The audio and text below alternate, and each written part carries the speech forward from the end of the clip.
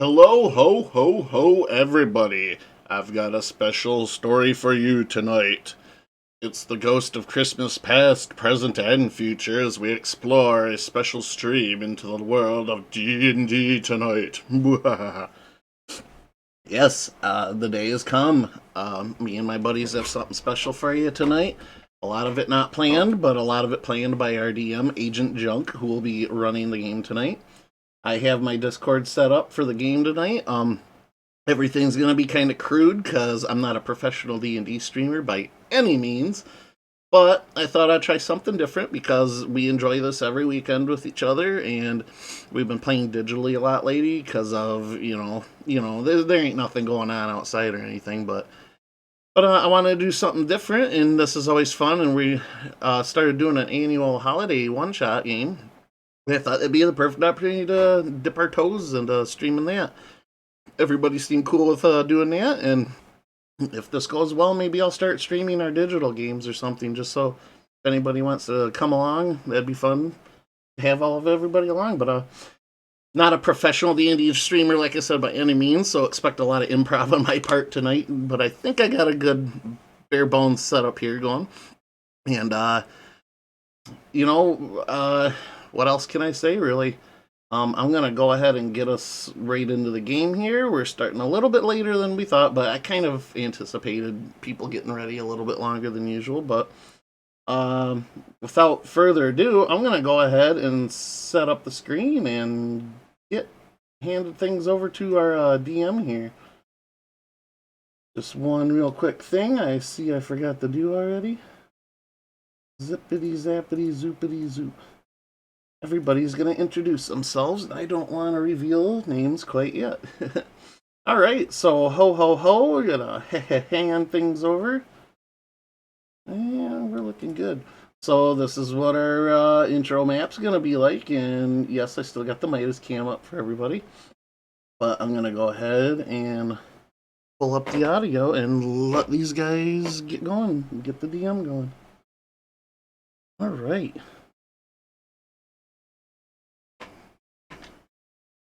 All right, boys. We are officially on the air and running. John, if you'd like to take over and introduce everybody, however you had it planned, we're good to go. Well, hi, everybody.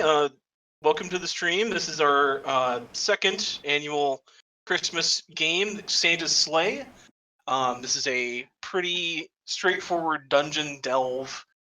3 fights with maybe a couple other side encounters. Each of my players still have made a 20th level character with which to bring to tonight's delve, and they're going to do their best not to die in a horrible, horrible, fiery death explosion from the monsters I have chosen tonight. Tonight's theme is Jingle Hell. Last year we had an adventure where we had to save Christmas, had to save Santa himself from the undead Dread Lich Azarak of Tomb of Horrors fame, and he was, defeated, but sadly Santa passed away. Luckily, Druid had a handy-dandy resurrection spell, or reincarnation spell, I should say, up his sleeve. And when we rolled the die, Santa had become a fiendish demon, resurrected underneath the inner, very Lovecraftian underworkings of Santa's workshop. That's where we ended our last adventure. So this year, we're going to delve back to try to rectify that mistake and try to save Christmas from the demonic Santa Claus. Tonight's adventure, I am joined tonight by my group of normal players. First off, as you know him, Inverse Thunder, Jared. Ahoy, hoy, everybody. We are also joined by our good friend Aaron Miner. I don't know who you're calling normal. I have my other friend here, Micah. Hi. And Jesse. Yo. The brothers Trippett.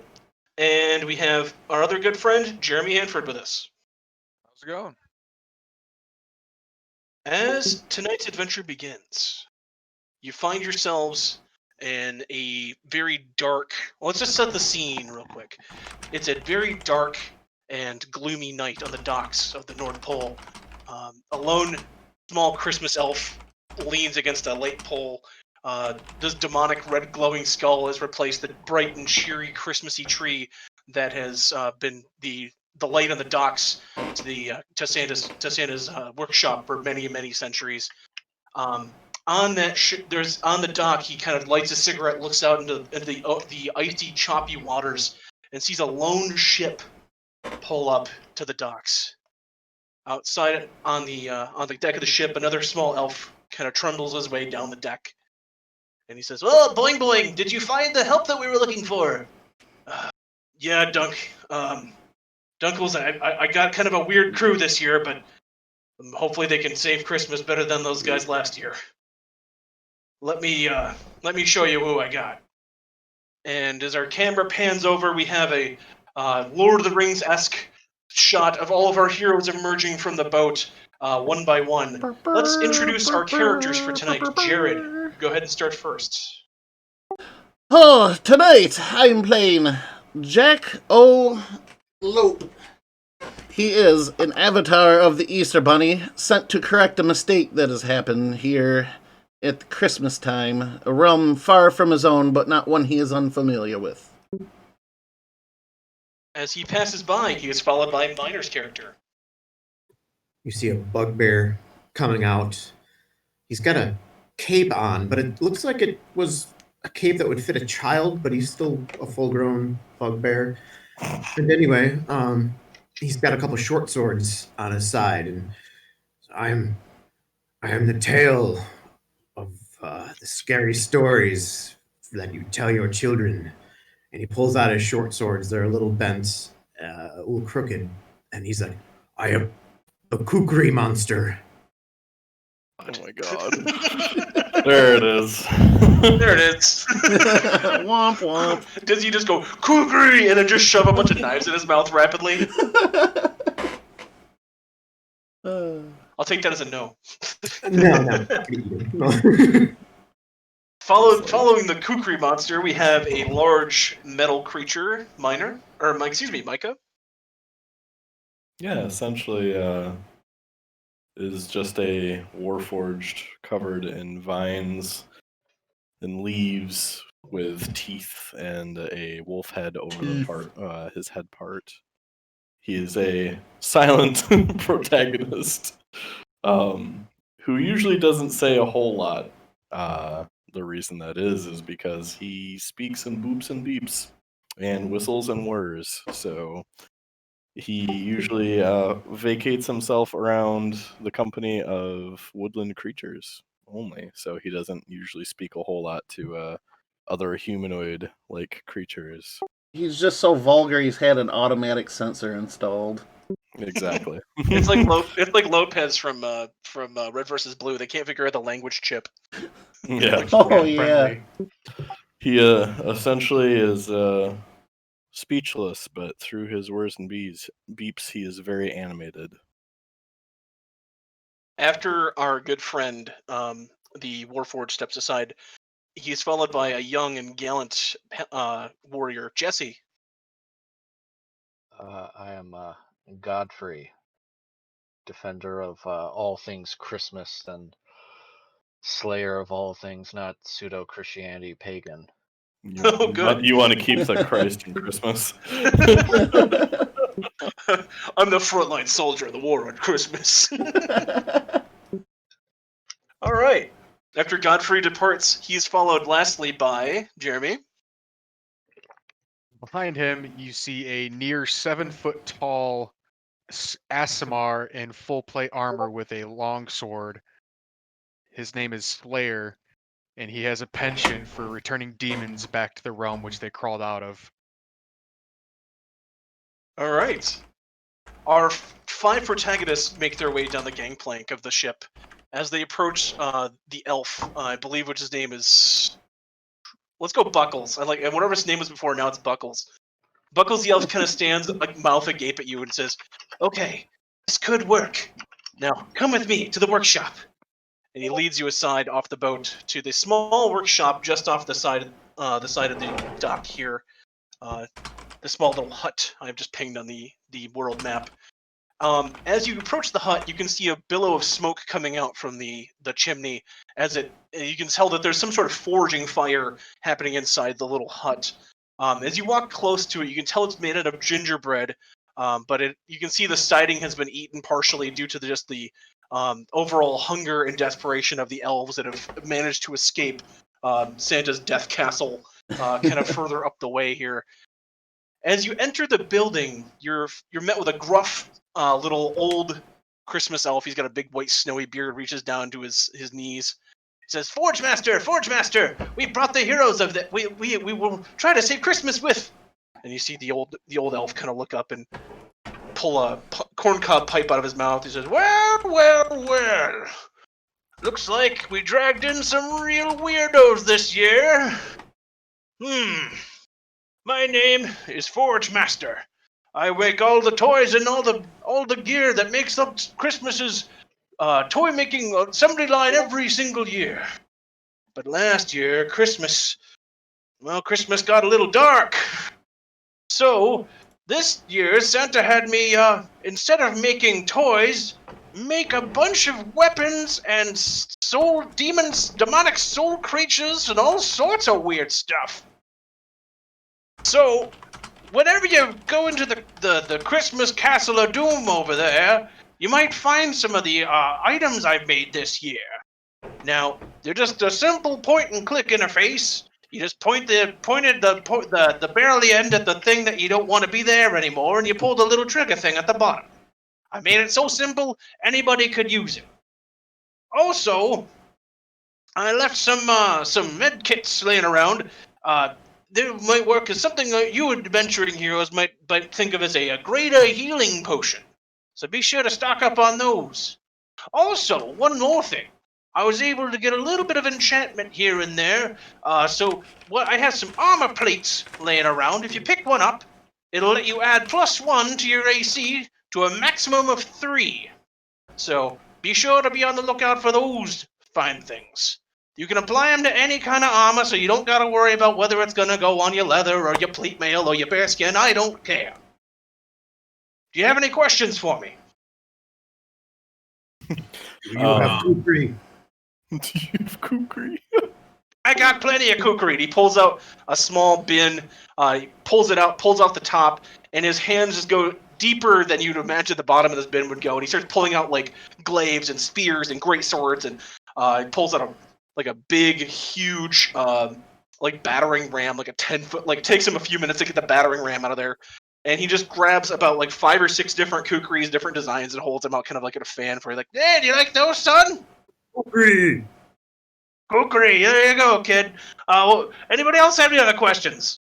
Yes, the travel here was not very kind to my gear, the Lapine speaks up. I'm looking for something... If no one has questions, Grim essentially is going to look at the very bleak, abysmal situation ahead of him and kind of do like a whirring like inhale of like air, and then he's just going to like psh, like it out, but he's going to have his staff of the woodlands. He's going to do like the spinning like dervish, like like you would with a quarterstaff, and he's gonna hold it back. Ball. Yeah, and then he's gonna hold it back with his cloak like flapping in the wind, and then just kind of like and like slowly go back to normal after that. Cool. Okay. Buddy guy, you said you had a question. As I was saying, the travel here has not been kind to my gear, and a lot of it has rusted out. I'm looking to see if I could get a set of plate armor, perhaps with one of those armor plating sets you just mentioned, that has raised my interest. Oh, and I don't have none here. I had to leave it there with the demon folk up there on the hill. So, but there's plenty laying around. I have another set of plate armor if you want to wear that. Ew, where might that be? He pulls out another, like a smaller bag behind the bin, and once again reaches deep down into the bag, and starts pulling out like pauldrons and helmets and breastplates and different boots. Eventually, he's able to cobble together a suit of plate mail out of like 4 different styles of plate mail. There's one that's like blood red. There's one that's like brightish white and gold. There's one that's like just blue for some reason. So it looks pretty weird. It's kind of like a rainbow style of armor, but you are able to cobble together a suit of full plate mail. He looks at it proudly. He's like, this is actually very reminiscent of the colorful armor that I wear back home. This is actually more familiar than you might imagine. He'll look around and see if there's anything he can get for like a shield as well before he feels adequately set. You kids, okay, fine. He pulls out what appears to be like a giant frisbee. Just wait, nope, not that. And he sticks it back in, but he pulls out a different one, but it's made out of steel, and it's got a handle, but it's still got like the frisbee edge on there. It's like, here you go. This one got recalled. It was made out of metal instead of plastic, so take that one, and it'll do you some good. Thank you very much. What might I do to compensate you for your gear and kindness, sir? Go kill Santa. How about that? Yes, that must be corrected. It is a mistake that sorely needs to be amended. I shall do that for you, good sir. Thank you. Alright, we got the buddy. We got the weird cookie guy. We got the robot dude wearing bearskin. What else can I do for you folk? Big guy, pretty one, you guys want something? I mean, I figured I already had full plate and a shield, but if you have one of those laying around and I'm naked, I could take one of those. If you want it, I got plenty. I got plenty here. What were you looking for, Jamie? I mean, I rolled for full plate and a shield last night, so before. Oh yeah, I mean that's fine. You have what you have. Okay, all right. That's fine with me. I see you boys are already come equipped. So, anything else before we get this little party started? Follow, Sovereign. Point me in the direction of the demons. I'll figure out the rest. I like this one. You got gumption. All right. So what you're gonna go ahead and do here is you're gonna head right up on up the lane, cross Santa's gate. Through Santa's gate, you're gonna find the workshop. Now he's got this weird-looking thing, and all of his little minions sending his little evil spirits and presents through these portals all across the multiverse. I'm gonna need you to shut that right down. After you take him out, maybe scrounge around for a little equipment, and then head to Santa's Death Sanctum. It's the giant black obelisk. You can't miss it. It's inside there. You'll have to fight the big man himself. But with the plenty of armor and weapons I was able to leave hidden around the area there. You should be just fine. Now I will say, my greatest achievement is locked away in a special case. If you find it, you'll have to put in the punch code. Yeah, the punch code. Now, I don't quite remember what it is, but I know it's 5 letters. So just be sure to put it in the right 5 letters. You get 3 strikes, but if the third strike, it's done. It'll do lockdown, and it'll completely self-destruct the case and take it out completely. So just be sure that if you're gonna guess, you know what you're gonna guess. Okay? Is it woof? Kukri is 5 letters. All right. Well, you folks try not to die. If you make it out, okay, we'll have some eggnog, maybe some Christmas cookies, all that fun stuff, and we can actually have a Christmas. Does that sound good, everybody? I'll start finding the eggs for that eggnog. Okay. I've got plenty of eggnog. If you want to make some, I guess you could do that. I'll let you drink that too. But okay, with that, you fine folks, just go on down the way. Now, Bangles, Bobbles, whatever your name was, go lead them down to the bridge and then come on back. I got plenty of work left for you. Well, it's Buckles, sir, but okay, fine. If you guys want to follow me, I can lead you to the bridge and we can go ahead and get this little party started. Does that sound all right, boys and girls? Yay. Okay. Okay, let's get going here. After you guys load up your different weapons and equipment, you burst through the door. He keeps low, puts out a cigarette, like, oh, they'll shoot this off your face at 100 yards. Puts it, flicks a little butt in the snow. As he sneaks up, he says, "Now those guys at the bridge mean business. They they don't let anybody leave and they don't let anybody come in. But I have faith that you guys can do something about him. Just good luck against Santa. He's real cranky this year for some reason. I don't know why.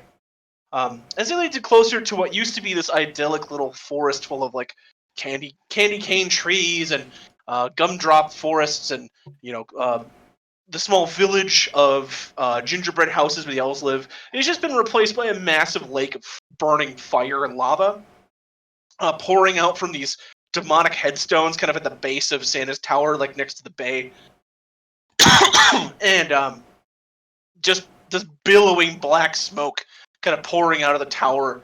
You can tell that like where it once was this cutesy fun little workshop is now this dark industry of like demonic power has taken over. And our adventure does begin. So I will transition us to the first encounter. If you would like to place your heroes here Love it. on the end of the bridge, I've just pinged. You might want to zoom out. This is a little bit of a big map. I just got a blank screen at the moment. You might have to refresh. Yeah. Whoops, daisy. Yeah, it's like a blown up map, but yeah, it's only in one portion of it.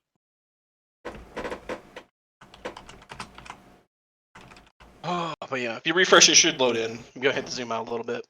I seem unable to spawn my character. Oh, whoa. Hold on. Samesies. Let me do something real quick.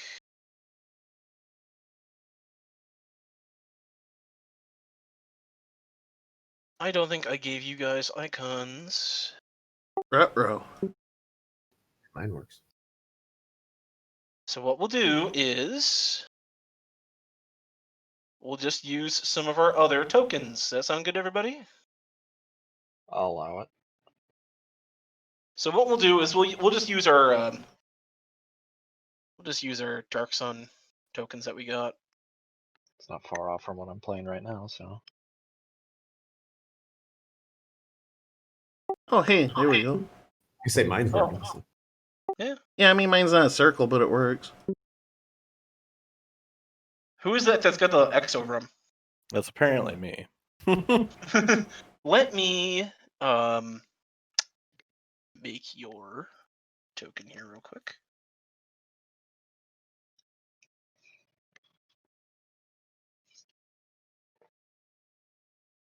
The Kukri Monster, man. That's funny. Malagaz, right there. I whipped up his icon, but that was like literally 30 seconds. But Grim Bastion.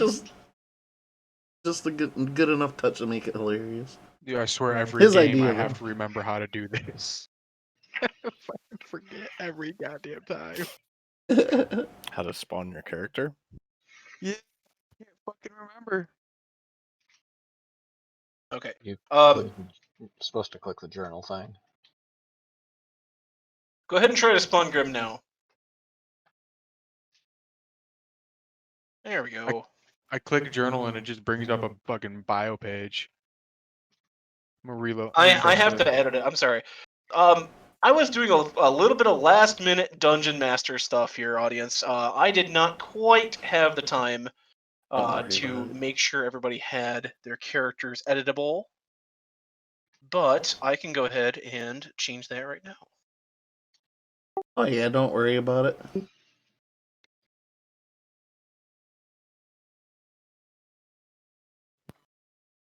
We'll get right to the mayhem very shortly.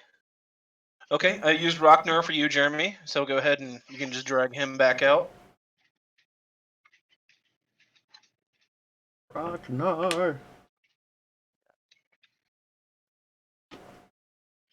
Ragnar is Jeremy's normal character.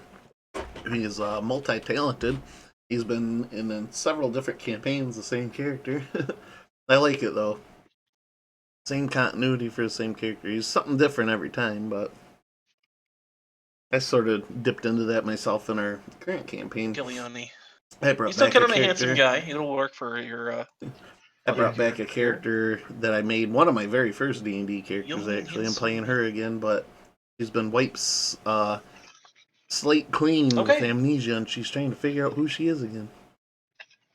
So go ahead and drag him out. Jesse, you should be able to So- spawn him in there. Tonight, Ragnar is going to be standing in for Jeremy for a Slayer's icon. We're a very professional stream here, ladies and gentlemen. I'm just gonna Very put that right out there professional. out front. But yes, don't Ragnar mind will be me. taking the place for Just Jeremy. the level of professionalism Jesse here is keeps just popping too out. great I wonder if he's trying to reset. to contain into one stream here. So to be just one moment. Zoom in and make it a I'm little getting bit the easier. same thing. And then Micah's character is his Dark Sun character as sorry. well. Right, Oops, try it now. gonna be annoying.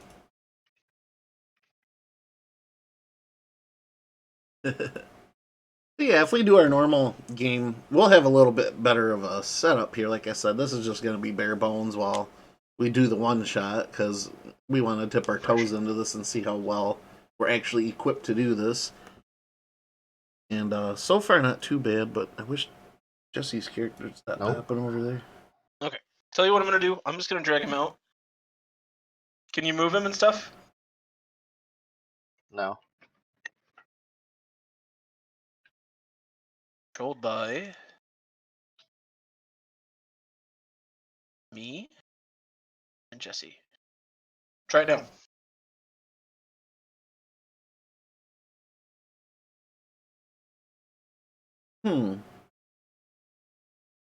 He disappeared. Gotta keep an eye on his character, I guess. I guess I'll go up in line with Jared. Yes, I have it now. I have control over it. I'd hope so, Mr. Beefy Weeds here. Hey, I'm level 6 sorcerer and also level 2 warlock, so I can also blast my way in too. So God, I might be tankier than you. I mean, I have an 18 AC and 222 hit points. Yeah, You I have don't slightly think I've more ever- hit points than me, and I have more AC. Well, I don't have my shield. I'm not wearing my. But I hit like a fucking truck. I was gonna say you probably hit harder than me, but I'm sure I heal better. I can heal Okay. too. As you guys are led to the bridge, Buckle says, "All right, well, there they go. You know, go ahead. Good luck, boys," and just runs for cover as fast as he can. You see the creatures ahead of you across the bridge. 3 reindeer mutated into some strange large-mouthed creatures, just snarling with rage. They've ceased being reindeer and have become rage deer. As the rage deer approach, the 3 creatures in the back, what appear to have once been 3 gingerbread men, have now been turned into 3 gingerbread mankibuses. Their cannons gleaming with icing, and their gumdrop eyes filled with hate. And behind these rock walls here, a series of elf soldiers turned to demonic creatures holding sniper rifles or assault rifles, and kind of leveling them at the bridge. As all of this is kind of a laid ahead of you, the rage deer see and howl their song, and then go ahead and give me initiative. All right. First Good roll job from tonight. all those puns. 17 initiative plus 2, so 19. Couldn't be left out on the pun department here, so Hell yeah. So, Minor, you get a 12? yes. Jared? John, 19 here. I'm gonna pull the classic Jared and opt to go last. We go last, okay. Jesse, how about you? I rolled a amazing 6. 6, okay, solid. Jeremy? 13. 15. 1-3. Oh, 1-3, well, 13, okay.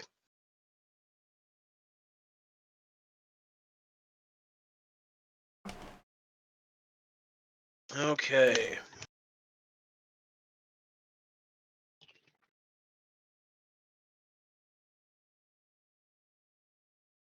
First off is going to be Jared. Looks like you're first up on the initiative roster here. Alrighty. I'm going to draw my shield and my sword. I assume we had our magic item with us, correct?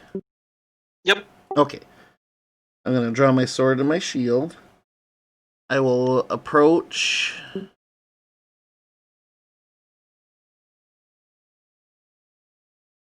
I'll go right about there, and I'm going to prep an attack for anything that comes within range.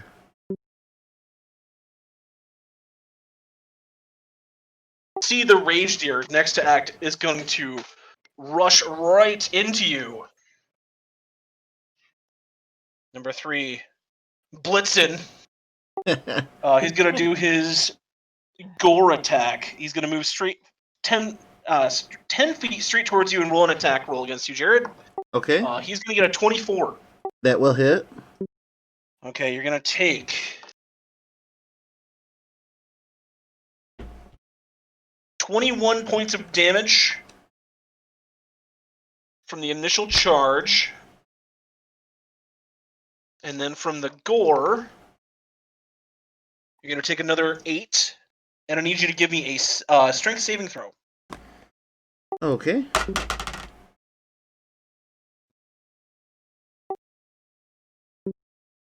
Is that saving throw with proficiency as well? Are you proficient in strength saving throws as a paladin? Oh wait, no, I'm not. I didn't take that feat. I thought about that feat. Okay, never mind. No. So that would be an 18. That is enough to withstand the charge, and you do not go flying back. Number 1 is also going to charge in. 1.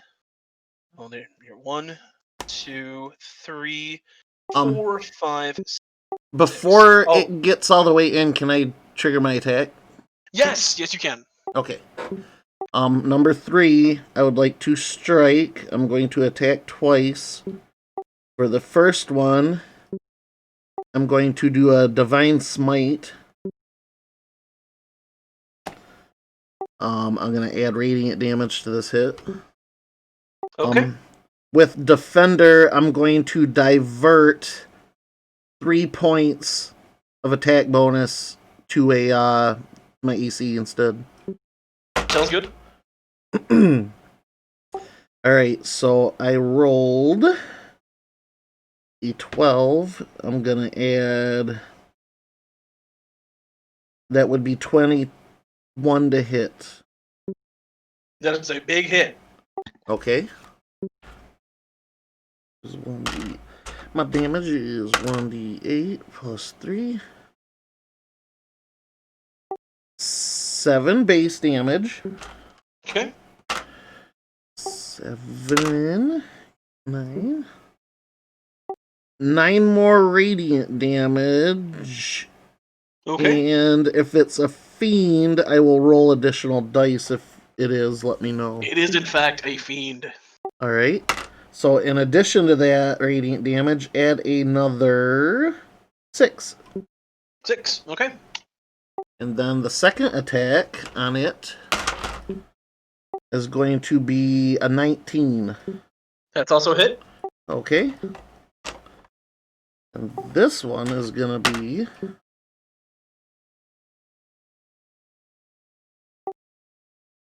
$10 more damage. More damage. Okay. Anything else? That'll be it. Okay. After the rage deer makes its primary attack here, it just butts up with those giant horns. You're staggered back, but not enough to fly back. You're able to rally and stab and slice, doing a little bit of initial damage to this creature. Just as you're done attacking that number 3, though, number 1 is kind of already coming at you. Okay. He is going to attack recklessly and give himself advantage on attacks for this round. Okay. He's going to get a natural 20. Oof. Anything else? Anything you can do to prevent that crit? Yeah. Yes, actually. I'll let you do your thing then. Okay. Sorry if this takes a second. I've never played a paladin before, so... All good. I'm gonna use one of my luckies to force him to reroll that. Okay. He rolled a 12, but that's with the plus 9. That's still a 21. 24 is my AC currently. Oh, nice. You're able to just, with your rabbit-like luck, adjust your shield just enough to kind of bounce him off of that. So his charge is nullified. 2 is going to move to the center of the bridge and just sort of hold his action. His allies are going to go next. The gingerbread mancubus here, number 1, is going to level his icing cannon, and he's going to launch a thick, gooey web of icing. Ugh, I don't like that. John, you have to have this friendly for Twitch. I'm trying. It's He's gonna frosting, want okay? 60 feet. So that's 5, 10, 15, 20, 25, 30, 35, 40, 45, 50, 55, 60. He's going to launch it right here. 20-foot radius.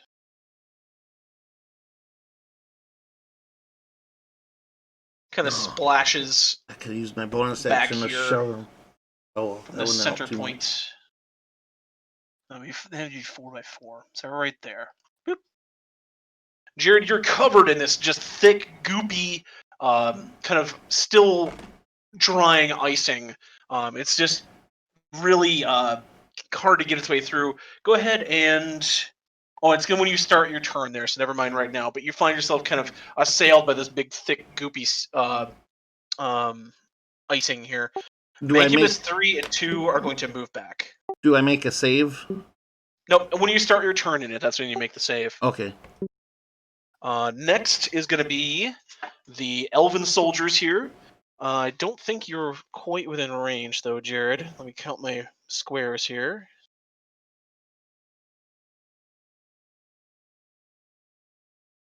Two, three, four. Oh, actually, yes, you are. All right, so you're going to get a few shots coming at you, but I don't think they're going to hit. Okay. 23. Miss. Now it's lower.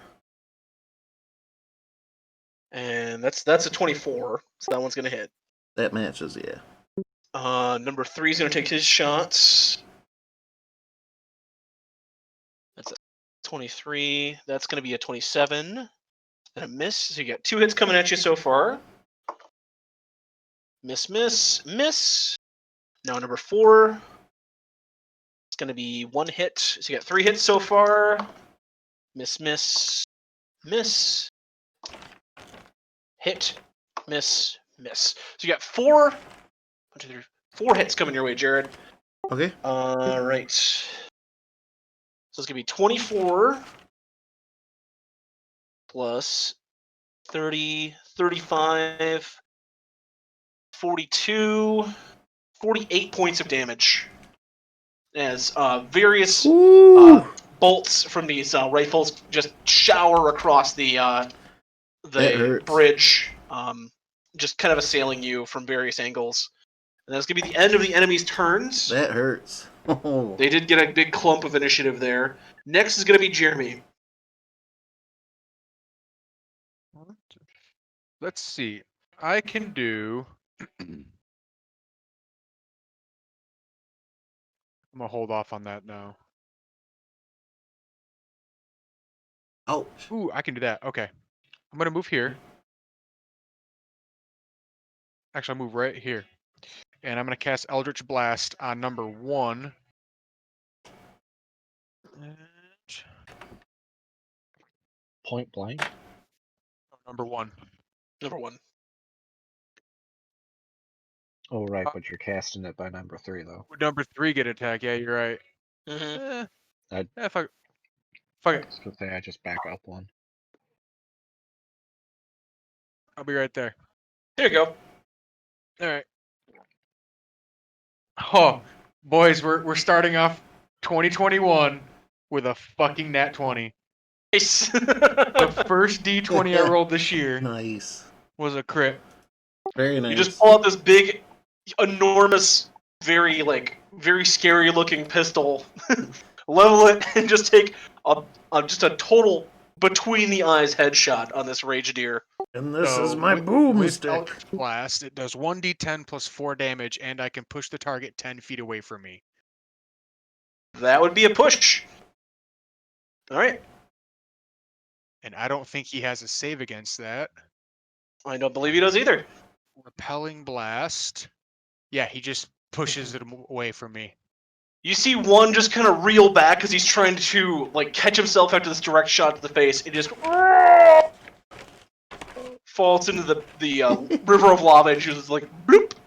As he just hits the lava, it kind of shoots up and just gout of fire shoots up, and the rage deer is gone. Now with extra attack, can I cast and then make my second melee attacks? No, because you cast a spell, you cast a cantrip that was Eldritch Blast. If you were attacking with a weapon, that you could do two attacks with. Okay. That would be But my I turn. believe at your level, though, Jeremy, Eldritch Blast fires multiple shots. No, I'm only a level 2 warlock. Oh, okay, yeah, that would be a thing. Okay. John. No, Jeremy, with Eldritch Blast is based off character level, not warlock level. Oh, it is. Oh shit, There man, you dog. go. All right, So hold you on. should be firing like 4 or 5. That's like your pistol. Well, fuck then. All right, well, we're gonna do number 3 then. Okay. And I'm No, gonna John, it's not a pistol; it's a goddamn shotgun. just scattergat. Not that he has to be at this range. Are you fucking serious, dude? A 19, like a natural 19. That's gonna be a hit. Go ahead and roll damage. But like when you're shooting multiple bolts, it's individual attack rolls. Well, he Not he one also attack takes roll. he also gets pushed 10 feet away from me. Okay. Does this trigger AO, John? No, because it's He's forced being movement. forcibly moved, so he takes Okay. 6 damage. Okay. And I'm gonna see how many more attacks I have with it. I think I have one more. 4 beams at 17th level, so he's getting 2 more. An 18. We're going down one at a time. That's a hit. All right, another 10 feet. Another 6 damage. Yep, 10 feet and 6 damage. He has to make a save because he's scrambling to keep himself on this bridge. Okay. You knock him over, but you see his 2 hooves dramatically like clack over the side of the stone bridge. And his antlers slowly rise, and one red eye just beaming with hatred. Guess what? I'm gonna go for the kill shot here with my last Eldritch Blast. I'm gonna say he has a little bit of extra cover because his body's hanging off the side of the bridge. So I'm gonna give him a little bonus to his AC. All right, so I rolled an 11 this time, plus 8, which is a 19 to hit. That just hits him. All right, I'm gonna give him a strength saving throw to try to maintain on here. He got a 6. So yeah, forced movement blasts him into the lava river. And he, once again, a big gout of fire as Blitzen is eradicated. Blitzen got blitzed. So who? Yeah, I'm gonna take my pistol or my shotgun and just like blow on the end of the barrel. Okay, so far Prancer and Blitzen have bitten the dust. Thanks for having my back on that one, Jess. Yeah. All right, very effective turn by Jeremy. Let's go to Minor. Oh, Kukri Monster doesn't know what this frosting is, and he's just gonna run forward, I guess. Okay. All right. As soon as you enter through this square, I'm gonna need you to give me a dexterity saving throw. I went around to the right. Oh, you went around it. Okay, you went around it. Okay. That's what I said. I don't know what this is, so I'm just gonna run around it. Okay.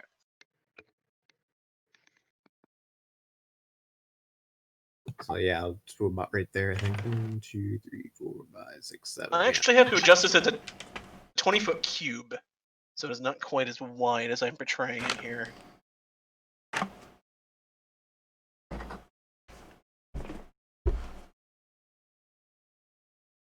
Okay. All right, Kukri Monster, you have moved forward. What would you like to do next? I think I'm just gonna double move because I don't have a whole lot of range at the moment. Excuse him, what? Did I notice those rage deer? They have to the charge that they did on the bunny guy. Do I think he has to charge me, or if I stood right next to him, would that Well, prevent? number 2 actually prepared an action. So as soon as you get like right here, he starts to charge at you. So he's going to do a charge attack. Okay. And he's gonna go reckless. To get advantage. Can I bonus action? What would you like to do? I'm reading here. Hang on.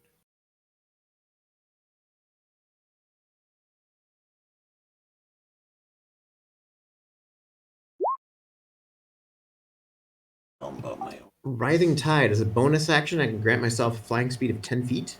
So as he's charging at me, I want to hover up 10 feet in the air, watch him kind of pass under me. I'm gonna go ahead and give you the little. Let's see what we got here. We're gonna give you the angelic wing of flying. So you're 10 feet up in the air. However, he keeps charging, and whoever's behind him is Jared. So Jared, you're gonna receive the brunt of this charge. As Kukri Monster evades, you pay the price. Ooh, you might evade this. Is it a flat 20? Oh yeah, evade. So yeah, so you kind of see him coming with your big rabbit eyes, kind of pupils dilate. You brace yourself, and bam, you're able to absorb the hit, and just sort of he bounces off your shield. So that's going to be the rest of your action there, Minor. Because you triggered his reaction. Yeah, I'm gonna stay right there anyway. Okay. All right. After Minor's turn is done, Jesse.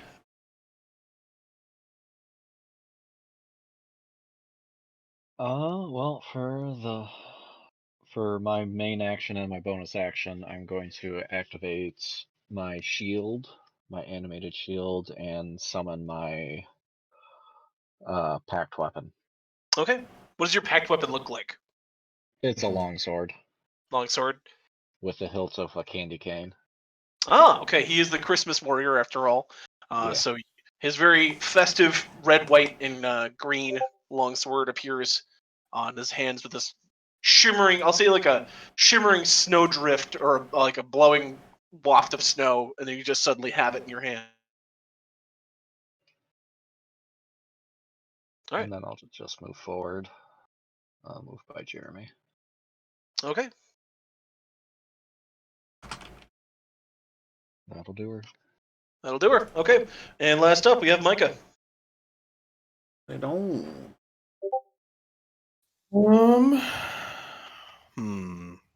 I think what I'll do. Grim is going to move up here. And he is going to. I'm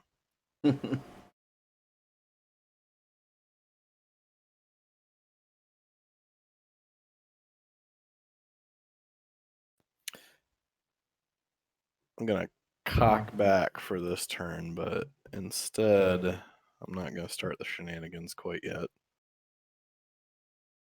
I'm going to do a Sacred Flame.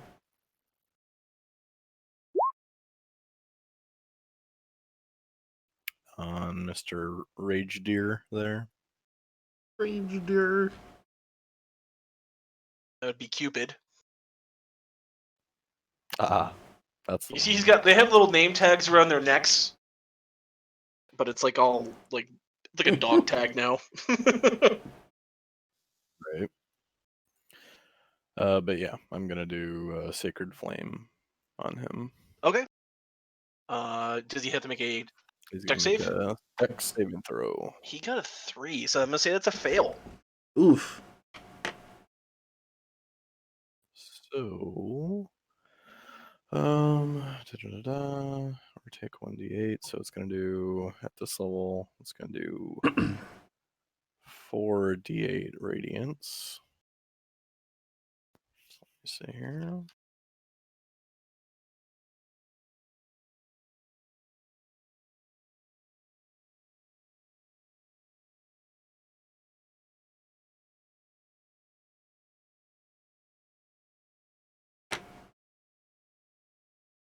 He's going to take 25 radiant damage. He takes 25 radiant damage. Can't And they can't benefit Bird. from cover, I Okay. guess. Maybe if Jeremy blasts him over the railing, he won't be able to benefit from cover. All right, top of the order, Jared. Can't benefit from cover if there's no cover. All right. I'm gonna go ahead and take another couple swipes at the deer here. Okay, as your turn begins, go ahead and give me a saving throw. Okie dokie. Strength, dex. I'm sorry. That would be a strength. Oh no, I'm sorry. It was a web, so it'd be dexterity. Dexterity? Yep. Okay. 14. 19. And due to my aura of protection helping me out. That is enough to save. So yes, you're able to kind of Power up. hop up with your rabbity feet, kind of above the icing as it hits the bridge, and Thank you for maintain the your follow. balance kind of like on Midweek the Druid? spots that didn't quite get hit. Alrighty. Would I still be considered flanking if I were to move right there? Technically, no. Jesse would have to be 1 square forward. Okay. I'll stay here for You now could- then to make my You could move attacks. here, and you would Oh. be flanking. That's true. I'll move there so I continue to flank. Okay. Alright, and then I'm going to make my 2 attacks. That's a 11. I have Doom music playing in my headphones right now. So this is very, very, very nice. How's about an 18 to strike? 18 is a hit. Okay. 28.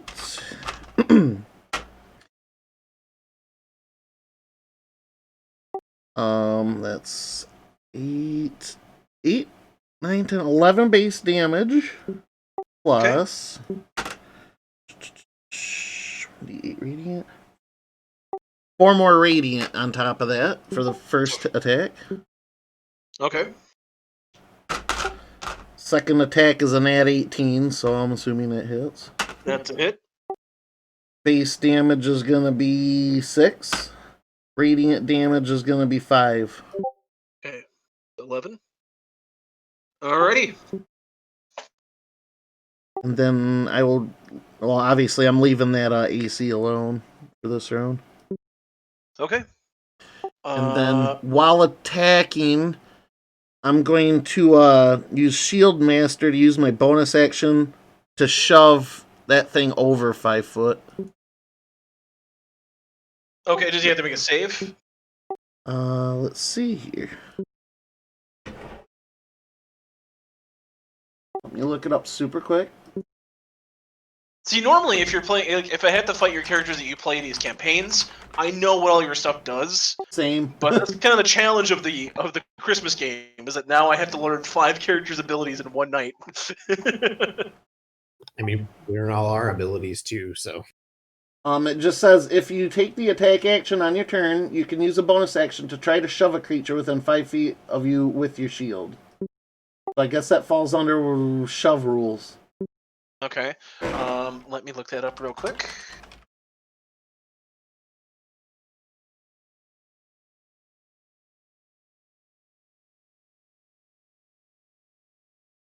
Instead of making an attack roll, you make an athletics check. Contested by the target's strength or dexterity as athletics or acrobatics. Okay. Go ahead and make that athletics roll. Okay. 13. 16 for that. He got a 19. So Okay. Cupid is not moved. Okay, that's fine. It wasn't that drastic, but I thought I'd try. Okay. That'll be the end of my turn. All right. Cupid is next. The rage deer is going to disengage and then move 1, 2, 3, 4, 5. Oh, he's got 50 feet. Holy crap. 6, 7, 8, 9, 10. He kind of puts his head down to the reindeer, just dillin, dillin, dillin, dillin, dillin. charges around the side of the bridge. You try to take swipes at him as he goes past, but he's just too fast. As he reaches the end of the bridge, the two gingerbread mancubuses also fire their icy Oh, that cracks me payload up. all over the bridge. This one's gonna go right in the middle, This joke and then this Mancubus one is gonna doesn't go make a noise that sounds like intersecting "Oh, your with that mama" one. whenever they're shooting. Holy right- crap! Actually, yeah, right there. One tough bridge to get out of. Woo! And Mancubus 1 is Ooh-wee. going to move up here. That is their turn. Back to the snipers. Let's see. Number 4 is going to move a bit closer. Number 2 is going to move a bit closer.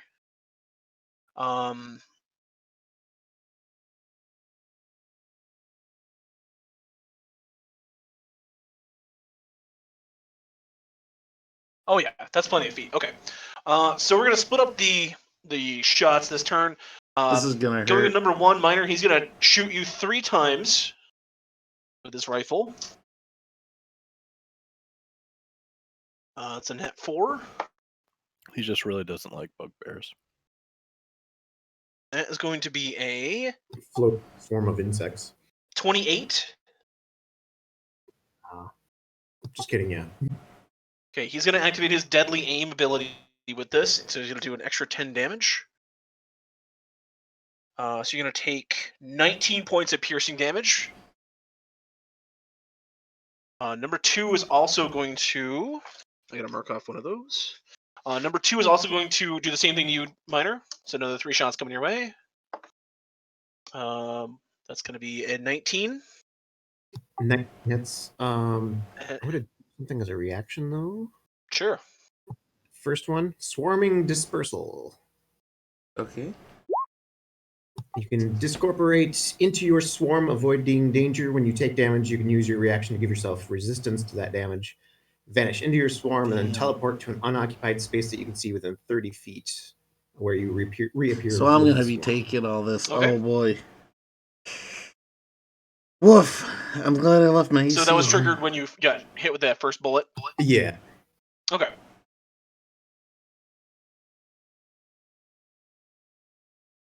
I'm gonna teleport over here. I have resistance. So you said how much damage on that first one? It was 10 plus 6, so 16 plus 3. I believe it was 19. 19, yeah. Okay, so I'm taking 10 as half then, right? Yeah.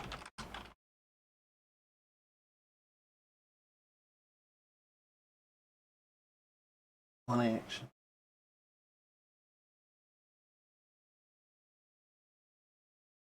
So you don't have resistance to all other attacks during this turn. You just get a resistance to that one, right? It doesn't really say. It just says you can use your reaction to give yourself resistance to that damage. Yeah,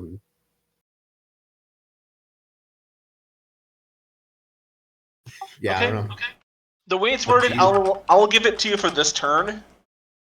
But you're still gonna get a lot of bullets coming your way. So that next one was a hit, still, right? Yeah, 19 hits. That's another 19, and that is a 29. So we've got 3 more. He's gonna burn one of his sharpshooter steady aims.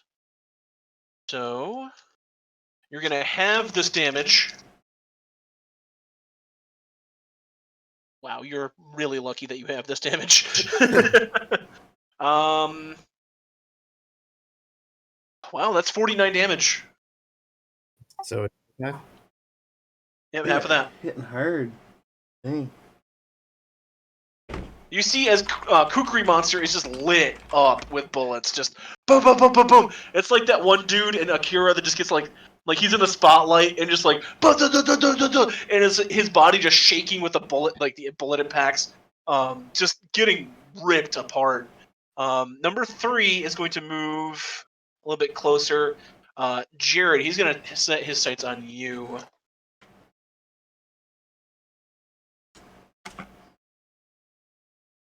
That's going to be a 23. That's a miss. It's a nat 1. That's a miss. It's a nat 3. I'm gonna say the nat 1 hits the gingerbread mancubus in the back of the head, so he's gonna deal damage to him. So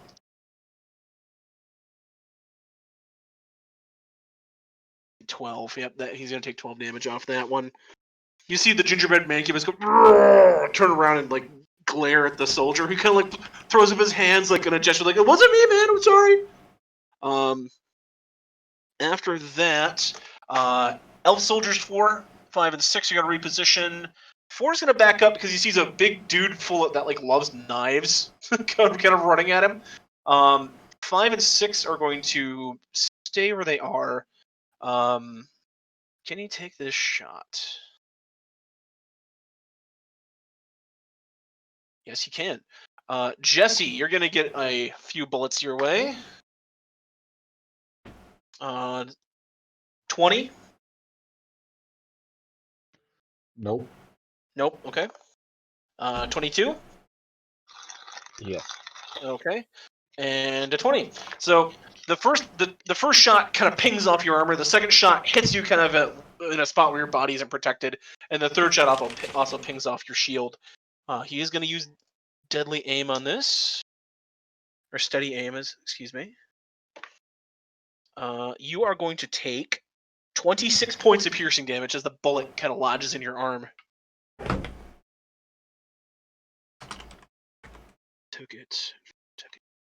5 and 6 are going to, if they can reach, their rifles have very long scopes on these. Yeah, okay. Jeremy and Micah, you guys are both going to get a volley of shots. Micah will do you first. That's going to be nat 19s. That'll be a 38. What if I said that 20. missed? I wouldn't believe you. That's going to be a miss, though. And the third shot's a natural 17, so we got 2 hits. Micah, I will activate my storm rune to have him re-roll that attack roll. Which is it just the one that he just made? Yeah. Okay, so one of the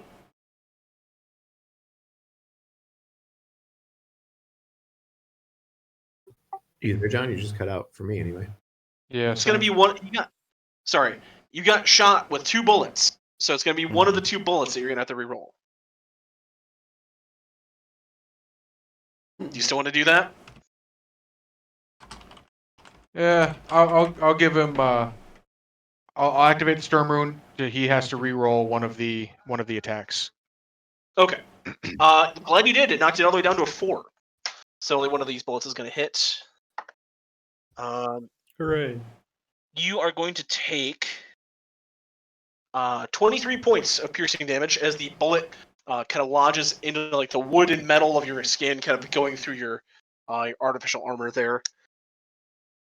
And Jeremy, you're going to get 3 shots coming your way. First one is a crit. Try me on that one. I will do. Oh fuck! I have a thing. Hold on. I'm holding on.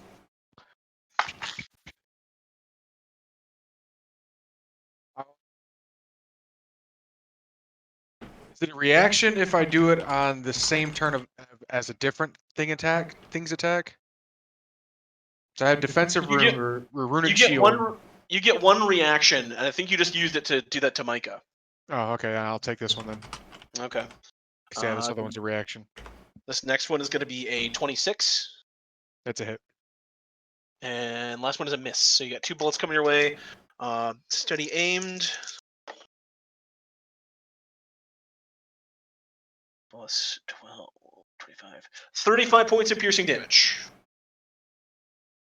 As you also kind of get lit up with a bunch of bullets. That is the end of the enemy's turn. Is going to be Jeremy's turn. Which one just shot me? Man, we're getting chewed Number up. 5. Oh, son of a bitch. Oh. Wanna quit? Well, I wouldn't be a good sorcerer if I didn't cast Fireball. Okay. but I think I'm gonna center it on the Mancubi. Sounds good. Hopefully. Each creature within a 20-foot radius must make a dexterity saving throw. And my spell save DC is a 16. Okay, so where is it gonna be centered? Let's see. 20 feet is 4 squares. So 1, 2.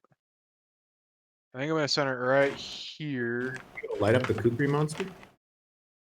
No, hold on. Right there. He made his Here? choice. Yeah, I think that would miss minor. Yes, that would miss minor. Right there. So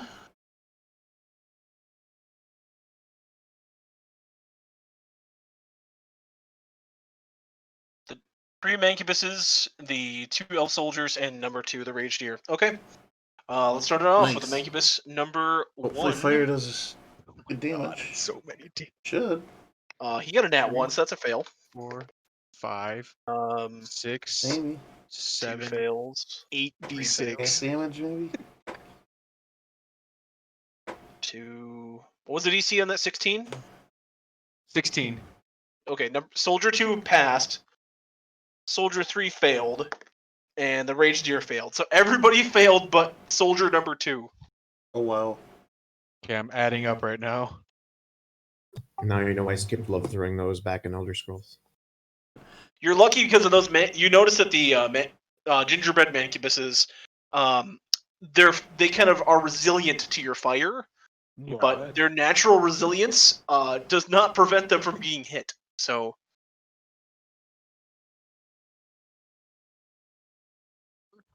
Plus 4, plus 5, plus 3, plus 3. Well, cooked. they've been baked in hell's ovens, so normal fire does not hurt them as much. You're gonna take 33 damage on the fails, and then 16 on the save. Okay. Shoot. Could hit, but the damage might not be enough. Okay.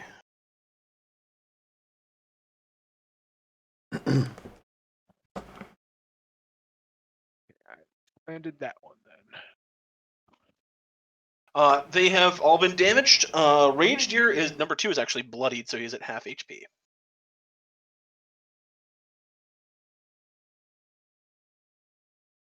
Little red dot up by his number. Okay. Anything else? That's all I got. All right. Let's do number 6, minor. Actually, I took out one. Right. I'm gonna break out my level 5 spell. One of them here. With a Steel Wind Strike.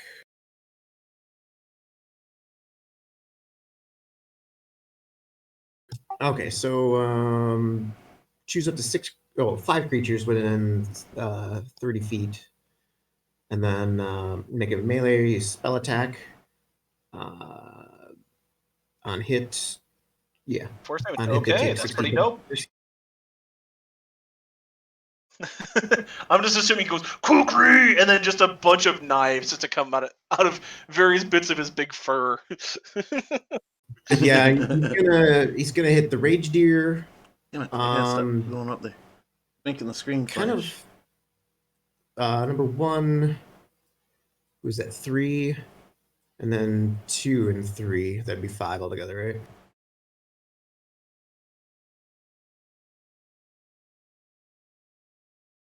You got Get rid of that? this Or- real quick.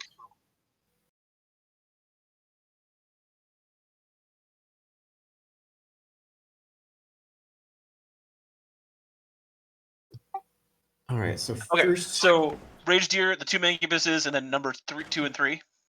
yes. Okay. And then I have to make attacks. Let me turn off the spell description so it's not popping up every time.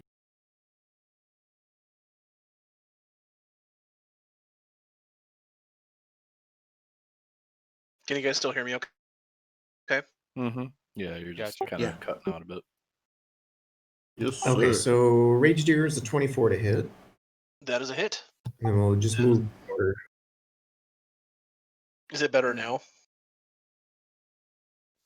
Ooh, that's miss a from what I can mancubus. tell you. Okay. I had a stream going on my other screen, so I turned it off. Maybe that'll help.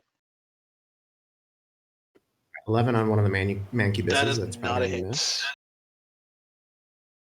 24 on the next mancubus. That is a hit. Oof, you got it 26 too. on one of the Oh, yeah. sharpshooter. 22. And 22 of the last one? Yep. Yes. Only the 11 missed. Want me to roll just damage once? Or for Yeah, each? we'll do, you're supposed to roll it individually, but just for the sake of time, we'll just roll one for this one. It's going to be 31 force damage for 31 all of them. force damage. Good golly. Okay. And that was that fail. That was against Mancubus number 3, right? Mancubus Number number 1, I okay. think. All right, 31 points of force damage.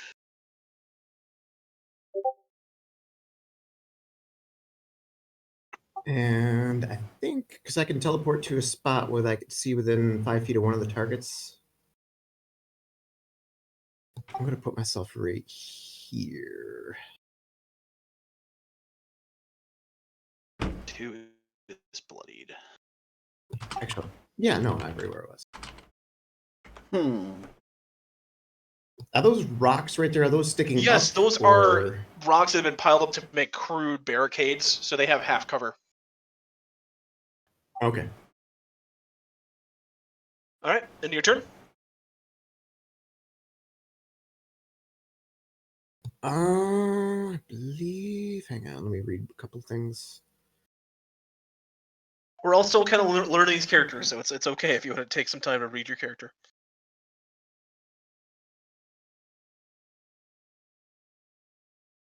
Oh, I forgot. Well, no, never mind.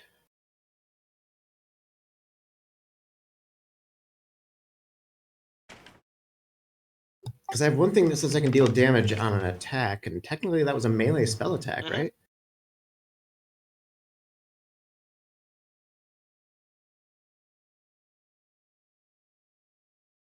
Once on each of your turns, you can cause the swarm to assist you. Yeah, let me just put up gathered swarm.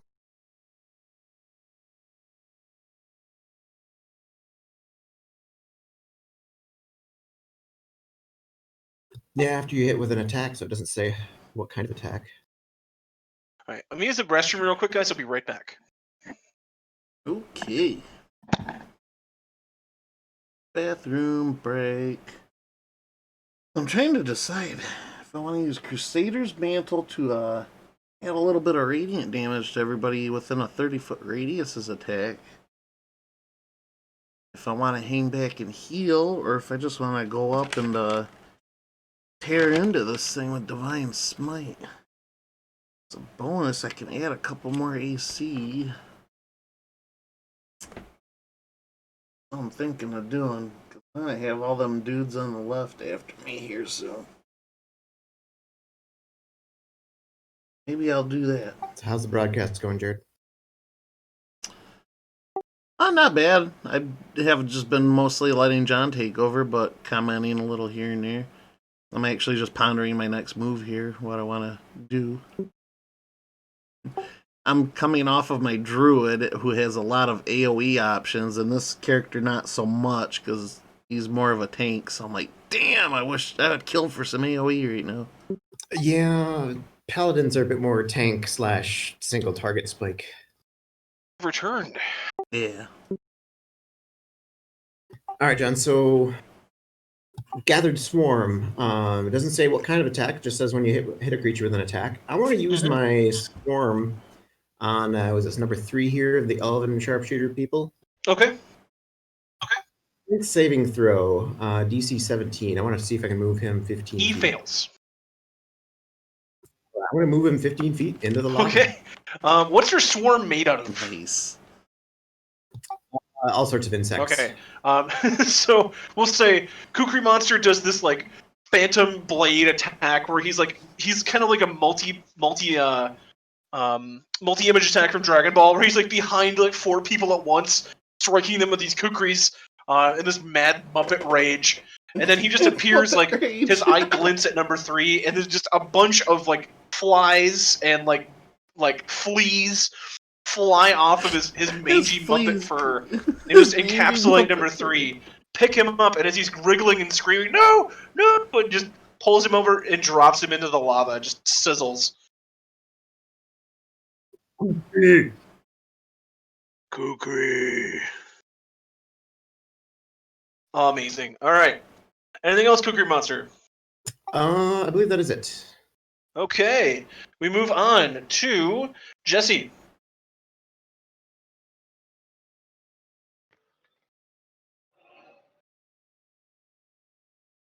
Sorry about the The red dots flashing. I when keep they're bloodied. nudging the window. I they're have at it on half full health. screen. Okay. Excuse me. Check a spell. The second screen, I got all my stuff that I have looked up here to help me out, but keep coming over here to look at this screen, and every time I do, it crosses over the top of the screen, which causes the title bar to drop down. Dope miner. Which makes it flash. Bees! Yeah, that was a level 5 spell though for that storm, that steel sword blade thing, whatever. I mean, hey, dealt a lot of damage to a lot of people. Actually, that reindeer number 2 right in front of me. I'm going to do Sacred Flame. All right. Kukri Monster just said Is it enemy a 0, party saving throw? 0, lava Dex 3. saving throw. He does not make it.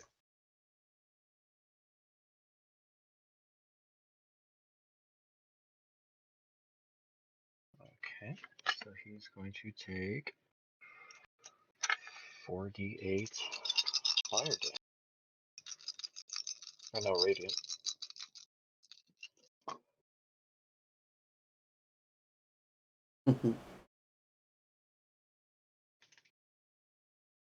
By the way, I would have music playing, but I couldn't really find any Takes copyright 28 safe radiant damage. copyright safe stuff at the last As minute. you So kind of I hold just, your, I'll say your holy mistletoe up in the air, just this light of Christmas magic just kind of pours on Cupid as he just kind of writhes in agony as his form has been transformed into something that cannot just biologically accept Christmas, and he is melted into dust. Whoosh! And he's blown away with the winter wind.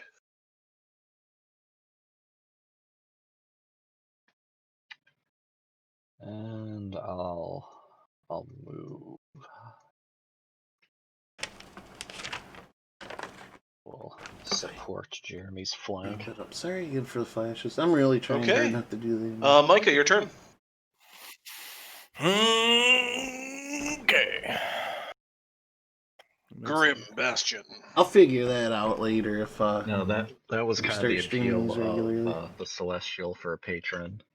Because I have a Radiant Soul, so whenever I do use spells that deal fire or radiant damage, I add my Charisma modifier to the damage.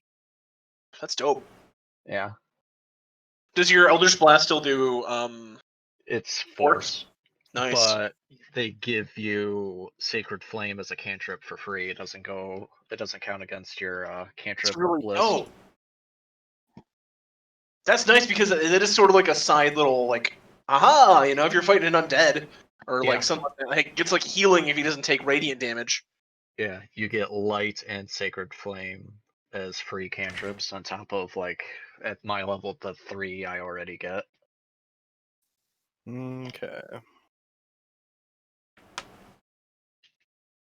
All right. So I am moving up a little bit. Does this bridge have railings? Yes, it has railings that go about waist There? high. Okay. I am going to right here. I'm going to cast Conjure Animals. Okay. And with that, I can cast either 1 beast of challenge rating 2 or lower, 2 beasts of 1 or lower, 4 beasts of half, or 8 beasts of a quarter or lower. I'm going to go for 8 beasts of challenge rating 1/4 or lower. Okay, what are you gonna summon? I am summoning 8 wolves. 8 wolves. Okay. I would have gone with polar bears. They're like winter wolves. Let's go with that. Yeah, yeah. Arctic wolves. There we are. I actually do have wolves somewhere. 8 wolves a biting. Yeah. This ought to be fun because they're literally here to just swarm with pack tactics. So they give allies advantage within 5 You know, I don't feet, have and wolves. then What I'm gonna do is I'm just gonna use owlbears because owlbears are fun. Okay. Like they're oh, I was like their stats or their icons. It's like I will take owlbears over wolves, John. You do 8 that. owls bears. I'm a good DM. I'm not that good of a DM. And they all spawn immediately in the lava. Awesome.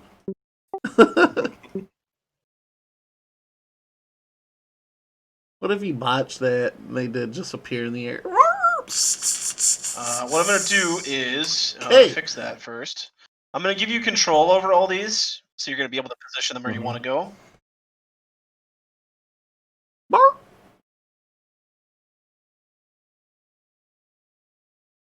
So there's number 1.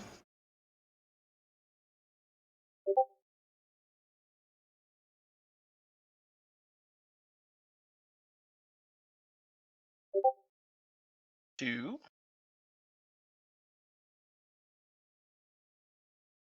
Who's private messaging me? That might be why I couldn't choose Kukri and a Santa.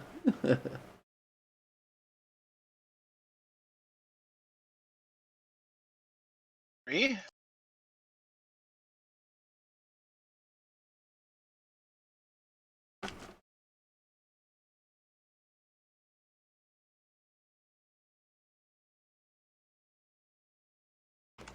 All right. This is taking a little bit. 4. Oh, 5. hell. Sorry. If that's too annoying, maybe I'll just turn it off and go regular screen. Oh, you know what I could probably do? I could probably just click and drag and then change all of their settings at once. Probably. Ooh, that's an idea. That does sound Nope. efficient. Nope, I can't. Of course not. I had a fun idea, but it didn't work.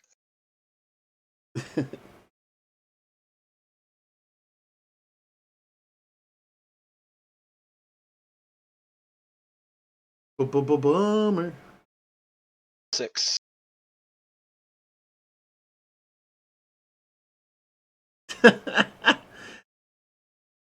Wolf party. Arr. We're almost there, folks. 7. Drum roll, please. Bark.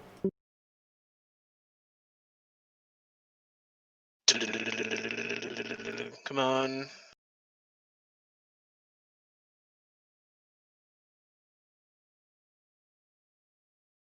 And 8. All right, there we go. All 8 of your wolves.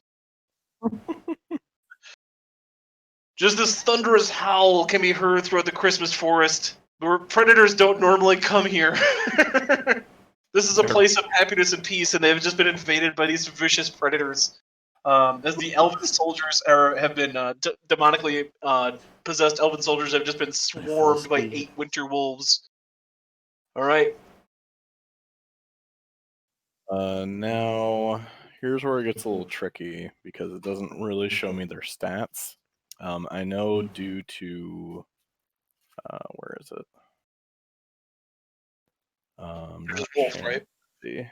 Yeah, they're just wolves. Let me turn the Ancubuses, Let me do a thing all real of them quick into here. Christmas themed Doom characters. It's awesome. Mighty Summoner, they get 2 extra hit points per hit die they have.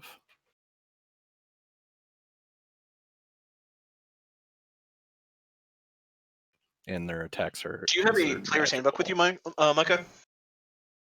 Yeah. If you look in the back, let's say page.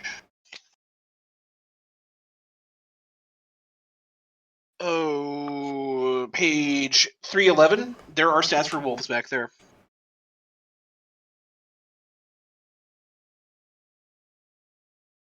That's a lot of HP to keep track. But you can streamline it.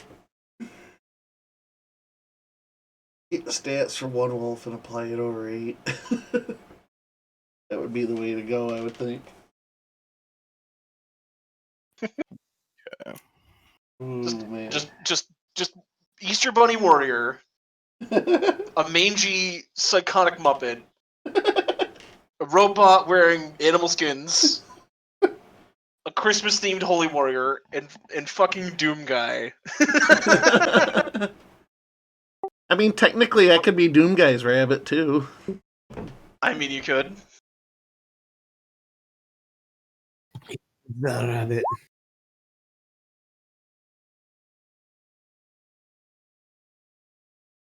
Okay, so because of that, I'm good. All their attacks are just magical. The 2 extra hit points per hit die is what? They have 2 hit points? Or 2 hit die, I'm guessing. 2 extra hit points per hit dice. Yeah, if you look at their hit dice, it should have a small number back there. It doesn't show hit dice, it just hit points. 2d8 plus 2. Yeah, 2 hit dice because it's 2d8. That's what I figured. So they have 4 additional hit points. 4 additional hit points. I mean, they're expendable wolves, but I mean they're here to help you get advantage on stuff. Exactly. So yeah, they essentially just have 15 hit points, and the main thing is they have pack tactics and bite. Okay. So basically, I'm going to split it up. That each of them has 3 attacks coming at. Well, that's going to be 3, 3, and 2. 5 and 6 will get 3 attacks, and 4 will get 2 attacks. But they all roll with advantage, though.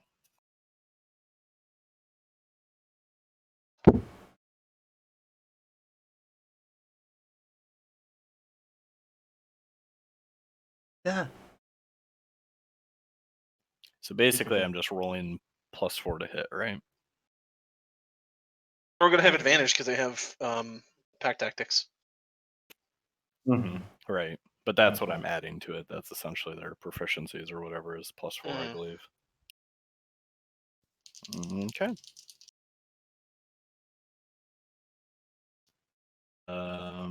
So 23 for the first one on number 5. So he is taking... Okay. Might have an idea. 4 or 6 piercing damage. And is he a creature? Yeah, they're all creatures. Or human? All right. So he has to succeed on a DC 11 strength saving throw. He does not make it. He is knocked prone. He's knocked prone. Okay. The first wolf just dives into the forest and just takes him at the neck and just brings him down. And he's just hearing this, oh, as he's just randomly firing his rifle up into the air as these wolves are just surrounding him, taking bites out of him. All right. Next wolf, number 2, I guess we'll go with.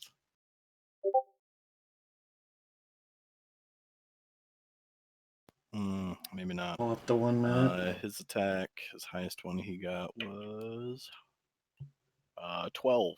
That is a miss. I don't know. Oh, well, I guess I can't get double advantage. No, right? yeah, you can't stack advantage.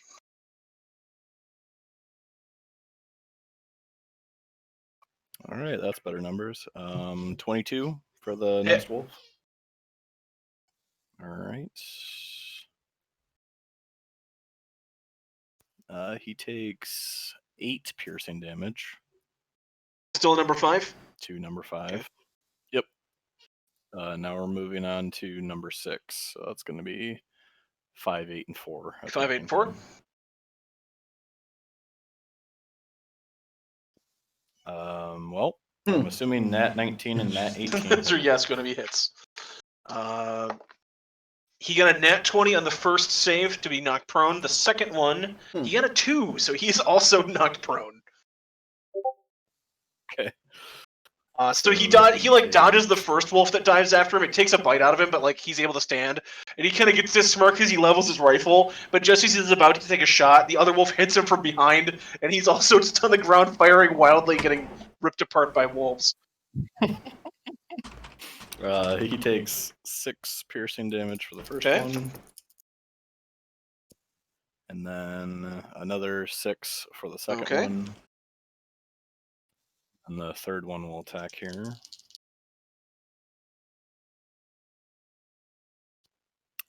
Does a 21 Yes, it hit? does. Does one of them Echo glance to the wolves, side, Illinois. say, "Clever girl"? I was thinking about summoning raptors, but I figured wolves were Wolves are a little bit more a bit more thematically, acceptable here. and takes another 6 6 piercing piercing. damage. Okay. Given our party build then- here, this Raptors could have been thematic too. I thought about it, and I was like, I'll keep it wolves. I don't really have any holiday theme going. But yeah, now number 4, I'll roll his 2.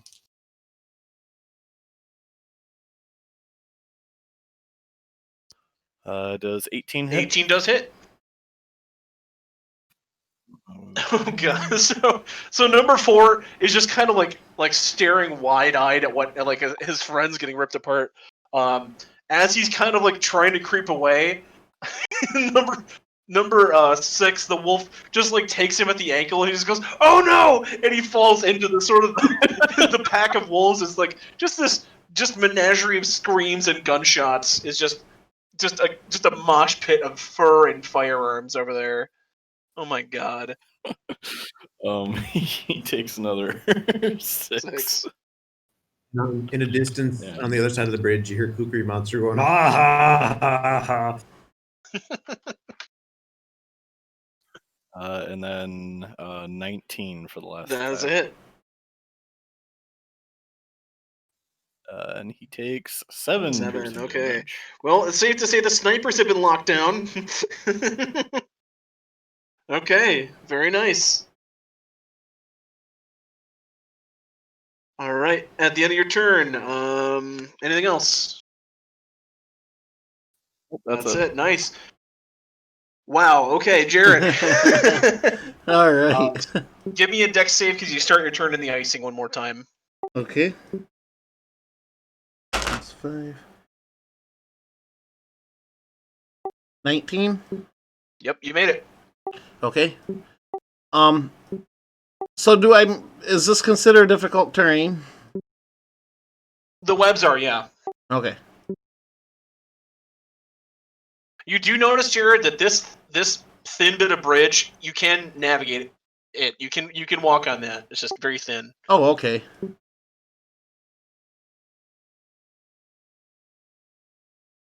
When I designed this map in Incarnate, plugged in Incarnate, very nice for making maps for RPGs. You can it didn't quite give me an exact size,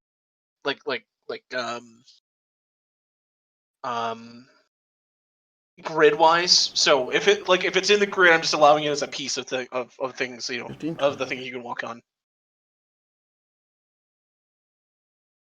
Okay, I think what I'm gonna do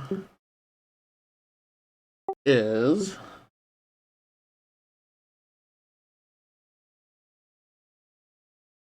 I can go around the web using that if I park myself there, Mm-hmm. and then that'll be 30 foot. Okay. And then I'm also going to use my attack, or my action, excuse me. I'm going to trigger Crusader's Mantle, Okay.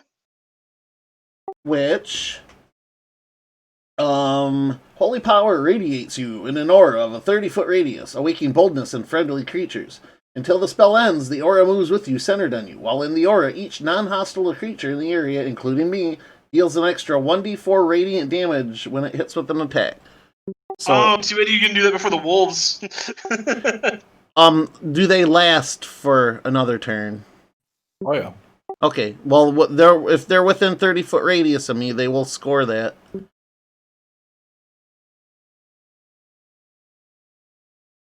Okay. I think all but the far left two are going to be within range. Yes. Oh, they can move. And Well, I'm just saying. Oh, they can adjust. Oh yeah, no, they'll get on that. if you somehow manage to come a little bit closer, I think.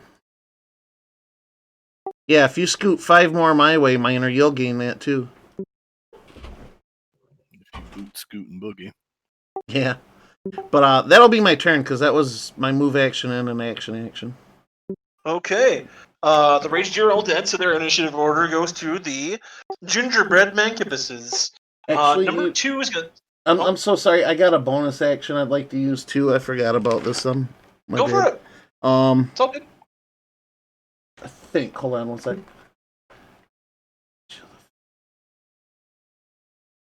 Sorry, learning new character.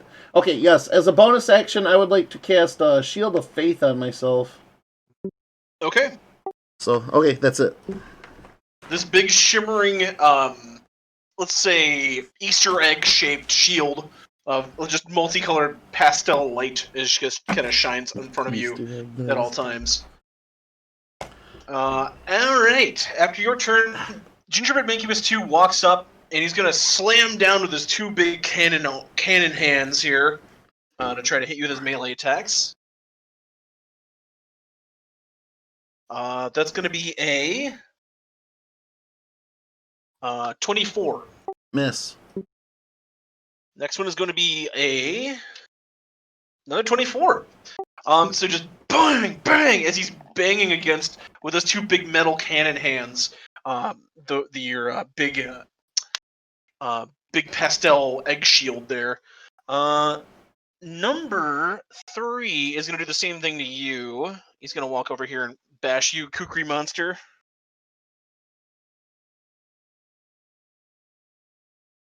Actually, that's an action. All right, number 3 is actually going to hold off for just a second. You see as this gingerbread sort of morphs around his body, and he grows like gingerbread horns and gingerbread wings and gingerbread claws kind of pop out of his hands as his cannons kind of fall down to the floor. He's going to change his gingerbread shape into his demonic gingerbread form. So I'm going to put this little death skull on him, so that's some demon form. Number 1 is going to do that to you, though, Jeremy. He's going to walk up and slam you with his cannon hands. Slamming hands. All right, Jeremy, you got 2 attacks I will coming be your right way. back, folks. I'm First just one's going going to to be grab a a drink. 23. Game's going to roll on like no. That's a hit. Second one's going to be a 19. I'll give that one a disadvantage to attack. The Or 19? sorry. Yeah. Okay. Something might matter. Good call. He rolled a 5, so that's going to only be that'll be a miss. So. All right. So you're able to kind of dodge aside to the second one, but the first one does clip you across your Doom Guy armor. You are going to take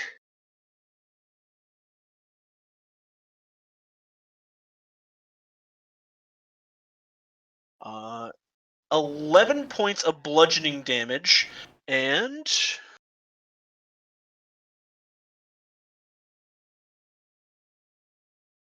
another 8 points of poison damage as its noxious gingerbread icing and form kind of gets into your wounds. It's very poisonous. The sweetness is just too much. Oh man, get the beatus. Dope. Okay, end of their turn. Oh, actually, number 3 is going to move in his new demonic gingerbread form. He's going to move back a little bit further. So you're going to have to kind of move to engage him a bit. That's not good. That's going to be his turn. And then the soldiers. Okay, let's go with number 1 here. He's going to back up kind of into the tree line here. And then Miner, he's going to fire 3 rounds at the Kukri Monster. John, I have reach with 10 feet because my arms are long-limbed. Okay, Did he so you leave get my attack of turn? opportunity on him. Nice. Okay, so that's what I was going to ask. You fucking like Nice. Lanky Kong from Donkey Kong. You're just like, Kukri! Motherfucker can tie his shoes without bending over. So we can get the bottom of the cookie jar. 30 to hit. That's a hit. Ooh, that's a paddling. That's a paddling. It's a paddle. That's 10 piercing. All right. He's going to still take his 3 shots at you. He's going to activate his deadly aim or his enhanced aim ability here. It's going to be a 15. No. That's going to be a 23 Yeah. and a 19. That one just barely It's hits. 2 hits. Nice. 35 points of piercing damage as the 2 bullets do hit you. Cool, dude. Elite Sharpshooter number 2 here, the Elven Soldier, is going to move around to the back, and he's going to pull out a big combat knife out of his sheath on his chest there, and he's going to go to town with 3. No, Is Kukri. that an attack of Attacks. opportunity to switch weapons? Or is that a different edition? I believe that's a different Burn system. my, That's going to be a 21. yeah, that hits. That's going to be a miss, and that's going to be another miss. So he drives the combat knife into your shoulder, and just like Muppet. What color is Kukri Monster's blood? Because he's a Muppet creature. Nice. Technically, he's a bugbear, so. Okay, he's a bugbear, so his red bugbear blood. It's just, dude, it's just the eyes. They're so Muppet-like. I was gonna say like. Yeah, my let's see, instruction, Jared, were put Cookie Monster's eyes on a bugbear. I was gonna say just like felt and like cotton just fly out of the wound. Yeah, just blood sprays as you get stabbed in the shoulder with this combat knife. Luckily, he can't do deadly aim on his combat knife, but he does 9 points of piercing damage to you with that knife. Numbers 4 through 6 are gonna try to extricate themselves from the wolves. Okay. So he's gonna spend, what is it, to stand from prone? Half movement. Half movement, I believe. Yeah. My God. They're gonna get. I know this is gonna work. They're gonna get 5 feet, and then they're just gonna get knocked down again. I was gonna say they are welcome to try. All right. Please do. Number 4 is gonna stand up. What's really funny is that their normal attack triggers this, so he's gonna take a step back and trigger 2 attacks of opportunity. Is he gonna trigger 3? Oh, he will. He will trigger 3, but if you want 8 to attack number 6 when he moves, he's gonna have to pick. Yeah. I guess I'll start off here. Okay. We'll see if I even need to choose Right, here. right. He might not be moving.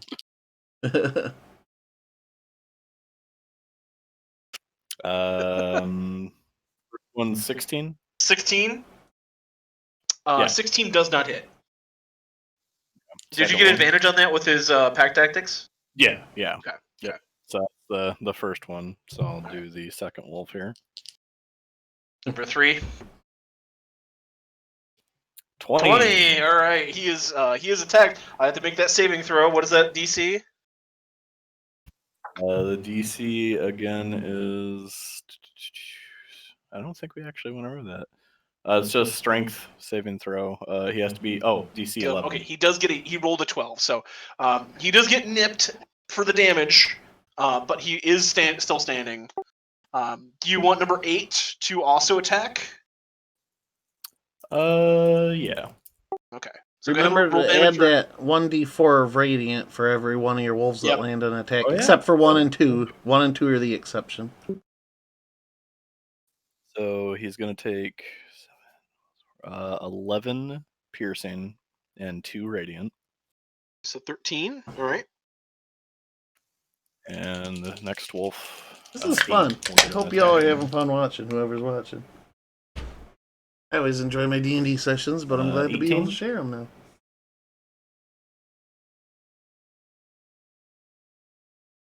18 is a hit, exactly.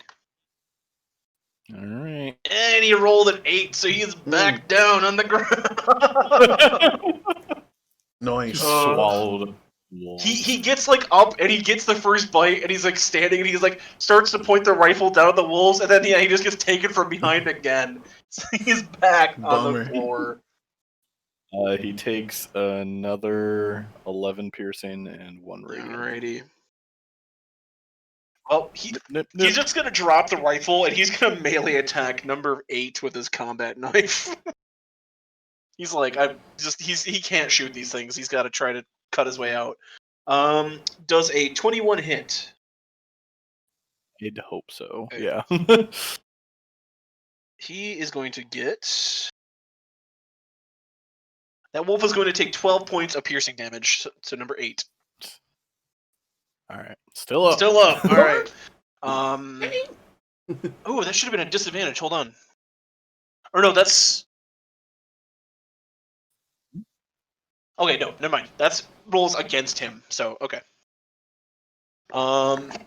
Second swipe is going to be a nat 17, so that's going to hit as well. Nice. This one's only going to do 7 points of damage. Oh, they're attacking it- you. So Not number 8, nice. yeah. Okay. Then yeah, that's enough. All right, number 8 is no more.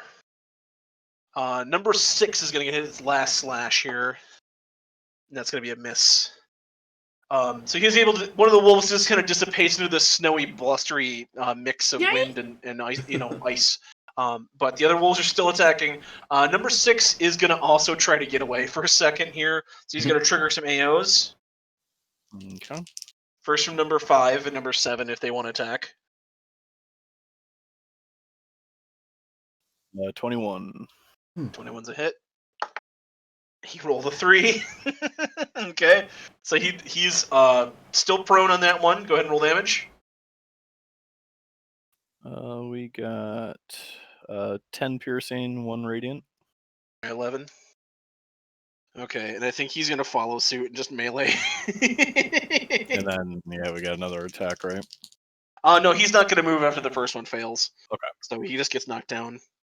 But he don't get up again. We're always gonna keep him down. Okay, he's gonna take a swipe at number 4. That's a nat 19. He's gonna take 8 points of damage. Number 4. Okay. Swipe at number 5 is gonna miss. And swipe number 2 at number 5 is actually going to hit. So that's going to be another 7 points of damage for 5. So 4 took 7, 5 took 7. All right, and lastly, number 5 is going to do the same thing.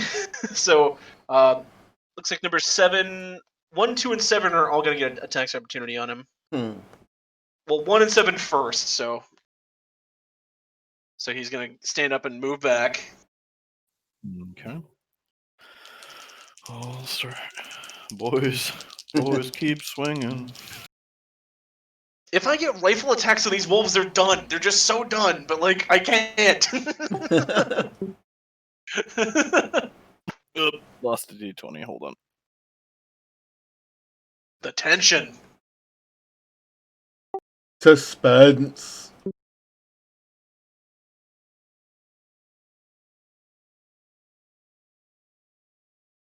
Okay. First one misses. So Second second one. attack? Yep.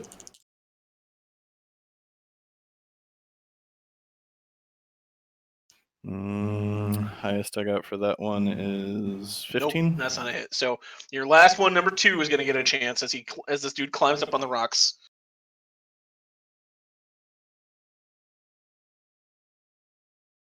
Yeah. What'd you get, Micah? 2-0. 20, okay. Go ahead and roll damage. He rolled a 3, so he goes to climb the wall, but he just gets dragged down by number 2 at the last possible second. Very nice.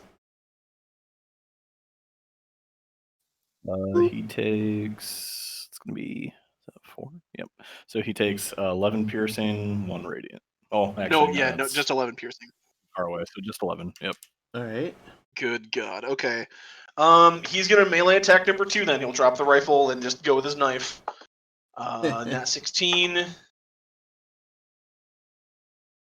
That's going to be 10 points. Net 4, that's going to be a miss. And 13, that's going to be a hit. And another 6. So 16 altogether. To number 2. Number 2. That's enough to kill him. All right, he is no more. Oh God, get off of me! Soldier 5 breathes a sigh of relief. All right. Technically next to number 6, though. No, Soldier 5, this one down here. Yeah, wasn't he next to 6 though before he moved or tried to? I mean, he was next to number 6, yeah. Okay, I just meant because if he's next to 1 and 7 and tries to move again, that kind of thing. Well, right, because you took your attack opportunity when he left the first space, and I mean they hit. Like number 1 hit, but I made my save, and then number 8 had got his attack of opportunity when he was going to move out of that space next to him. So, and then 5 had already taken his attack of opportunity against number 6. So, Oh, okay. Okay, but that is the end of their turn. It is going to be Jeremy. Ah, All right. thing always gets me too. I'm gonna move in. Actually, I'm just gonna fucking. I think I'm gonna hold off on that for now. I think I'm just gonna triple attack number 1. Good call. Are these constructs or undead? Constructs, but they are still fiends, so they're like fiendish constructs. Because they're made out of gingerbread, but they have the soul of a demon, so they're kind of a weird creature. It's because if I roll a crit with my sword, it takes additional necrotic damage and I gain hit points. Okay, yeah, I'll allow it. Yeah, because they're constructs, but they're still demons. So They're evil Okay. constructs. 3 attacks coming number 1's roll. alrighty, 6 plus 10, 16. that is just enough to hit him. 18. And a nat 20. Fuck yeah. Crit, Ooh. nice. Excellente. Alright, so I'll roll the damage on the first 2. 11 plus 13 plus 1, 3, 24. And then the crit, 9 plus, so 18, 27 damage. Add a Plus- radiant 1d4. Plus 1d4. That's a 1. Plus 1. Plus an additional 10 for my sword. 62 damage. Oh, Okay, ouch. Or sorry, no. Boom. Plus another 9, so 71 damage. 71 damage. All right. And I guess gain that's the way the cookie crumbles. 10 temporary hit points. He is bloodied.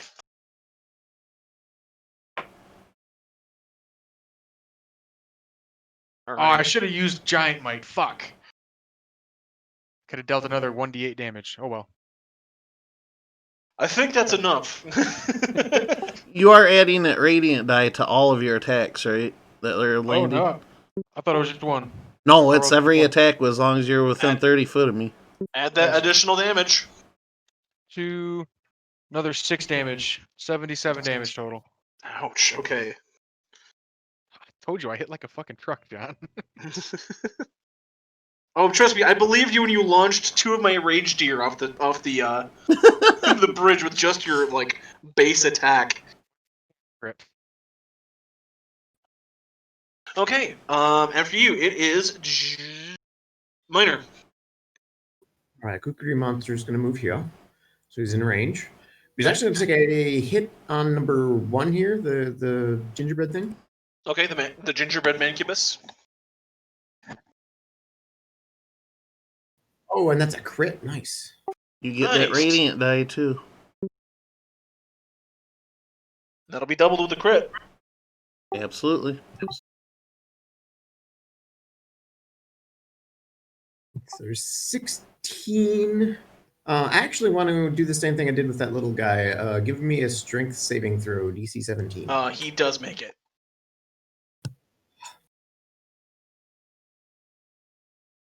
Well, I can also add my Foe Slayer. I have Foe Slayer, which allows me to use my Wisdom mod. I can add that to damage once per battle or once per turn. So there's 3 more. So that's 16, 17, 18, yeah, 19 damage.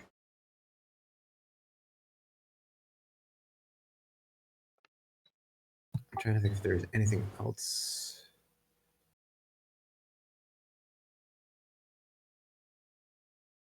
No, okay. And seeing that didn't work, I'm just going to turn back to the little sharpshooter guy because I hate these guys. Okay. And attack him with that number 2. So for my second attack, ooh, is a 14 hit? 14 does not hit. Then we'll go offhand. It's a bonus action. Okay. A 17. 17 still does not hit. Yep, Really? they are Alright. very dexy and very well armored. It's not like he's blocking it with his armor. He's like dodging back because he's just so fast and quick. Kukri Monster. Kukri Sad. Monster is very sad. After Kukri Monster, anything else?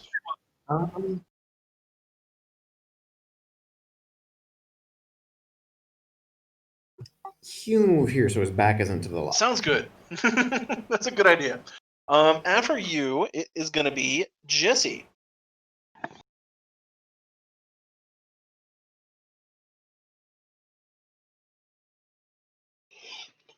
I am going to run up and hit the gingerbread man. You can't hit me. I'm the gingerbread man. Swing as hard as you can. 2 melee attacks. Okay.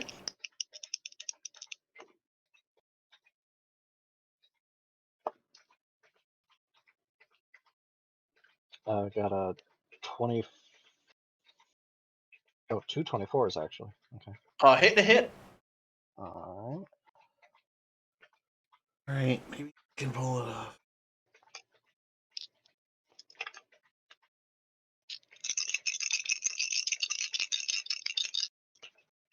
Am I within range of Jared's thing? Hobbit. While I roll Yes. die? 30 feet. Okay. So, I can either engage number 2 here longer. Yeah, you get it. Oh, John's doing. So 4, 7, 14. Uh-oh. Either he's measuring out my aura or he's got something planned. That was the DM. Either keep engaging this one, or I could nudge number 1 over the edge. 49. 9 points. Okay. Taking huge cleaving slices out of his poisonous gingerbread body, he is looking bad. You see, even though he has a gingerbread shell, he has an organic inside. So it's very gross that like this edible cookie outside is protecting this actual like blood and organs of this demonic creature inside. He is still standing.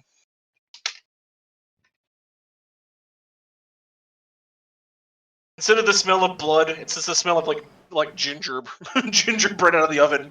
Just fills the air.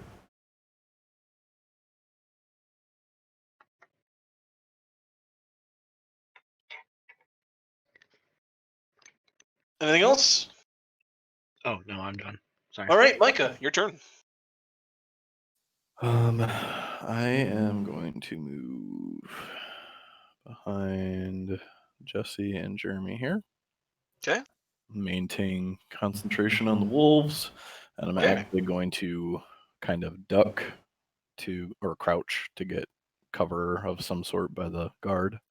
Okay, you just gotta sidle up next to the railing there. Okay, so if you're crouching behind that railing, you're gonna get full cover. Sweet.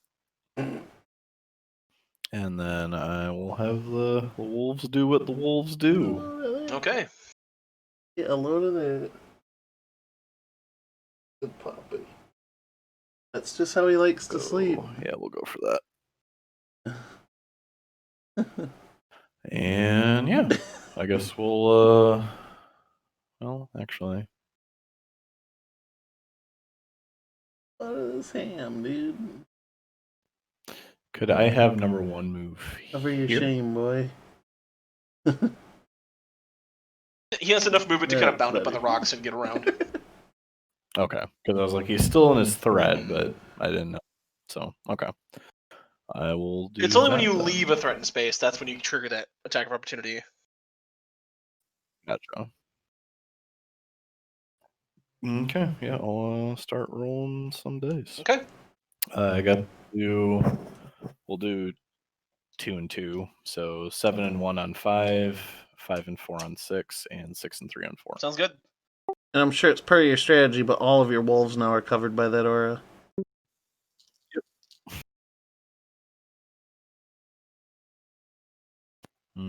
Nope, first one missed. Well, we'll say it's number Okay. 7. 21. 21 to hit. hits.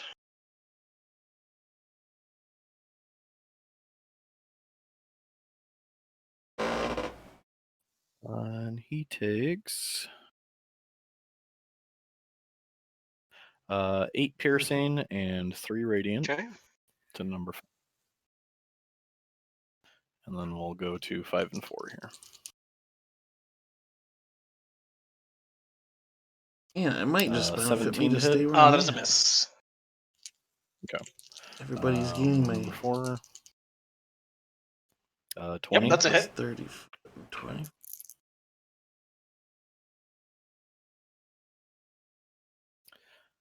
He takes 10 piercing, 1 radiant.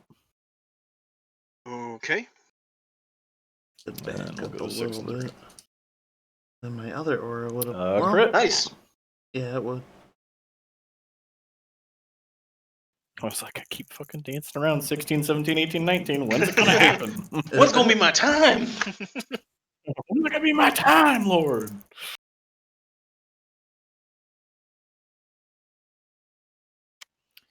Okay, so we got. I He's had a gonna take 8 picture Jesse radiant, chose for and tonight. then Okay. Kind of looks like a badass waterbending warrior. Well, not waterbender piercing. necessarily, but All right, Water 16 Nation, like altogether. Sokka. Okay. He's also Avatar, bloodied. And the last airbender.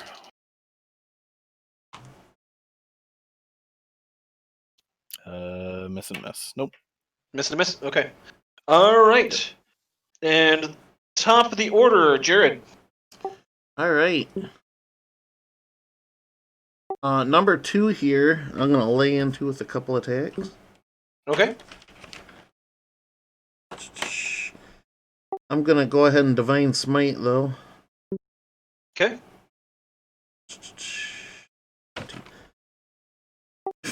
First attack is gonna be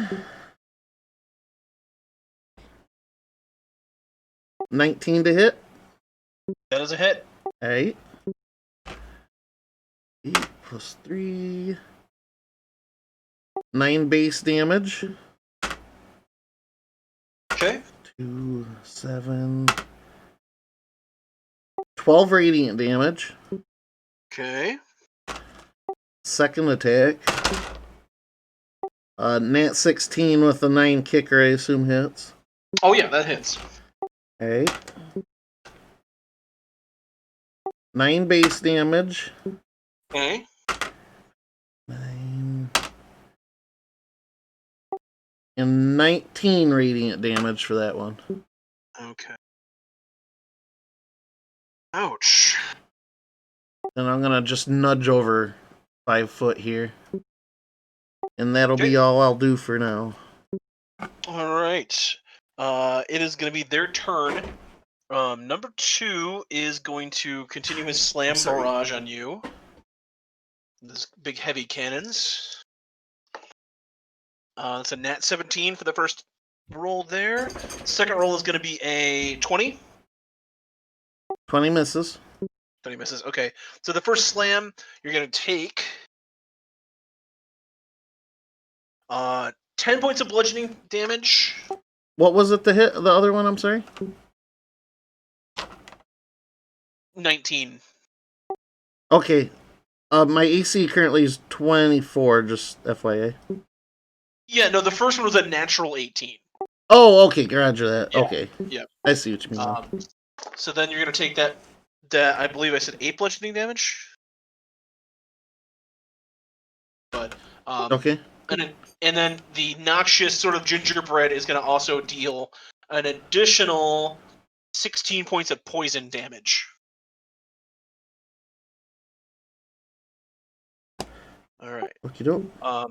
Number 1 is gonna lay into you, Jeremy. Woo. He's Bunny's gonna lock hurting. down this healing of yours. First one's gonna be a miss. Second one is gonna be a 19.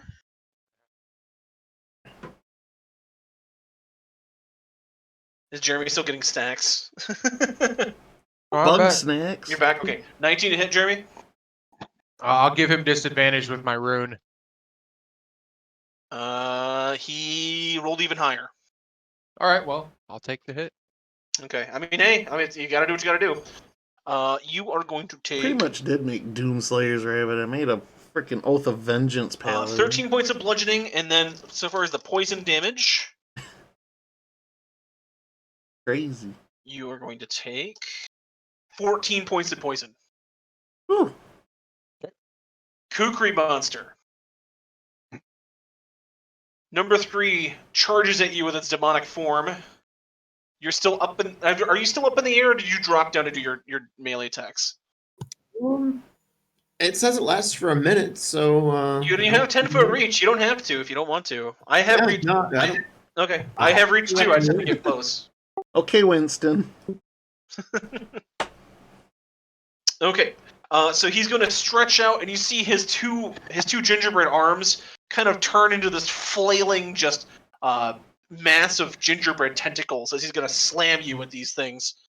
He's going to get 4 slam attacks. That's going to be a 19.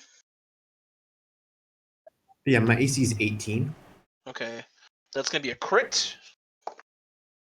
It's going to be a miss. And another miss. So you get a hit and a crit. Power hit. up. I will. Oh, you gonna respond? Well, just on. I'll do the writhing tide. again on Thanks for the crit, so follow, I'll Night do, Fox. Yeah. Okay. I'm trying to figure out something that I could do to That again, Oh, writhing really? tide. Yep. Yep. I get resistance to the Hoarding provoking bond is damage. dangerous. Okay, so the fleas and the ticks and the flies kind of form this protective barrier around Kukri Monster. Oh, and then he's got his own. So you do Right, get damage from the uh, attack, but you take half. It's Storming dispersal. That's what it is. Are you triggering this on the normal hit? No. Well, do I get it for the full, all the attacks? Or Well, I mean, just it's the going to one? be the first hit, I'm saying, because it's a reaction, right?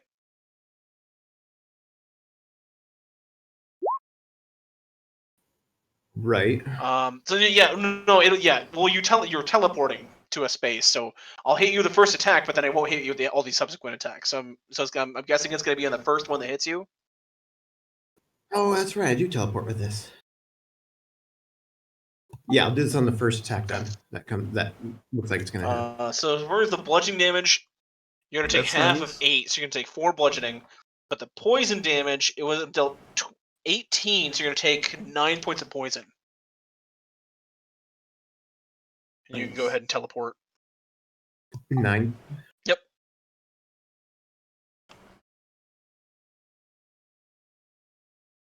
Kukri Monster is almost bloodied.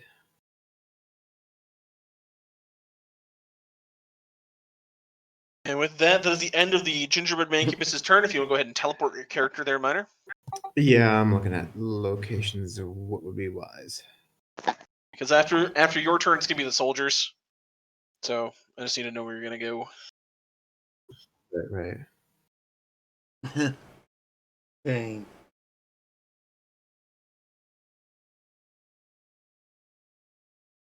This is tight. We got bottlenecked for a Yeah, I'm gonna change. go back here with get out of dodge Okay. kind of thing. Um, Getting beat up pretty bad. in a cloud of knives and fleas, Kukri Monster appears behind you, Jeremy. And next to you, Micah. It's gonna be after his turn, the soldiers' turns. Two's gonna back up. One's gonna come forward to here. Jesse, you're gonna get 6 shots coming your way. Oof. What's your AC? 21. Okay, the first one's gonna be a 28, 22, 19. So that's going to be 2 hits from the first soldier. It's going to activate his steady aim. Be 20 for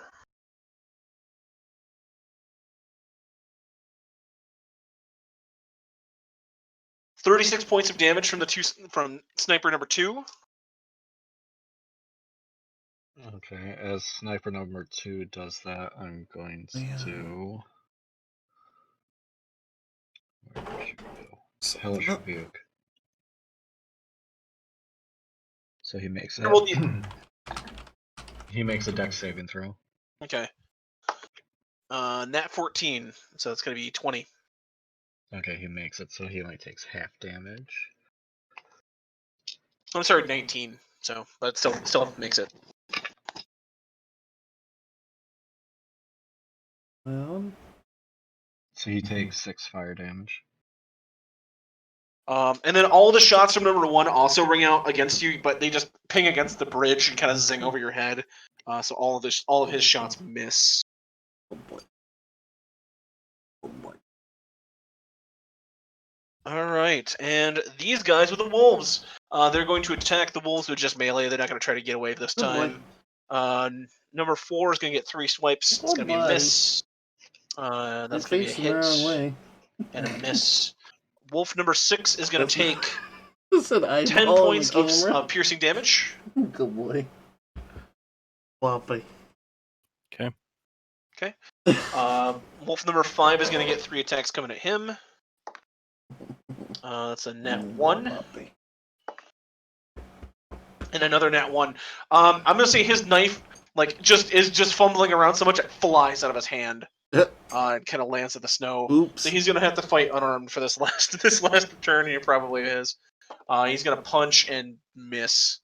Number 5 is going to try to attack number 7. It's going to be a 18. Okay. That's going to be a miss and another natural 18.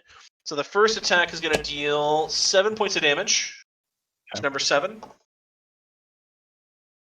And then the second attack is going to deal another 5 points of piercing damage to number 7. Okay. All right. That is the sniper's turn. Then it turns over to Jeremy. All right. Do it. Do it. I only have to make a save if I start in the frosting, right? If you enter the frosting, you're going to have to make a save, yeah. Okay, well then I will just You just Hulk make a him. couple attacks Right. at number 1. Clear the way. We determined a 16 hits, right? I believe so. I feel like I have a Okay. little less utility than everybody else, but I mean, the grass is green. Jared, do I have that I'm radiant hopefully thing? delivering still? some numbers. As long as you're within 30 foot of me, yeah, you'll have that extra D4 for now. Okay, so 14, 18 damage to him. Is he still up? He's still up. Okay, I'll do one more. That's 17. Jeez. 7 plus fuck math. 16 more damage. Okay, he's still up. Come on, give me the money. And another 17 Hit.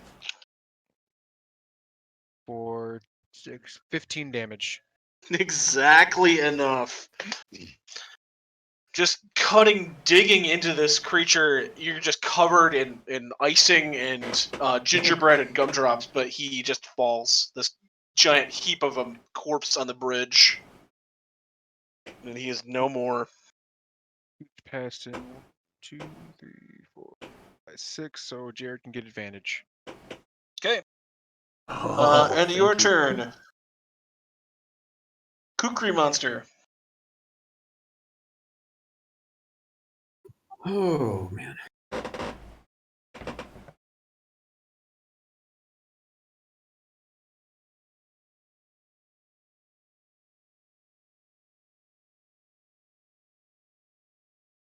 Kukri. I think he's gonna have to. He's gonna cure wounds on himself as a level 2 spell here. Okay.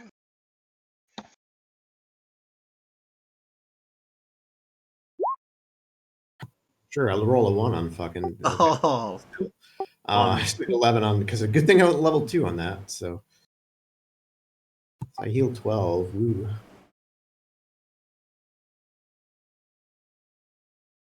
Anything else, Kukri Monster? Um.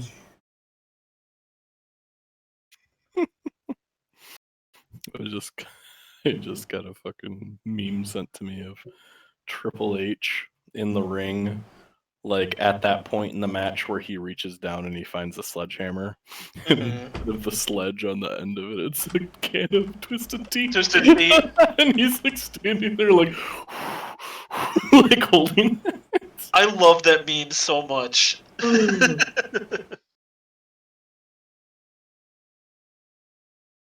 All right, so you have 35 feet of movement. I'm gonna go.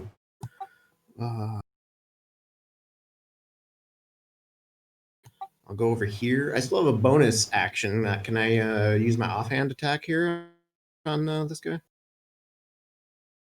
I believe so. As a bonus action, you take an attack with your offhand weapon. I mean, it's dual wield. And no, that's gonna be a fucking miss. I was gonna switch to my dice too. Hey, Oh can well. you stick to it?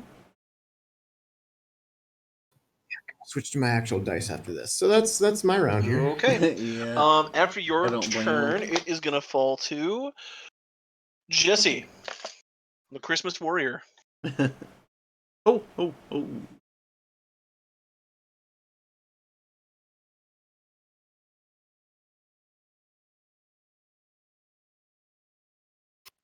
Maybe. Such an interesting crew. This Oh no, I'm Weird. thinking. I just had an idea. The DM's pointed it out before, but yeah, definitely interesting. Okay, yeah.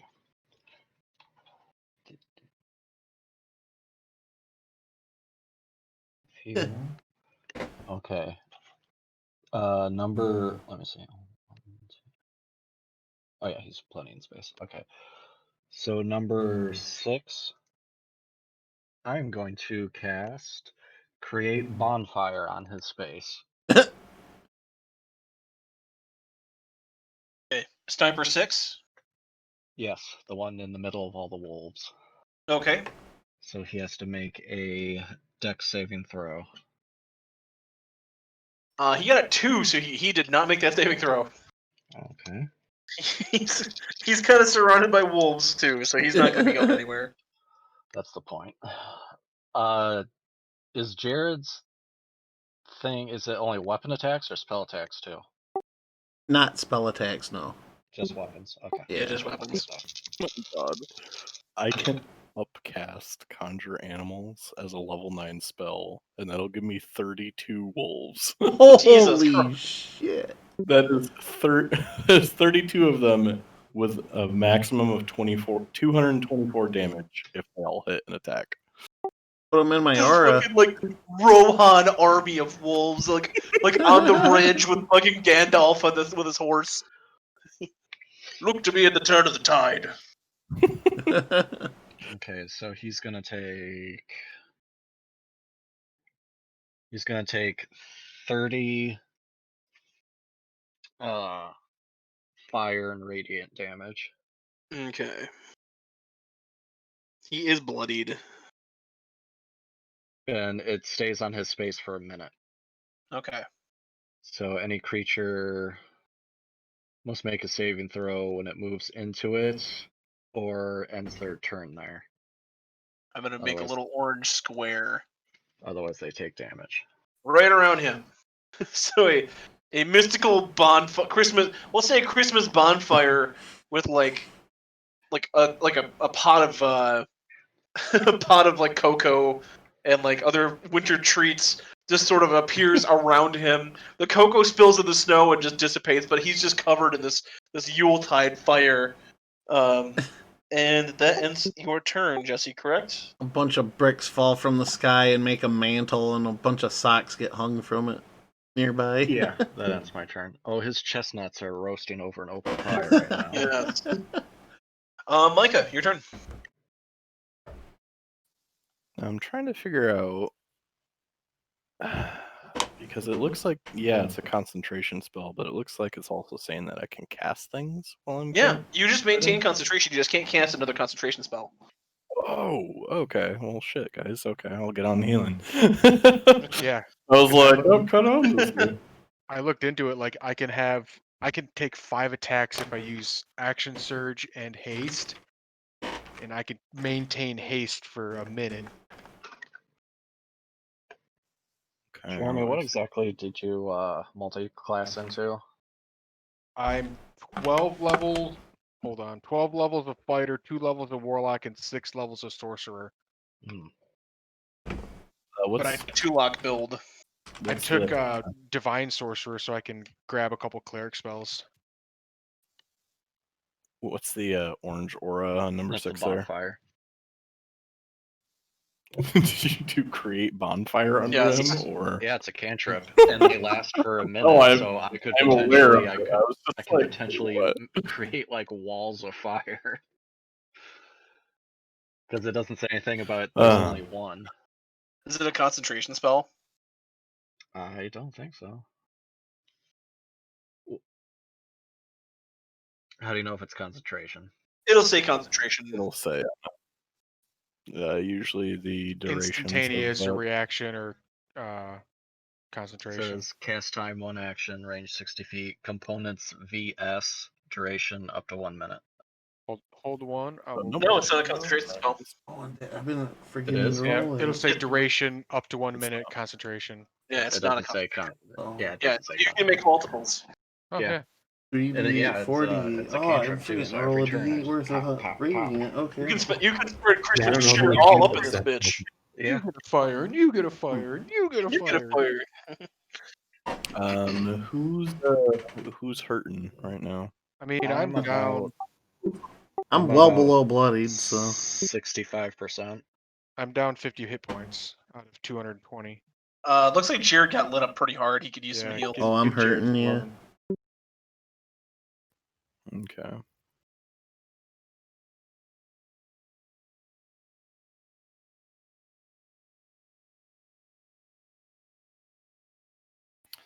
Let's see here.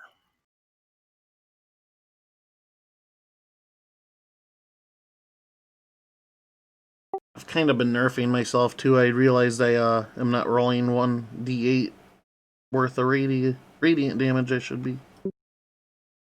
Oh, improved divine smite. Yeah, you get that extra 1d8 without expending a spell slot. Not that, but I'm not rolling the extra d8 for versus fiends. Oh, so then you should have do they 2. count?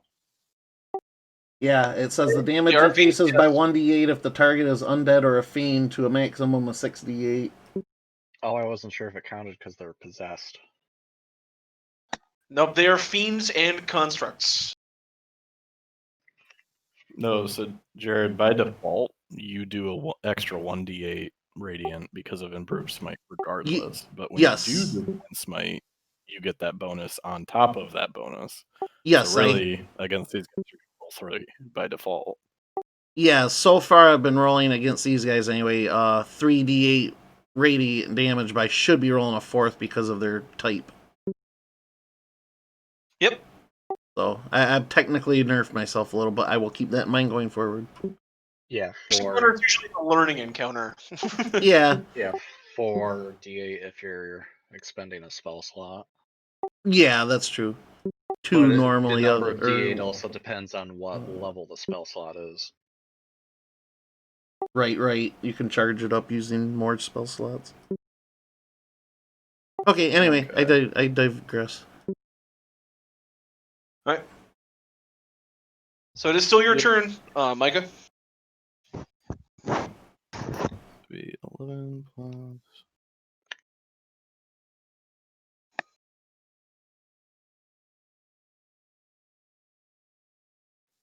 Okay, so everyone is going to heal 16 damage using mass cure white wounds cure mass cure wounds.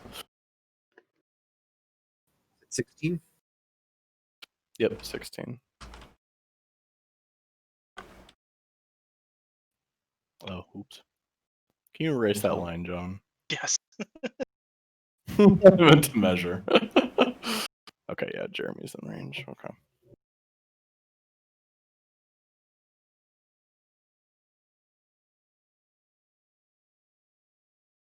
I'll continue crouching here for now.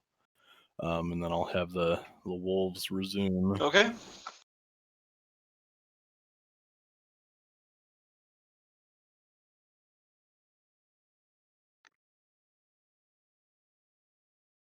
So Okay, so all of them but number 7. Okay.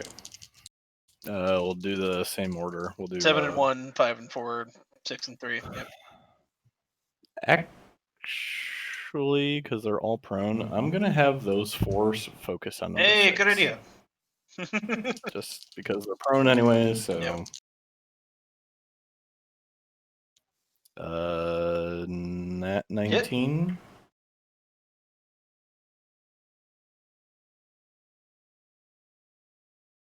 Ooh, max damage. All right. He takes 12 piercing and 4 radiant. 16. Okay. And then next round. You want nat 18 or nat 18? Let's go Joe? with nat 18. Okay. That Sounds sounds a little bit more reasonable. And he takes 10 piercing and 2 radiant. Okay. You always Third have one. so many options with max level characters. Kinda nice. 20. But conversely, Yep, I like that's to it. grow into a character too. These are fun, don't get me wrong. It's not like we do this every day. But So he's going to take 8 piercing, 1 radiant. you learn Okay. to be really effective when you grow into your character, And much last like any one is video gonna be my game or anything. radiant. Learning your class. Nat 19. And damage is 3. It's going to be 7 piercing. Still up, but he's hurting badly. Literally getting torn to shreds. To shreds, you say. And then, To shred. to shreds, we say. We all repeat it. I'm actually going to have number 6 move in. Keep the pressure. And yep. No, he missed.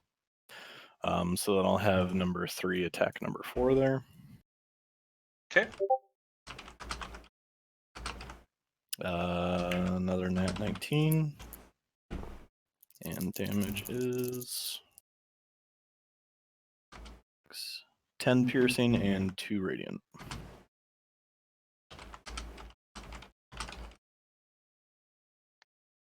All right.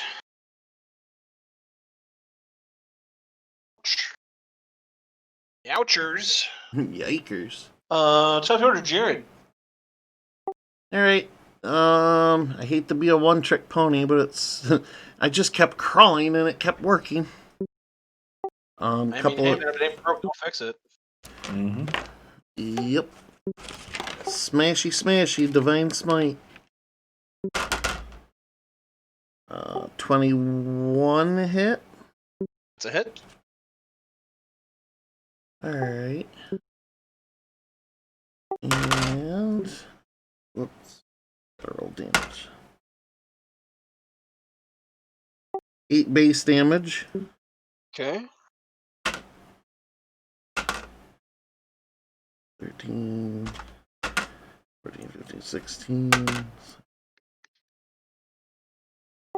24 radiant damage. Oh, sexy, nice. All That, right, that extra dice makes a difference. it does. Alright, and then the second attack's gonna be an at 14, 9 kicker, so yeah, same thing. And 10, 17, and 21 radiant damage on top of that. Now you're hitting like a truck. Yeah, a little just- bit better. You just see that like, Jackalope is filled with this energy of this newfound power of Easter. It just like starts swinging faster and harder, and just starts beating this gingerbread man his back. It is going to be his turn. He's actually going to. He's going to transform into a demon for this turn. Try to get his last kicks in his demonic form. So he drops the cannons, grows his long, ropey gingerbread arms, and transforms into his demonic state. There we go. And then number 3, Jeremy, demonic gingerbread mancubus, is going to walk up to you and do his 4-attack flurry. Use my Actually, rune to He's give going to him reposition. disadvantage on one. He's going to position on here to get advantage on all of them. So your disadvantage will knock it down to normal for one of them. Right. Okay. So, I guess do you want to just do the first attack at disadvantage? Yeah. Or is it a reaction? It's a reaction. So you can do it on if I crit, you can do it on the crit. So, all right. First one is going to be a 24. Hit. Okay. Next one is going to be. My AC's an 18. Okay, that's another hit. That's a miss. And that's a hit. So you got 3 hits. Do you want me to go ahead and knock one down to normal attack? With your reaction? Wait, what? Yeah. Okay, so one of the hits. Oop, that dice is gone forever. That turns into a miss, so you only get hit twice. Okay. Alright, so the flailing gingerbread deals 12 points of bludgeoning damage and 17 points of poison damage. The next one deals 10 points of bludgeoning, but only 9 points of poison.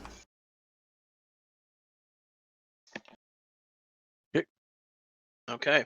That is the end of the gingerbread mancubus's turn. Number 2 and number 1 have an idea. They are going to fire at the wolves. Alright, so number 3 is going to get a shot coming his way. The lumberjack. Number 2 is going to use his The last fairy tales. steady aim. That's going to be a miss. It's going to be a nat 16, so it'll be a hit. How much HP does number 3 have? Give me a sec. Because I do 16 base damage. Number 3 hasn't been hit. Okay, how much HP does he have? Enough to kill him. They have base. Okay, 15. yeah, they do base 16 damage, so 3 is going to get knocked out with that shot. Number 1 is going to attack number 4. It's going to activate his last steady aim. That's going to be an 18. Pick that one off. Number 6, it's going to be a miss. And number 1, that's going to be another miss. So they were able to pick off a couple of the wolves there. Number 4 is going to melee attack number 6. Gonna pull out some stops. That's going to be a miss. Number 6 starts his turn. Jesse, does he take that fire damage? He rolls a dex save. If he fails, then He fails. So let's roll it up. It's funny because he's the one that lost his knife too, so he's completely unarmed in a wolf party in a bonfire. 21. That is enough to take him out. So 6 Iron is just Radiance. flailing for his life, but does not make it out of that fire and flames. 4 wolves, no Um, knife. Number 5 is going to take a couple of melee shots at number 7. Better or worse than 2 girls, 1 cup? I don't know. That's going to be a 19. Don't want to find out. Yeah, he's just dead. Where he hit Okay. So then he's going to use his other attack on number 1. Okay, cool. In the herd. That's a 3, They're so that's going to be a coming miss. right So at us. he stabs the one wolf and it just dissipates, and he turns to wildly stab to the next one, but he just does miss that attack. So it is going to be the end of their turn. Jeremy, your turn. Turn my mic back on. That might That would help. help. What he said. I'm gonna hit number 2 with a sword.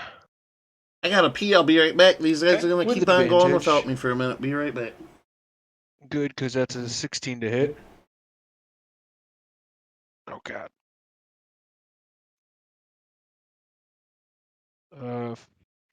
23 damage on number 2. Number 2.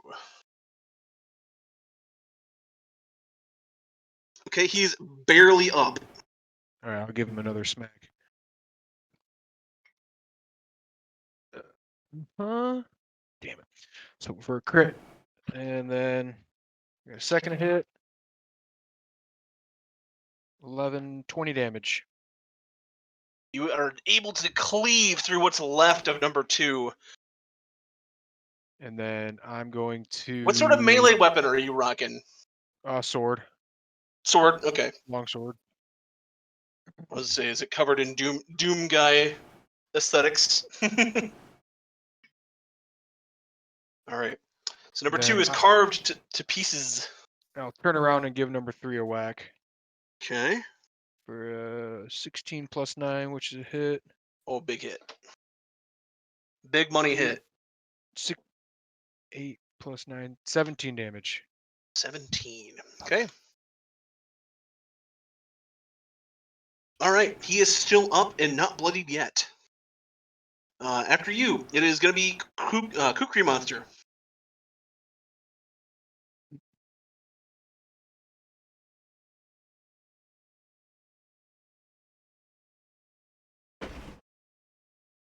Stop right here. I'm gonna reach to hit number 2. All right, I'm back. Had to grab a cookie too. That's a hit. That's a paddling. Ah, 6. I hate that. plus- I'll look into disabling that if I do this Add again. my foe slayer to him, so 3 more. If not, maybe I just won't go full screen. I don't know. 9. I'll figure out a more professional looking setup if we stream our games more regularly. No, okay. Okay. I'll just leave it at that. 9 on that Okay. one. How's he looking? He's still up. You want a second attack? There's a a nice crit. crit. Ooh. Sword. Don't forget to do that bonus radiant Trying damage to. because Jared. So I should add like 3d4 because I forgot the last. Mm-hmm. What was that again, John? I'm so sorry. Minor swung in your aura and didn't add that damage. Yes. So there's 16 plus another 6. There's 22.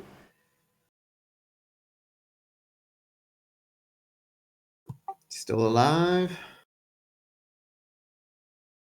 22. Yeah, he is still alive. Actually, I'm going to take a swing at number 1 this time, though. Okay. 20 20's to a hit. hit. Very nice. All right, give me a strength save, DC 17. He did not make it. He got a 16. Okay, moving him 15 feet to the left. Nice. You with your freakishly long arms, you're able to sort of ranged sword fight number 2 as he's got his combat knife out. I don't know, he has his rifle up. So he's able to try to block your knife strikes, but you just slide past his gun. As he's kind of like backing up, coughing up blood, you just turn to number one and glare, slap him across the face with your dagger, and then your fleas and flies just cover him and once again drop him into the lava pit. Boop. Done. And I'm gonna move right up on number 2, just so That's he's not called effective use of the environment. move right up on him, so he's not using the rifle on me. Okay. I'll go to this side. All right. At the end of Kukri Monster's turn, it is Jesse's turn.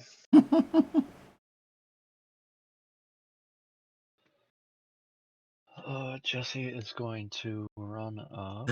Just imagine that thing running up, flailing its arms out. twice. Roar, Kukri! Biggin. Okay. Even if you were a demon, you'd hesitate for a minute. Like, what? 2 19s.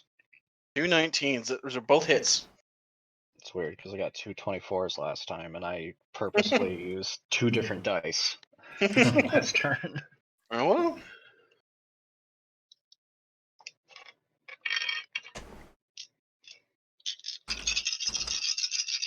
What is layout? Action. Okay, he takes.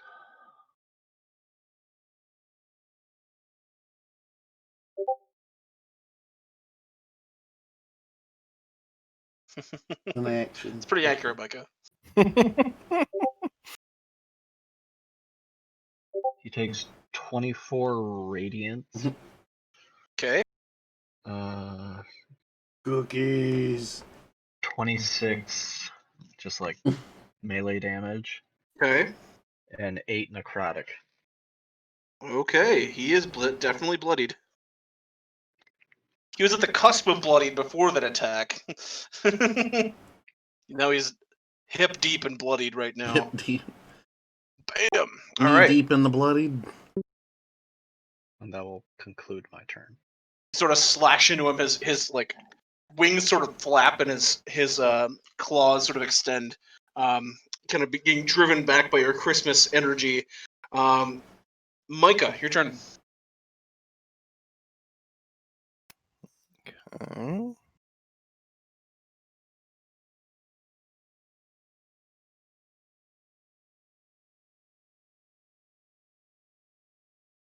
I'll move there. I forgot I had advantage last time, but I still hit. I guess that's cool. Crap, I didn't roll advantage. I'm neutering myself more than anything tonight.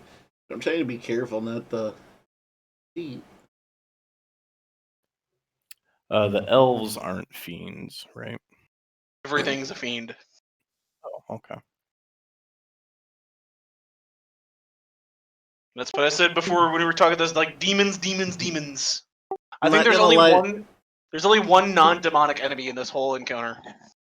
I'm not If gonna lie, I Randy thought Newman Micah was here, said. he'd be singing "You've Got a Fiend in Me." I thought Micah asked, Beat you to do it. these elves have feelings for a minute? They do, but they're repressed. they still feel pain, yeah. Maybe less emotional and more physical. Yeah. I will do. We'll do produce flame on number 4 there.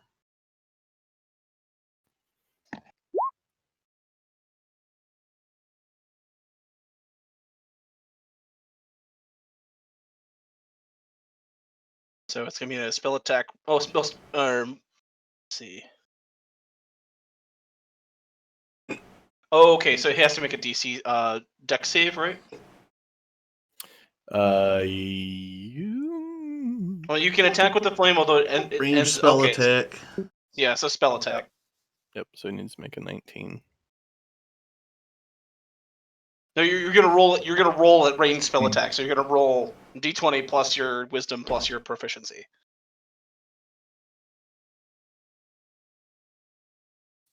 Okay.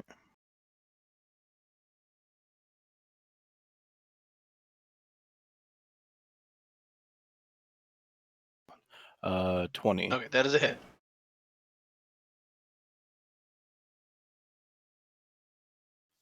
Let's see.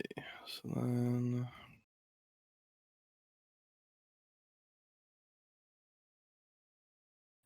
Takes 48, I believe.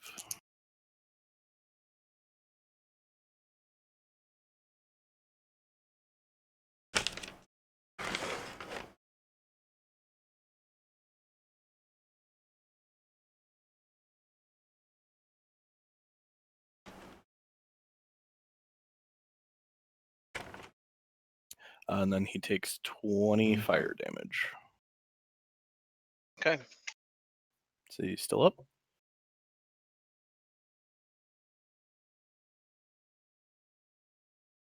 That was number 6, right? Number Or number 4. 4. There. Number 4. He is still up, yes. And then I'll have him and him over Okay. there. Hopefully finish him off. In the Discord, Jeremy says Santa sitting at the top of his tower and just hears pumped up kicks in the distance. Okay. Attacks. I don't remember the whole thing, but I do remember that bit. Nat 19. Something. And the damage. You have flirted with so many crits tonight. I swear to God, it's just like He is. so close. He really is.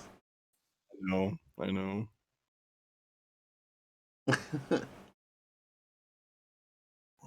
7 piercing, 1 Okay. radiant. He's still up. The second one coming in. 22. Hit. Yeah, to hit. And then damage. I wondered if I should have played Doom music tonight. That should have been safe, right? There we go, some more damage. We got No, hindsight. 12 piercing, 2 radiant. He is barely up. He's holding on to dear life. Still got one wolf left. Yeah, I'll try to move the wolf over there. I guess we'll see if. I don't think you'll kill him. Yeah, if he you swings do and that. misses with that ranged attack or that attack opportunity. Okay, so then he will attack.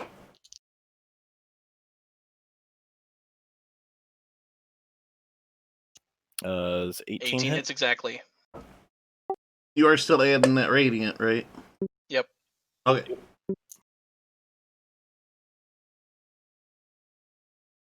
Can he do it? 12 damage. Oh, you missed by 2 HP.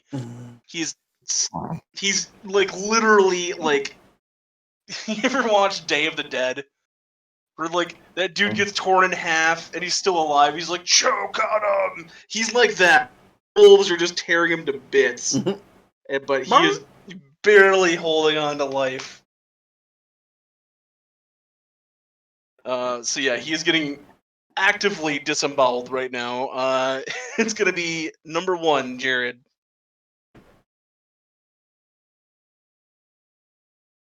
Oh, that was just your wolves, though. Did you want to do anything else? Yeah, I did. Oh, you did produce flame. Yep. Okay. All right. I'll leap over here and take a couple smacks on Big Boy here. Okay.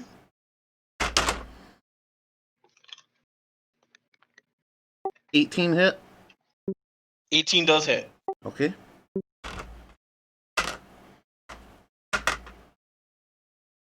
Five base damage and be 8 radiant damage. Okay. And then the second attack is only gonna come in for a 16. Exactly enough. Oh wow. Okay, I'll take it. Yeah, these dudes are big. They're easier to hit, but they got a lot of hit points. 7 base damage, 7 radiant damage. Okay, so 14. Okay.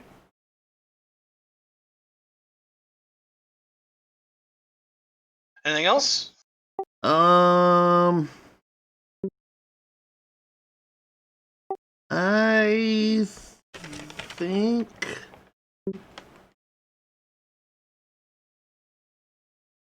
one sec. Yeah, that'll be it for now. I'm gonna save my bonus. All right. Your Easter blade carves into this creature, this monstrosity. Just the holiday spirit powering its abilities here just repels it back to the pit where it was born. But it is still up. After you, it is going to be its turn. It's going to turn its full fury on you. Actually, it's got a lot of combatants next to it. It's going to split these 4 attacks. It's going to do... So the left arm is going to swing at you, Jeremy. The right arm is going to swing at you, Jared. So you're each going to have 2 attacks coming your way. Jeremy will do you first. That's going to be 19. Hit. Okay. I'll give a reaction to make that disadvantage. Okay. Oh, he rolled a 2 then. So you were able to sort of use your intimidation to kind of your eyes flash red in your visor, and he pulls his punch on that one. He's going to swing again for only a 6, so he's going to miss both attacks against you, Jeremy. Very well done. Against you, Jared, it's going to be a net 16, or no, 13. So it'll be 20. No, it'll be 19 to hit. Miss. Miss, okay. Second one is only going to be a 6, so he just flails wildly trying to hit as many people as he can, but he is not successful. He's going to have to stand his ground because he's kind of pinned between a lot of foes here. Soldiers. Soldier 5 is going to pick up his rifle, and he's going to fire at you, Jeremy. He's going to take his... No, he still has a steady aim left. He's firing from prone. Actually, no, yeah, he'll stand. He'll stand first, so he doesn't get that disadvantage. Yep. So first attack. That's going to be a 22. Yep. Okay. You're going to take, 26 points of piercing. Shot number 2 is going to be a miss. Shot number 3 is also going to be a miss. So the first shot kind of cracks you in the back of the helmet, jars you, but the other 2 ping off your medieval Doom guy armor there. Awesome. And he, as you kind of turn your head, you see him load in another another clip and cock and ready to fire his rifle for another time. Number 2 is going to continue to knife fight you, Kukri Monster. It's going to take a couple swings. That's going to be a natural 18, so that's going to be a hit. I'm going to actually use, even though it says absorb elements, it doesn't say any specific damage. It just says... Take a look. What the hell? 177. It just says capture some of the incoming energy, lessening its effect on you and storing it for your next melee attack. You have resistance to the triggering damage until the triggering damage type until the start of your next turn. Also Okay, so piercing. Okay. Yeah. So you're gonna reduce the damage by 3. Resistance to it. I think that halves just it. rolled because what? Yeah. Well, it's when my next melee attack, I deal 1d6 as that triggering type. Okay, I got you. All right. So you're gonna take 9 points of piercing before any sort of resistance kicks in.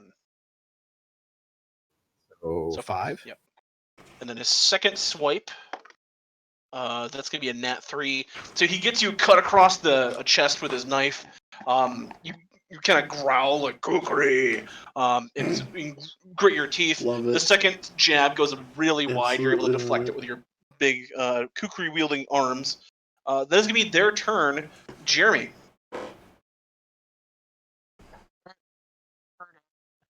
The Mancubus with my sword. Gingerbread man, At cubis. 17 for 1 hit. Okay. 15 damage. 15. Okay, God, I he's still hate up. that. I'm watching the stream, but the others keep Second hit flashing is something. a 17 Hit. for 6, 9, 15 more damage. Okay, still up. And final hit would be net 14. That's gonna be a hit. 8, 16 damage. No, sorry. 17 damage. 17, not quite enough. He's still up. Oof. Like his compatriot over there getting gored by wolves, he's falling apart at the seams. But he has enough energy left in his being to kind of hold himself together. However, Minor, it is your turn.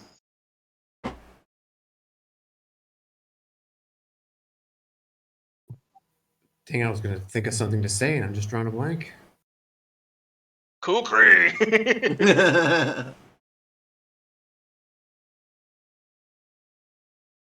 Ready for Kukri Monster. I don't know. I got nothing on that one. Sorry. Kukris are delicious. You just jab it in his face. Kukri's like blood. Yeah. All right. Take a swing. I say out of all the pun characters, I enjoy this one the most. That is a hit. All right, so there's 8 piercing plus another d6. Let's do that. Oh, roll a 6. Nice. I rolled a 6 on that absorb elements to get back to him. Okay. I'm gonna do my foe slayer, which is my wisdom as well. So what's the total?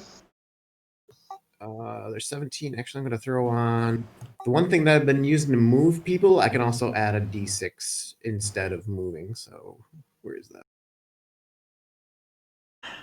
Don't forget the radiant damage. Yeah, it takes. Oh yeah, I was gonna do that too. Actually, it's up to d8 now. So that's instead of moving them, I'll just deal an additional 3 there, and then that d4 you said. 1 second.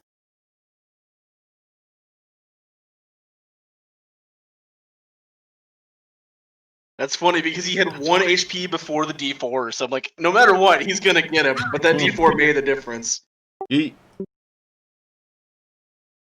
As you guys trade, kind of like you see sparks flying from you guys trading knife blows, but you just go, Kukri loves blood, and just like from you kind of like uppercut him like in the jaw with one of the Kukris. He just and falls back, not able to withstand the tastiness of the Kukri in his mouth. He falls back dead. Move up 2, and it's a extra attack on the big guy here. Let's see. Okay. Could be a twofer. He's just barely standing. 30 to hit. 30 hits. Nice. Just 10 He's piercing. got 8 hit points left. See if my offhand Just will a hit. whirlwind of Kukris is enough to bring down the 2 mighty foes. No, he only had 8 hit points left when you hit him for 10, so you just put him over the line. Just a whirlwind of knife strikes from Kukri Monster. He is a very, very dangerous person, and he has proved it right now. Hold on, can I go for a 3 for? Because I only moved 2 Yeah. squares, right?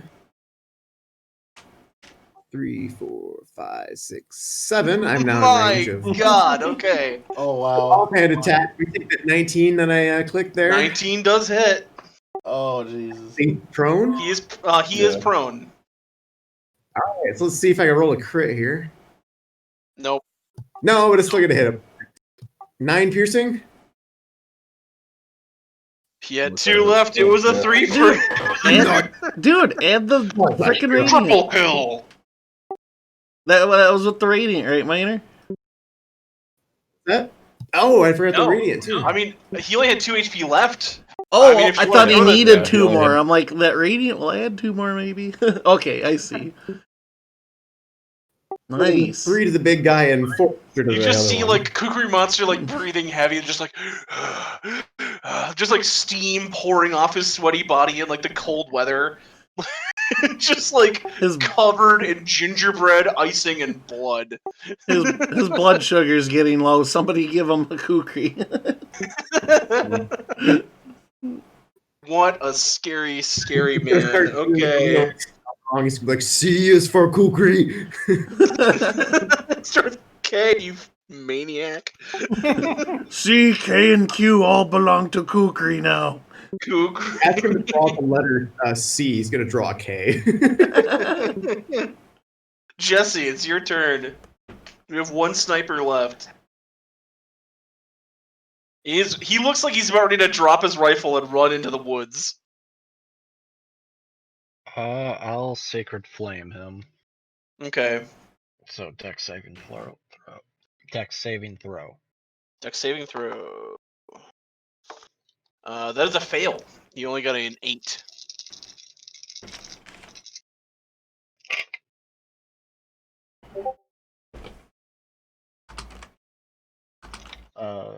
20 radiant damage. Ouch. Okay, he's still up, but that hurt. That stung. I'll say, like, you hold up your mistletoe and just like this light of pure Christmas joy energy beams across his face, and just like the one Nazi from Raiders of the Lost Ark, when he opens it up, just his face just starts to melt from the pure Christmas energy. He's still up though. It's gonna be Micah's turn. Wolves are already knocking.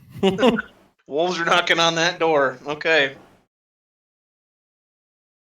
God, Miner, that was like the best turn. I was like, man, I'm not doing so well with Kukri Monster here. That redeemed him there. That was good. I'm going to do, well, I guess before they attack, because he's going to have advantage once he's prone, or cover, or whatever. I will do, I'll do Sacred Flame too. Why not? Dex saving throw. What was that, Mike? I had to read something. What was that? I'm going to do Sacred Flame on him as well before the wolves Okay. attack and possibly not prone. It's gonna be a 14. Let me bring it up here. Okay, Miss. yeah, he succumbs to the Sacred Flame, so go ahead and roll damage.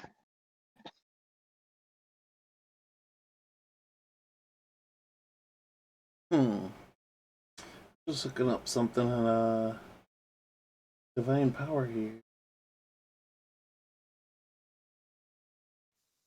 24 radiant damage. He had 20 left. As he's trying to move and run away, just the cold winter winds of your what's your holy symbol? Boop.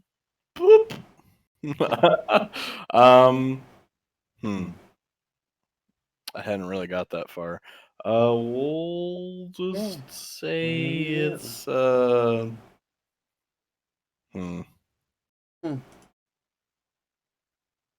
We'll say it's to like the what is the,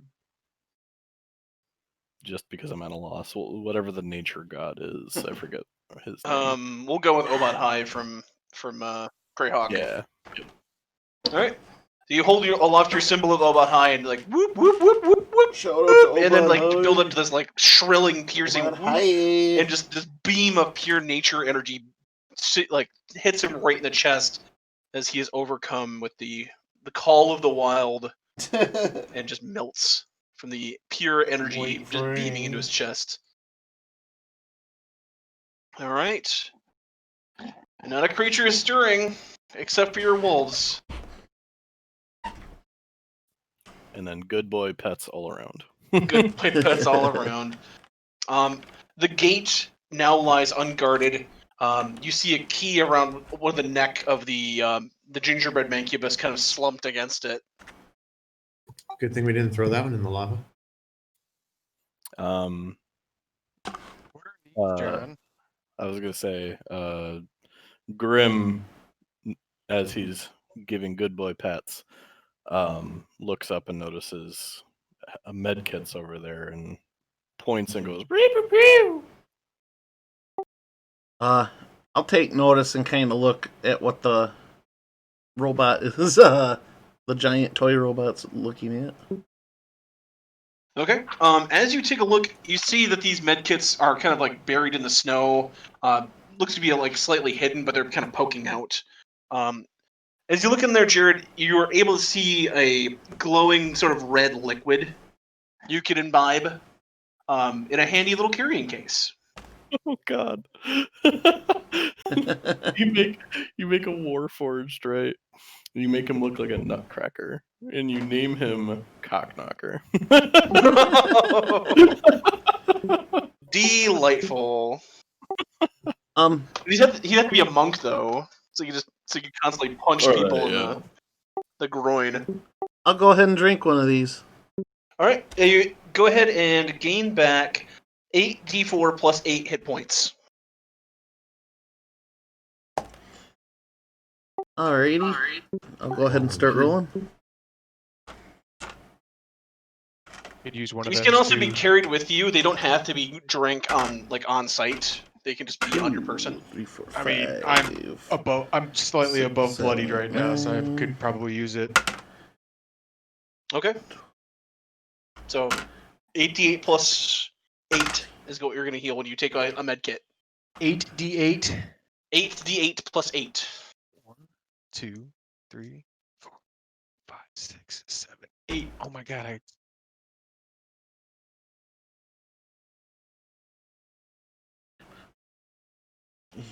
Woo! Nice. Oh my lord. There's so many ones. Actually, no, there's so many twos. Miner got apparently the most potent one. 7s and 8s all across the board.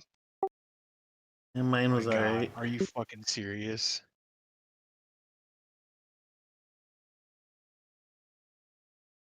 It keeps me 1 HP short of max. Nice. I gained 26 hit points. 30 here, Oh my god. yeah. Okay. You also see the glowing green armor plating across the way there. 3 plus 1s to armor class. You can give it to one person because they get a maximum of 3, or you can spread it across your party if you'd like.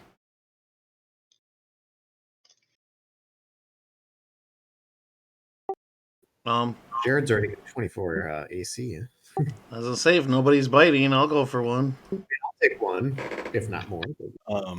I'm at a 21. I think I'm lowest with an 18, I have honestly. 18 as well. I mean, I could use one. So one for me and Jeremy, and then I'm actually going to also cast Goodberry. And Goddamn hair.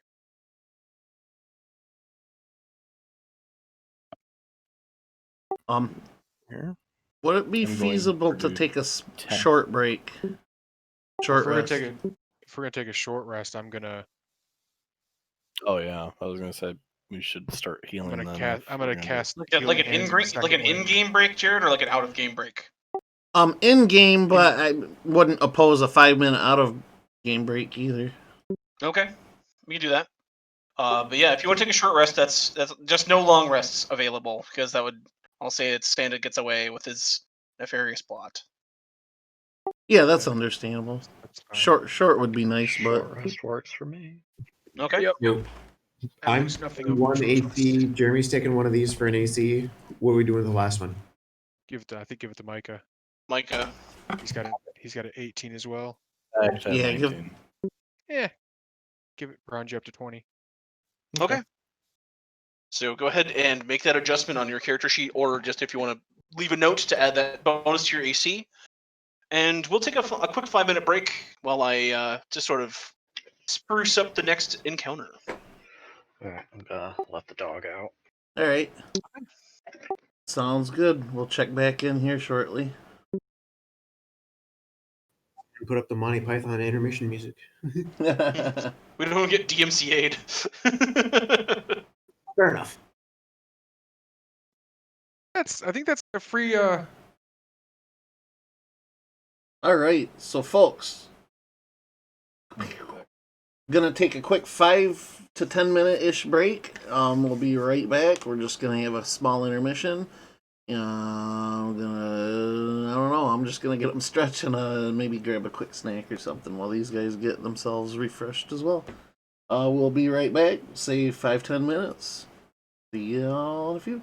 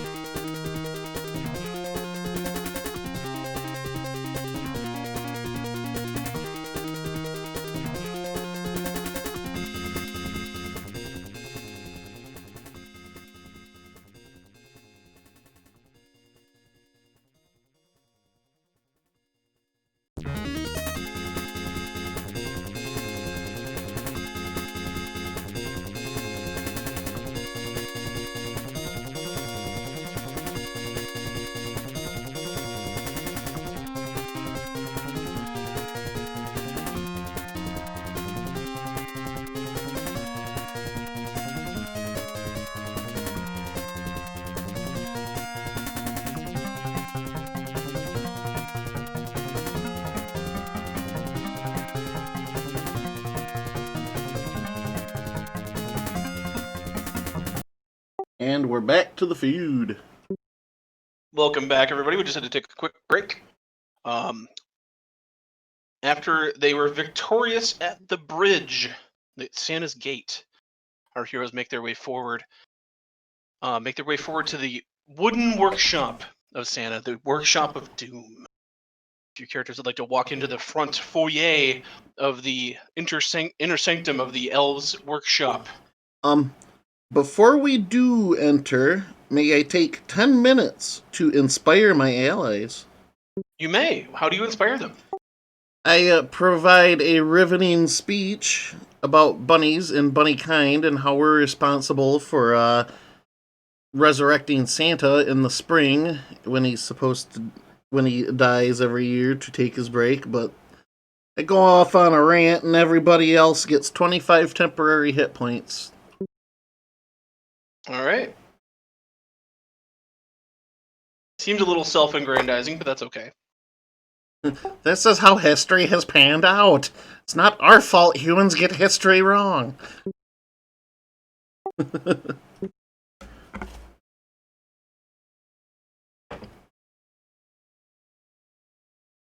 All right. And if you want to spawn your characters on the map there. Oh, how many temp HP do we get?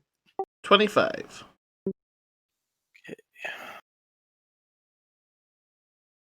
Hell yeah, dude. Oh, hell yeah, dude.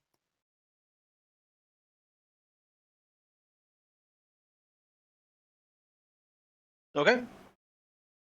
As you step up to the door, you notice that it's eerily unguarded, as though they don't expect the bridge to have been penetrated by measly elves, or those that have not been turned and changed into demonic forces of Santa. As you peer inside, the door opens. You see a grand Christmas tree, but instead of hung with lights and garland, it's adorned with skulls and burning incense and candles that smell like just the most terrible, like sulfurous death. And on the very top is instead of a star, there's an inverted pentagram with a very pronounced elf skull kind of pierced through the top of the tree. But underneath the tree lie packages and more armor and a med pack next to the roaring fire to the right-hand side.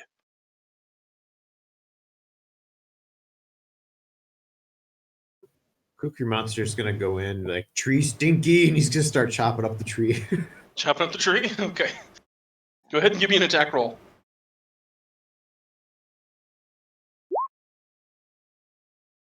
9. That is enough to cleave the tree in half. So it falls down and just showers the floor with broken balls and various other ornaments. And you notice that the aura inside of the lobby here of the workshop has been cleansed and is a little bit more palatable.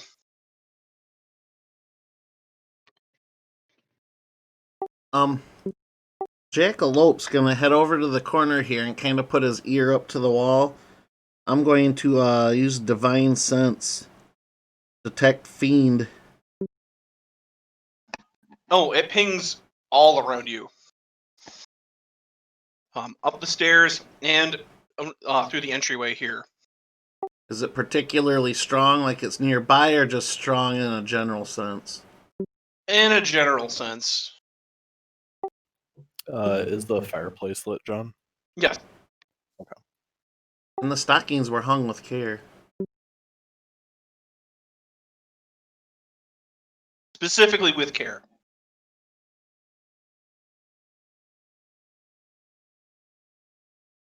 John, can I see like any of the portion of the map over here? No, that area has a kind of like a cowboy, it's like swinging doors in front of it. There's a little sign that says "Working, do not disturb," kind of hung on one of the two swinging doors. Well, we can't go that way. I mean, nah, I'm. You can't give me saloon doors and not expect me to burst through them with a shotgun in my hand.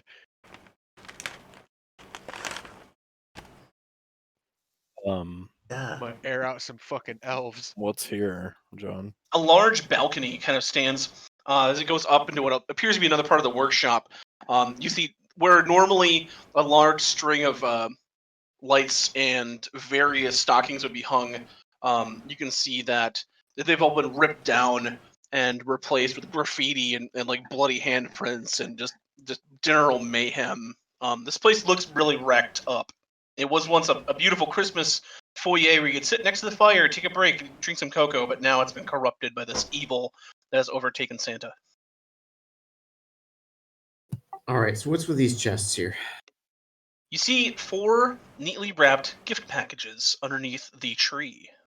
They look very inviting and beckoning.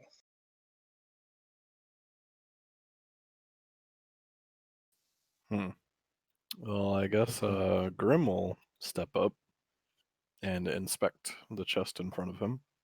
Okay. Go ahead and roll a d4. Oh, I've been doing it all night, John. I got a 1. A 1? As A you 1. open up the package, you see instead of there being like a toy, like a train or a teddy bear or a doll, you see a large, looks like metal and sort of plastic sort of contraption. Looks like a crossbow, but not any sort of crossbow you've ever seen. It is a plasma caster. If you click on the plasma caster in the journal, it'll show you an image of what it does. It also has a little ammo meter on the plasma caster, and it has 3 shots. Okay, so then based on this, it shoots 3 with 1 bolt. When you create a bolt lightning that arcs toward the target of your choice, you can see within range, 150 feet. Right. 3 bolts leap out. Yep. So it's got 3 shots of 3 bolts. Okay.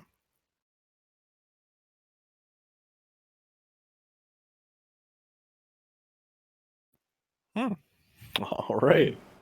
Shiny new plasma caster is now in the possession of our Warforged druid. Feels right. That's on the list that I see to my right here. That's the one I wanted. So There you go. You get exactly what you wanted for Christmas. How about that? hell yeah. Hell yeah. I'll just kind of hoist it up like you would a rifle, and like I'll do some little testing, like hold it up and like kind of go like pew, laser and then blast, I'll, that dude in the desert, like pow pow pow. yeah. I'll kind of do like that. I'll kind of do like that guy. Shotgun. Yeah, I'll kind of do that guy from the Family Guy Star Wars, where like pew pew, gotcha. But I'll just like look around the room and then I'll like crouch and do like a crouching shot, and You I'll do a bunch just of like action poses with your new gun. yeah, and I'll just like proudly hoist it on my back after that. All right. Proudly, he Like a walks step. out of the room. I thought we were gonna save Christmas. You're like, no, dude, I'm square with Santa. He set me up. All right. There's 3 packages left, and there's 4 heroes. Pick this guy right here. Roll a d4 for me. I have one of those. 3.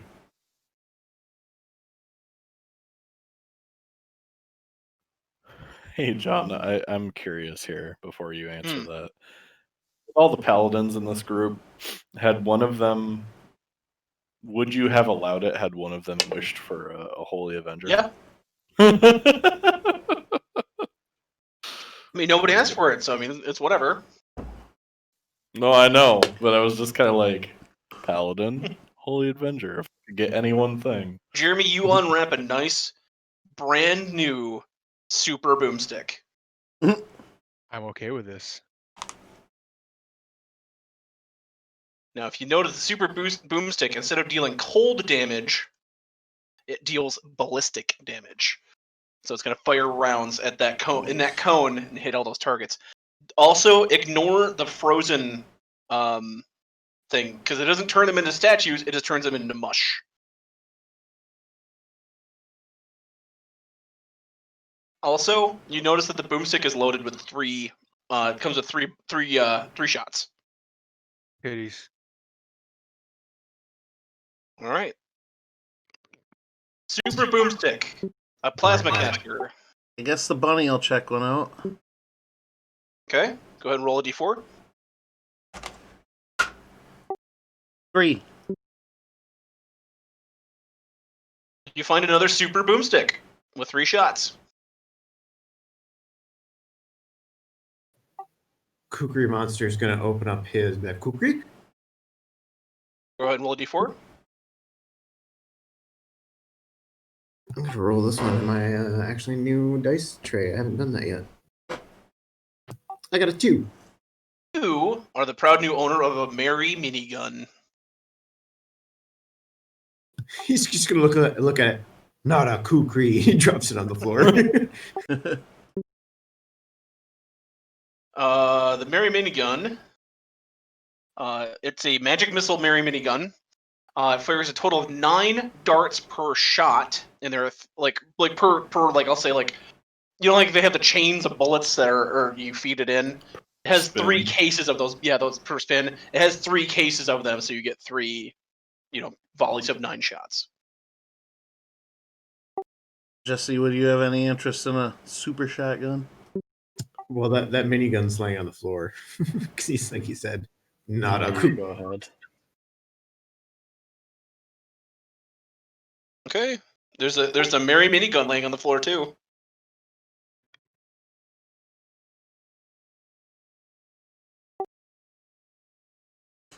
I'll hold on to the gun, but I won't equip it necessarily. Yeah, you just sling it over. It has a nice bespoke little. I'll say because it's the Christmas magic. It has an Easter themed little sling. It's got a bunch of Easter eggs across it, so you can sling it across your shoulder. It's made out of garland. I'll hold on to it, yeah. Since I'm all the nature guy, could my sling have like mistletoe on it? There you go. It's made out of like vines and moss and mistletoe, and looks very crafty. Well, the minigun would have to have that because it shoots magic mistletoe, right? Oh boy. Magic I made you a mistletoe. minigun, and you just threw it in the ground. So I mean, whatever. You spat in my face. Kukri Monster's going to go ahead and just grab this piece of armor. Okay, go ahead and apply that to your character.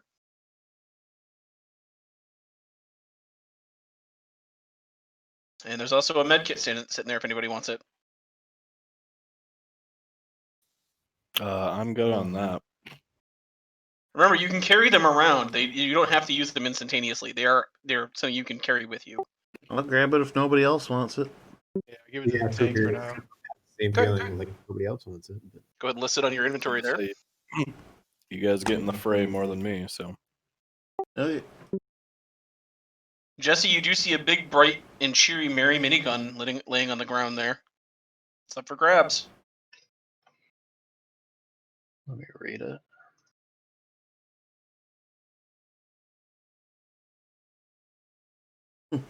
Let's grab it. Let's go. All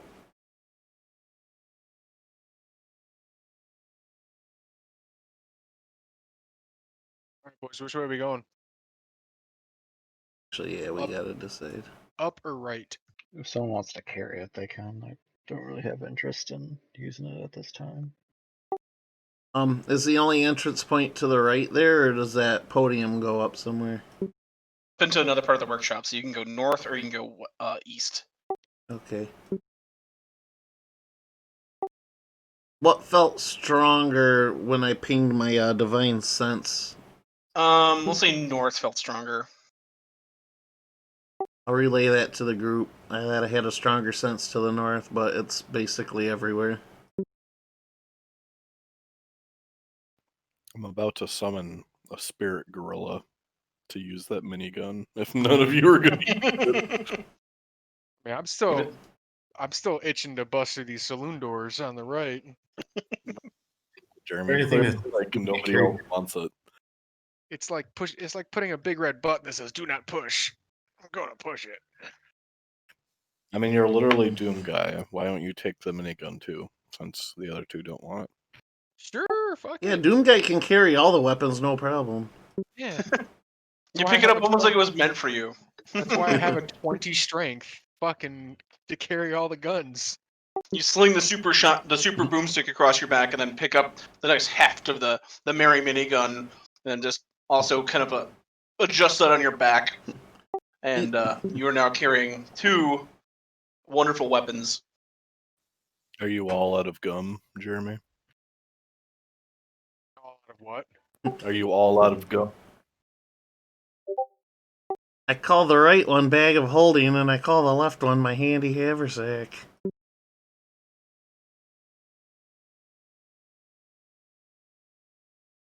You boys moving? I vote right. I vote I'll follow Doomslayer in. I will cover the rear. He looks like he's itching to kick those Sure. doors in. Okay. Go ahead and take your positions there. And Jeremy, what we're gonna do is we're gonna burst this open. You're gonna get a surprise round. Go ahead and we'll roll initiatives for you guys. Can I roll stealth? And I will roll, huh? I'll roll stealth over here on the side. Kukri? Okay, Kukri's gonna roll still. Plus 17, so why not? Low roll on initiative, but that's okay. I think I'd like Good to thing see it's a how plus this pans 17 out because I anyway. rolled a 3 with my actual dice, so that's a 20. Okay, So let's find you're out. for being a gigantic knife-wielding maniac monster, you're actually very well hidden. You just keep getting more and more crazily scary as this adventure goes on. Kukri's power grows. Did we need to roll stealth too? No, being he's just choosing to be stealthy. Oh, okay. Yeah, you're choosing to be the literal opposite. I'm what they call the distraction. Meet Minor, would you shield. mind to go last? It's early, just after Jeremy. Okay. Because It I doesn't- opt to go Yeah. last the surprise round here. All right, I rolled a 20 for my initiative. Okay. Jared? 8. 8. Okay. Minor? It's a 22. 2. Micah? I'm just gonna take the one below whatever Jesse rolls here, Jesse Or- rolled 19. whatever the lowest of our rolls is. I'll go one below that. So you want to go last? Well, the lowest would probably been mine, so you're gonna go for a 7, Micah? Yep. Okay. Is that what you're saying? I get it. I get it now. Yeah. Okay. Just in case the enemies are like 14, whatever. If they're not below them, In case the enemies catch a 2 or something. Yeah. Okay. As you burst open through the saloon doors, you see what appears to be a large wooden sleigh. But instead of Santa's traditional sleigh carrying toys, this one is decked out with buzzsaws, Oh, God. cannons, spikes, and various other killing implements. You have found Santa's doom sled. And around the doom sled, you see a bunch of imps and a bunch of other elves working to make Santa's terrible toys this year, daggers and dead person dolls. You see a chess set in the corner, kind of cool. Guitar, that's actually pretty, but it's like a metal guitar. It's made of a bunch of skulls. It's like a flying Oh, V. shit. It's pretty dope. Oops. But they're loading Wrong button. the death sled with all the Wrong weaponry button, my here. bad. As you burst open, Jeremy, you get the first surprise round here. I'm My going to scoot mistake. up to number 4, point blank range with my Eldritch Blast. I'll probably go right here. And I'm going to hit him with Eldritch Blast Okay. with the intent to impale him on the spikes on the death cart. Sounds The good. death sleigh. Had these all nice and lined out. Then I had to go and do that. 24. Boo. Okay, that is a hit. He's going to take 10 force damage and is pushed 10 feet away from me. Okay. Yum goes up on his Make a throne. save. He does not make that save, and he's going to take an additional. We can slide. There. Oops. Damage level severity here. I done goofed. Okay. Youch. Takes an additional 20 points of damage being impaled on the spikes, but he's still alive, but you see them sink into his back as he's blown back into the cart. I'm gonna hit number 1 with 3 Eldritch Blasts. Okay. Probably not that one. That's 12. That's another 12. And that's an 11. I fucking missed. You dead-eye the first dude, like, boom, right through the chest, he gets knocked back, but the other ones are just shooting wildly. The other... No scope him. I can do it, bro, I can do it. I forgot to crouch in 360. There you go. Exactly. Okay, technically, Minor, you're supposed to go first, but Jeremy did kick open the door, but it's your turn. Fine. Him through the door anyway, so. Okay, it is your turn. Would you like to do anything on your surprise round? Yes. Where'd I have it? I'm going to Nature's Veil as a bonus action. I'm going to turn invisible.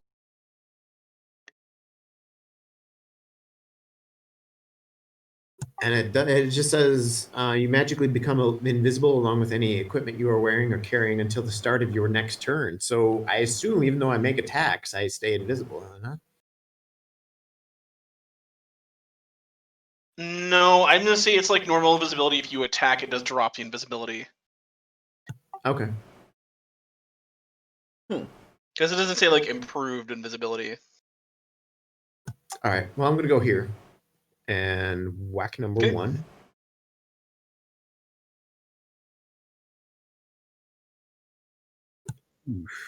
Oh, wait. Do I have You advantage? do have an advantage because you are striking and you are invisible, so you can, like, kind of take your time and line up your shot. So I guess the 14 is the best I got there. Yeah, 14 is probably the best. It is a miss.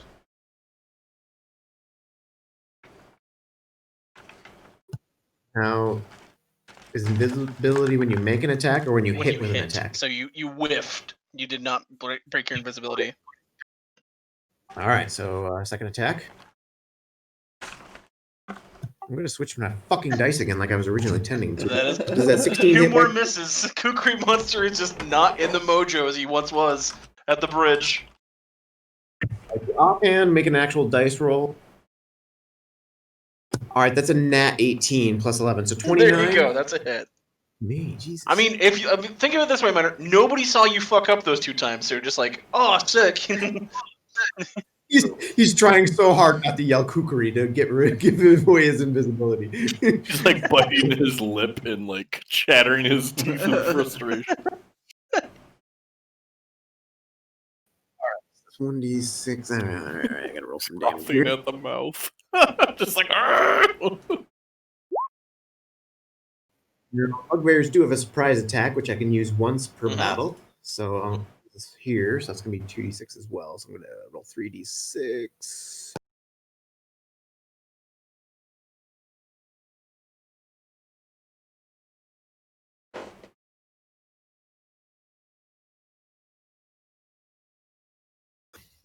I can't get over the fucking eyes. I know I've said it like 15 times by now. I know. Googly eyes. Priceless.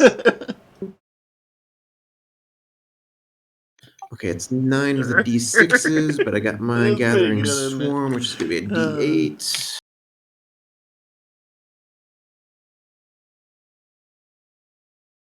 Or wait, I said 19, right? Yeah, because it was a 6, 5, and it's 11 plus what I have, plus 5. Yeah, it was 3, so 14 plus 5 piercing.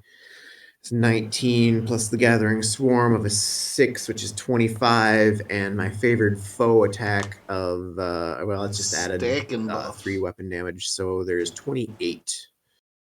Whew. Number 1? Yeah, 28 number. Okay.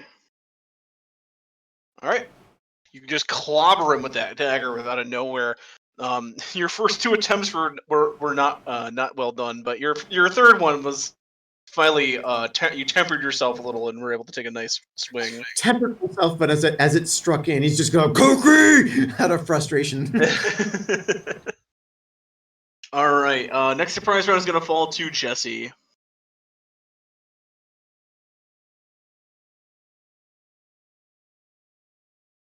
What are all the other ones? I see the elves. What are the other guys?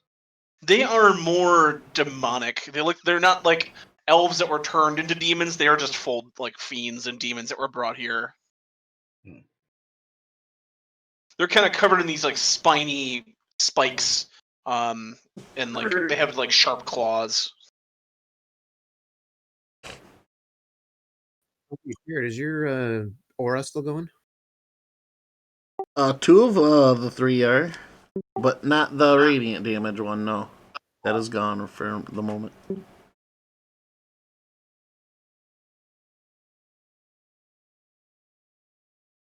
For the record.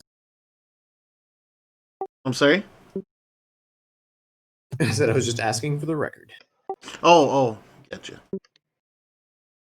Okay, I'll cast Shield of Faith on myself, and I'll activate my shield, my animated shield. And then Okay. move in. It is a robot.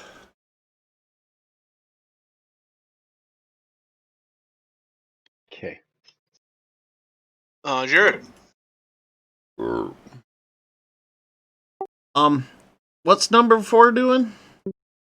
He's trying to extricate himself from the death sled. Is he kind of caught in it right now? Yeah, he got thrown into the spikes on the side. He's just trying to he's putting his hands against the side trying to pull him off. Okay. I'm gonna go over. Place myself right here. I'm going to attack him. Does a 21 hit?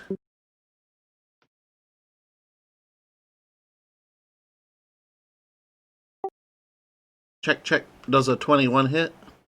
Sure. Can you hear me? No, it didn't go through. Sorry. Yeah, 21 hits. Okay, no problem. He is a fiend, correct?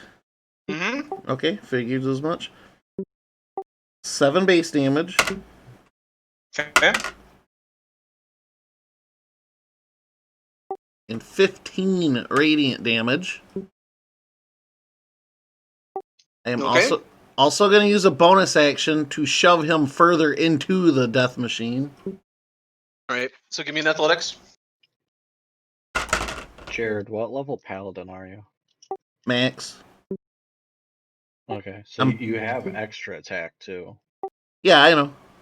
Okay. I'm not done yet, but thank you. Yeah. The athletics roll was a 16. He did not make past that, so you shove him deeper into the spikes.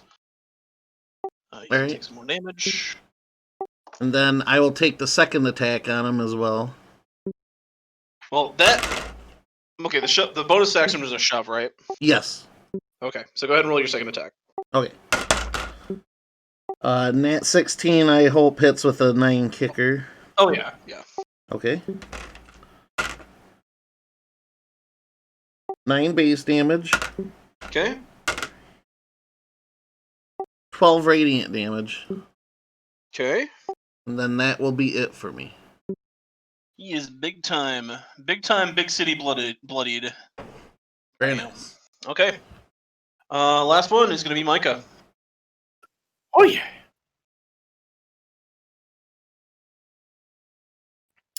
Where was it? You just see Jeremy bust through the doors, and you see 4 flashes of his sidearm. on the ceiling and the floor, just the light.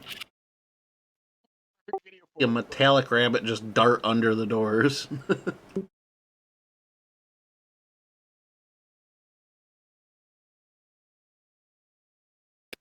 Let me look up the details of the spell real quick here. That wasn't going to work, but that's okay. May have just screw one of these guys up pretty hard.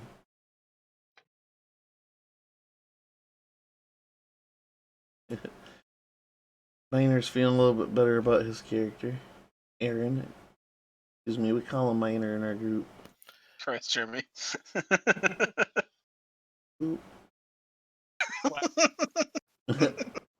the kid with a flashbang. Oh god. We got Discord madness going on.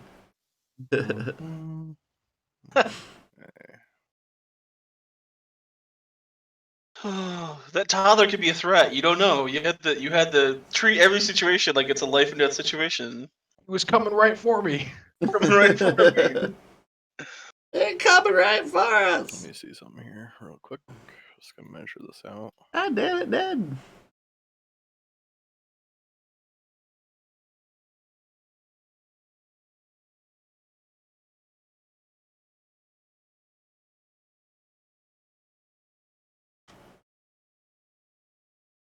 Me run around.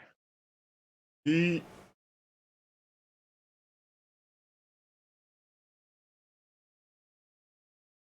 Is it a surefire way to heat things up?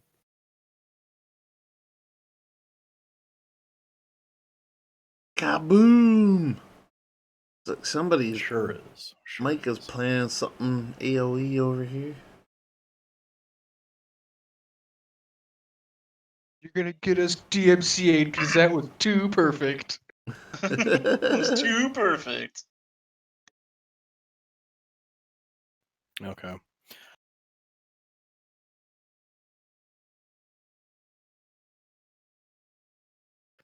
That was gross.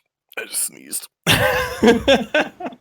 Oh god. This is like one of the chunky sneezes too. Okay. Oh. Yeah. I'm Sorry. going to, And now the world knows. the world needs to know about those kinds of things. They're important. Part of being human. Or something. Cat erupting earth. He's like, John, what's this blob on the screen here? Oh wait, never mind. Just when I see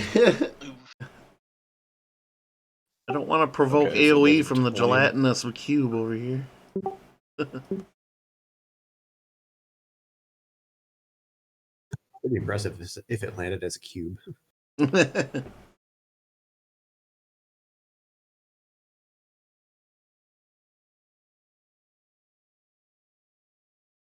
So I'm assuming we have to make some saves here. Potentially. All right, erupting earth. One action, instant. Choose a point you can see on the ground within range of 120 feet. Okay. It's within range. A fountain of churned earth and stone erupts in a 20-foot cube centered on that point. Okay. Each creature in that area must make a dex saving throw. The imp fails spectacularly. The elf soldier does pass. Okay. Did he roll a 19? No, he rolled above a 19. He got a 23. No, 22. Sorry, 22. Creature takes 3d12 bludgeoning damage on a failed throw, half as much on a save.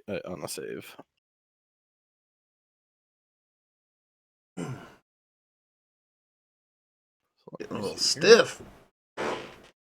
So the very earth underneath the workshop turns and erupts into these rocks that just fly up and shrapnel into the face of the imp, and the soldier is able to dive aside, but still gets a little bit shrapnel kind of in his area there. 27 altogether, not halved. Additionally, the ground in that area becomes difficult terrain until cleared. Each 5-foot square portion of that area requires at least 1 minute to clear by hand. Okay, so that area is just difficult terrain.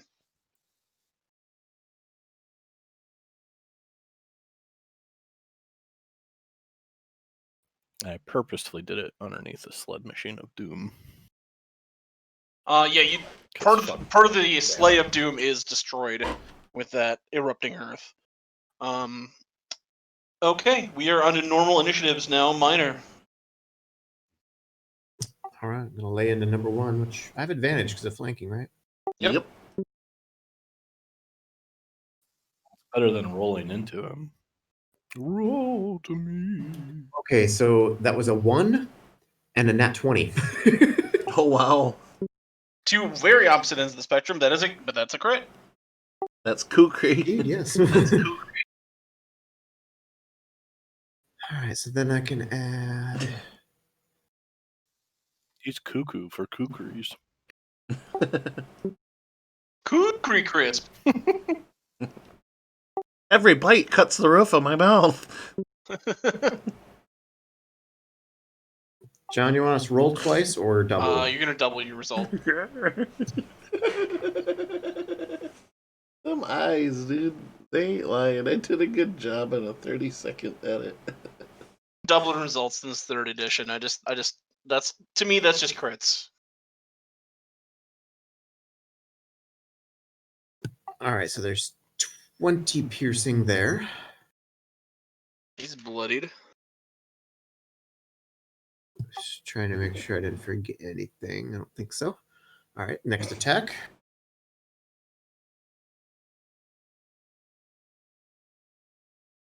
Uh, 21 to hit.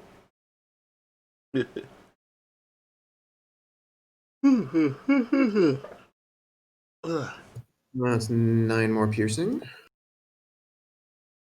And then the offhand.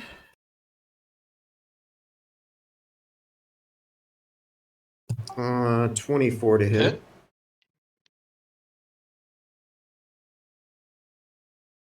And another 11 piercing. Okay. Youch.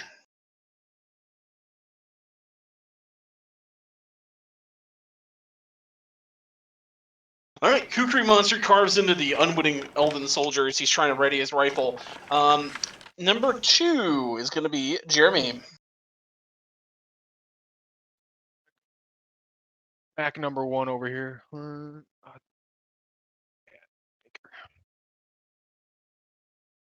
One's gonna get 3 melee attacks. 9, 18, 5. Does a 14 hit? 14 on the imp does not hit. What about a 16? 16 does. Okay, so I got 2 attacks with the sword. I'm going to use Giant's Might actually this time. I believe that is a bonus. Hold on. Giant's Might is a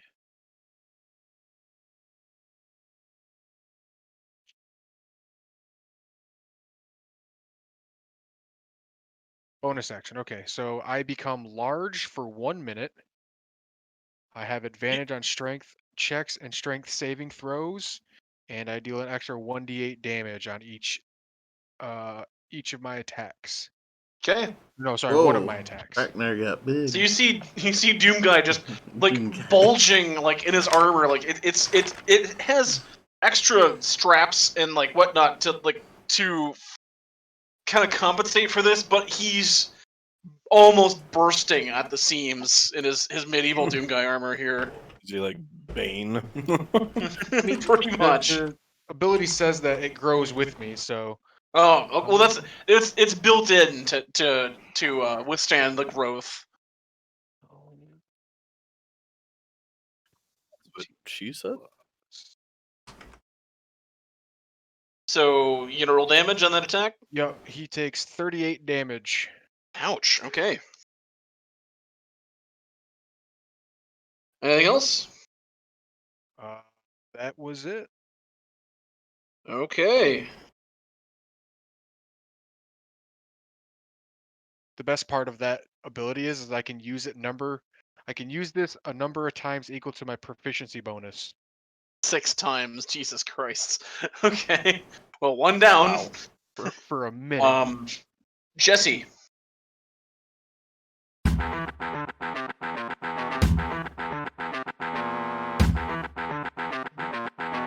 Twice.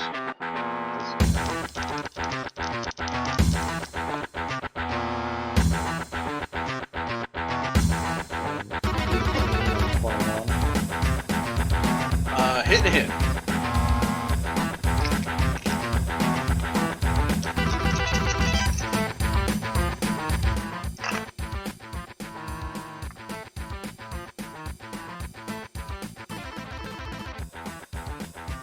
Diddly diddly diddly diddly dee. Okay. Twiddly twiddly twang.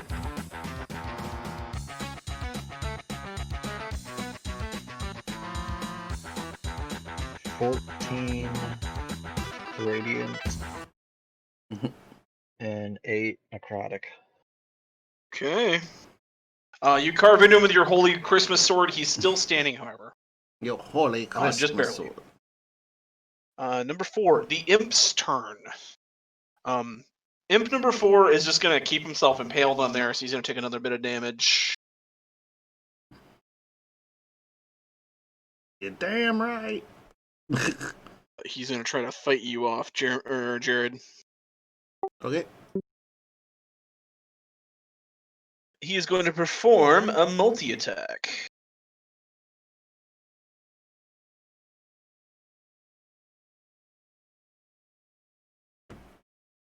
So he's going to lash out with his claws here. It's going to be a 26. That'll hit. Wow. Go ahead and give me... It's going to be a wisdom saving throw.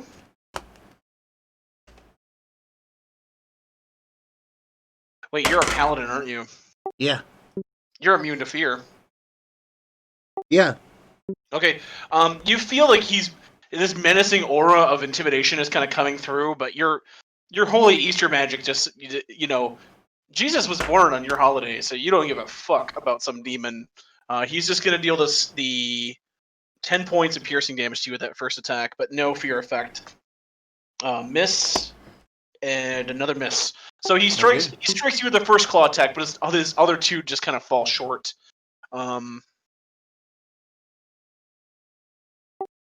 After that, Jeremy, you're going to get the same treatment. However, you're going to get 2 Grimy claws. bitch. That's a nat Yeah, 19, so it'll be a 26. It's a hit. Okay, go ahead and give me a wisdom saving throw.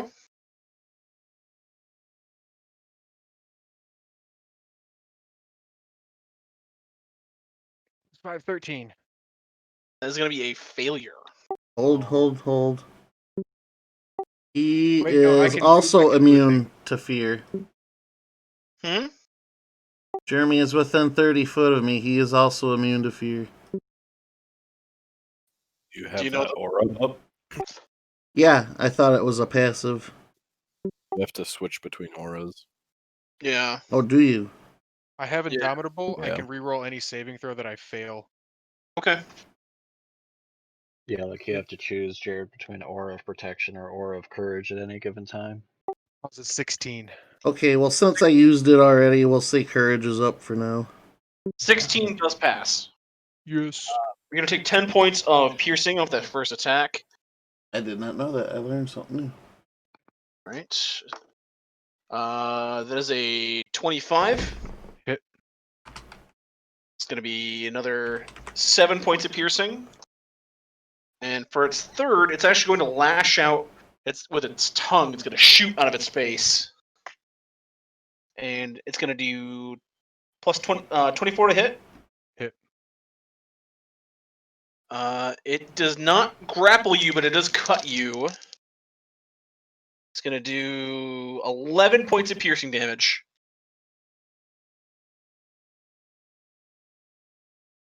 So he makes his attacks. Number 2 is also going to hurl a bit of fire at you, Jeremy. Spawns a little fireball in his hand. That's a nat 19. Hit. It's going to be...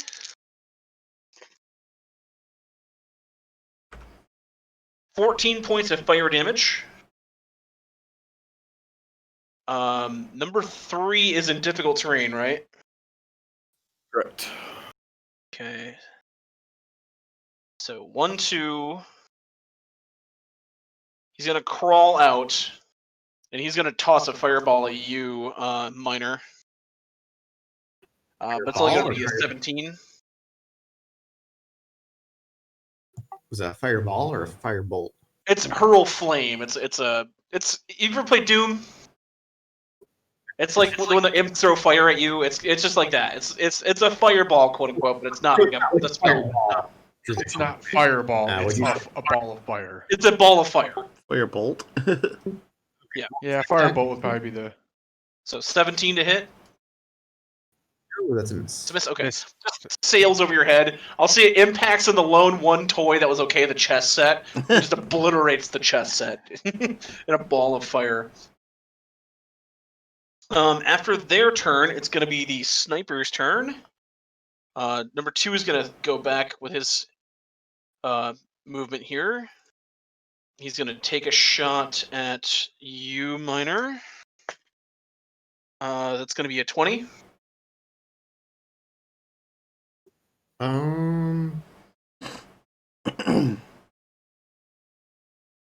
Learn something new. Will- I yeah, did that's not know pretty- you that- can only have that 2 means- auras up at one time. Okay. I'll do It's it gonna for be- me. It doesn't really say in the Okay, aura so of 14, protection that'll or be courage halves section. to 7. Maybe it's somewhere earlier in the chapter of Paladin. Kid, I've never played one before, so I have no idea. And a puff of no fur. idea. The bullet connects with you, but like you just disappear as the other 2 shots go a little bit wide. Number 1 is gonna pull out his combat knife and attack you, Jesse. It's gonna be a nat 2 and a nat 1. His attacks fall drastically short. Ow. And that is it for their turn. That's bad. It is gonna be Jared. Alright. I guess I'll keep on keeping on. 4's looking pretty bad. Yeah, he's looking really bad. Okay. I'll take a swing at him. Okay. Nat 16. Hit. 11 base damage. Okay.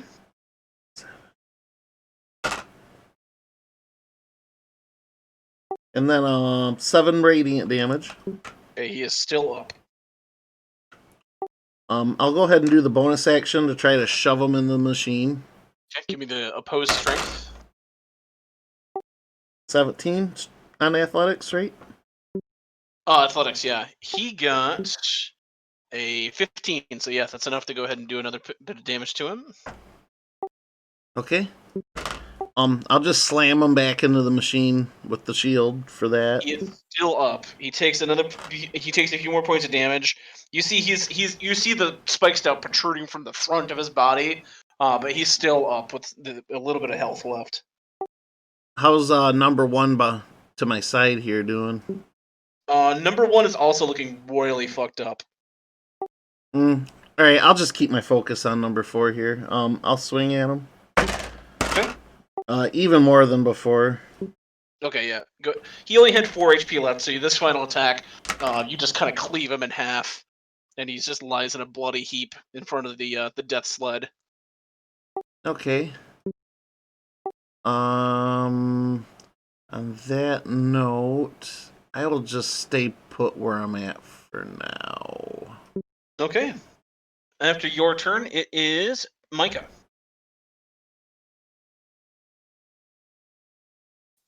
Getting back to here. I'm going to try and do a power play. Yeah, here. it'll be worth it to give it. And I'm not doing I guess advantage. I'm What going to. the? Oh wait, no, I wasn't That's hitting right, him. right? Never mind, it wouldn't have mattered. Now, if I had attacked him, I would have. Number 1, I would have had advantage. Oh, they're probably back here somewhere. Looking for a beast. Here we go.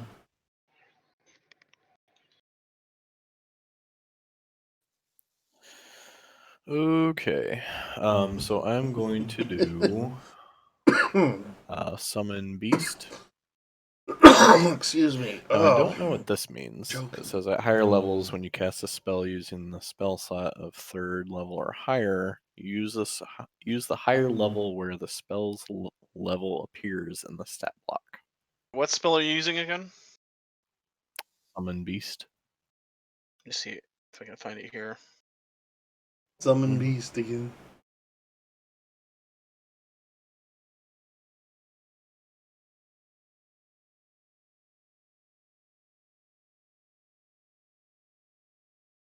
It's on my spell list. Give me just a second. Where are you looking this up? Is that dungeon thing? No, it's on there, but it doesn't have a have feeling the it's stats, spelled so weird I that had way, to too. Google it. I'm on the 5th edition wiki page. Let me Google it. Actually, can you drop the hyperlink for it in the Discord? Yeah. Apparently, the source is Tasha's. If that Oh, it's in. helps out. I'll have Tasha's right here. So let me just flip that through my physical copy here.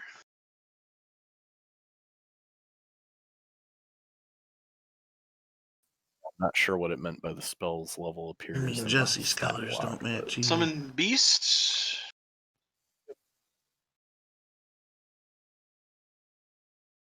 Hopefully it's not too confusing to tell who's who. I don't think so.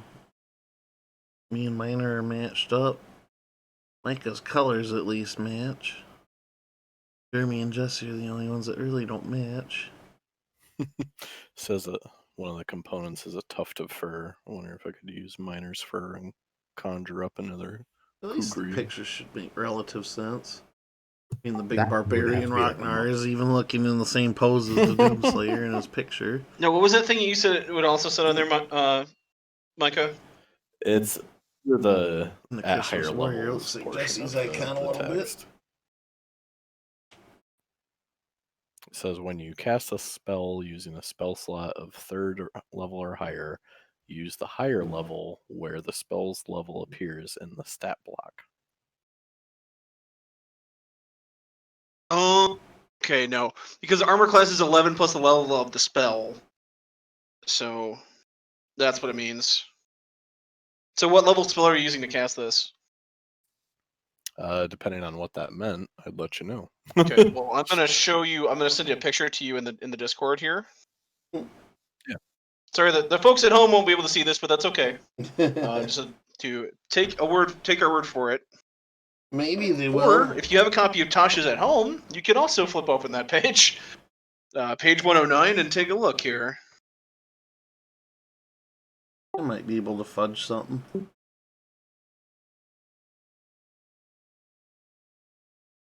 Don't just go fudging things, Jared. Okay, there you go. It's in the Discord. Let's see. Hey, get over. There it is for everybody at home. So are you doing land, I'm assuming? Yeah. I was thinking like a polar bear. Okay, well, once again, we will use our owlbear. Our handy dandy owlbear. Alright, folks at home got a good gander at that. Go. I mean, I guess we're all at home, so. Hopefully. No one's breaking COVID. Yeah, don't be breaking COVID. We don't need that right now. Holy shit, that bear be owling. Somebody had to show Jeremy the only one. There we go. We'll get the Mongolians with their Trojan Mongolian owlbear. We built a giant wooden owlbear. Lancelot, Galahad, and I.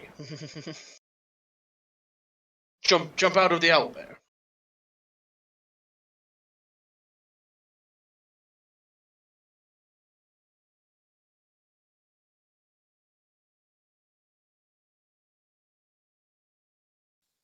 Move there.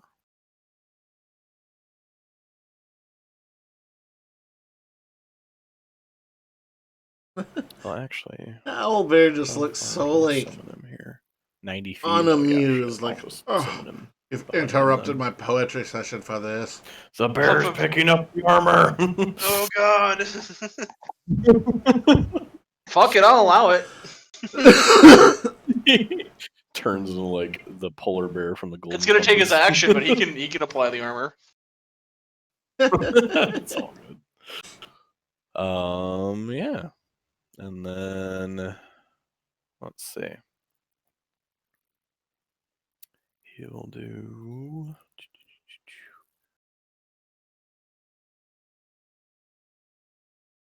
Do it. Do I it. guess he'll do. Let's see. Maul. Okay. I guess multi-attack would probably be the better thing. Yeah, huh? multi-attack is going to count as his action. Aw, hell, stream. We're less 30 seconds away from 420. Wee, wee, wee. The beast makes a number of attacks equal to half As the far as the spell's stream goes, I level. mean, not actual time. So I will do. I think I should mention that. Where is it? 6, 57, 58, 59, 4 hours and 20 minutes streaming. I'll Think do he's this up. a 6 spell. I don't really have anything there. Okay, so he'll do 3 attacks. Excuse me. Chair.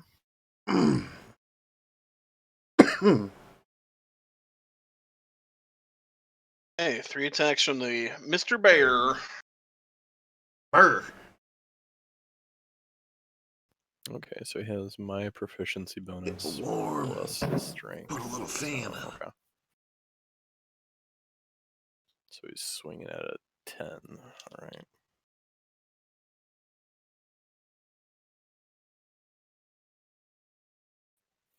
Uh, 28 for the first one. To hit, I Yep, that's a hit.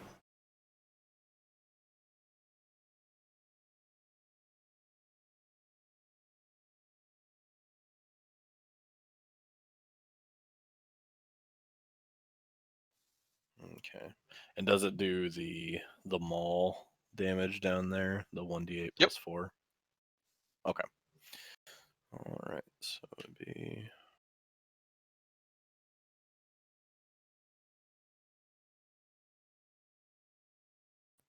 So he does 2. It's going to be 1d8 plus 1 plus 4 plus the spell's level. So if you cast it as a level 6, it's going to be 1d8 plus 10. Okay. So it'd be 12 for the 1st one.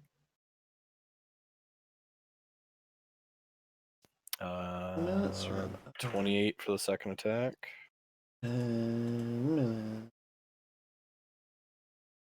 11 damage for that one. Okay.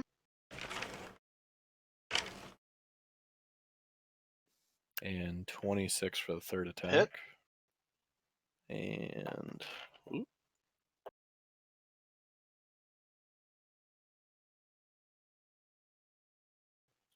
Oh, 1 minute. 15 okay. damage for that Okay. one. One battle. Even that. Alrighty. And that is enough for his turn. He's still up, but he is bloodied.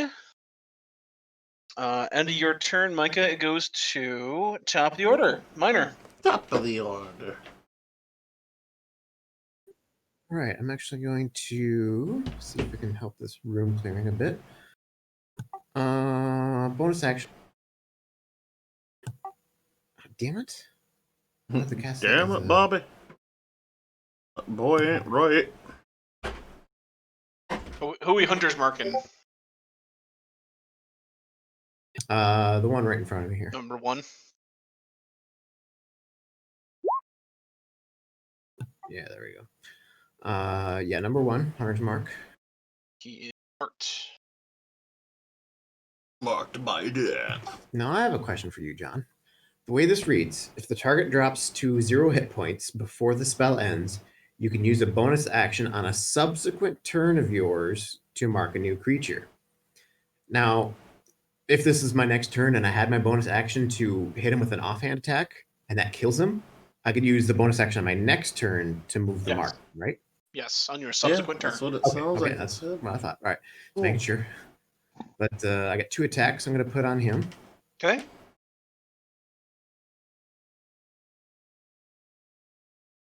30 to hit. 30 is a hit, yes. I hope so.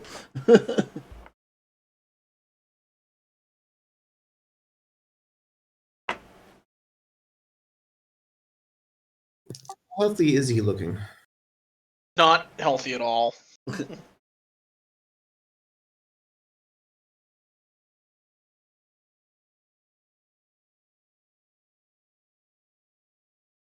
go 12 piercing on that one.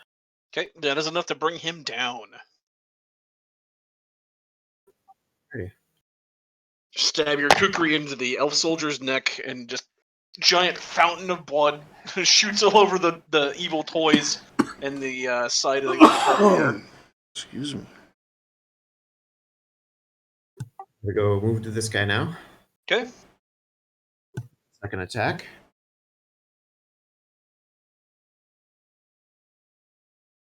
Ooh, a 3 and a nat 20. Can we crit? Actually, I have advantage, do I? No, but if you're gonna do a second attack. My neck is stiff. That would have to be your bonus action, I believe. If it's your offhand. Yeah, the bonus action was the mark. Oh, yeah, then you're gonna have to reroll that attack. Boop.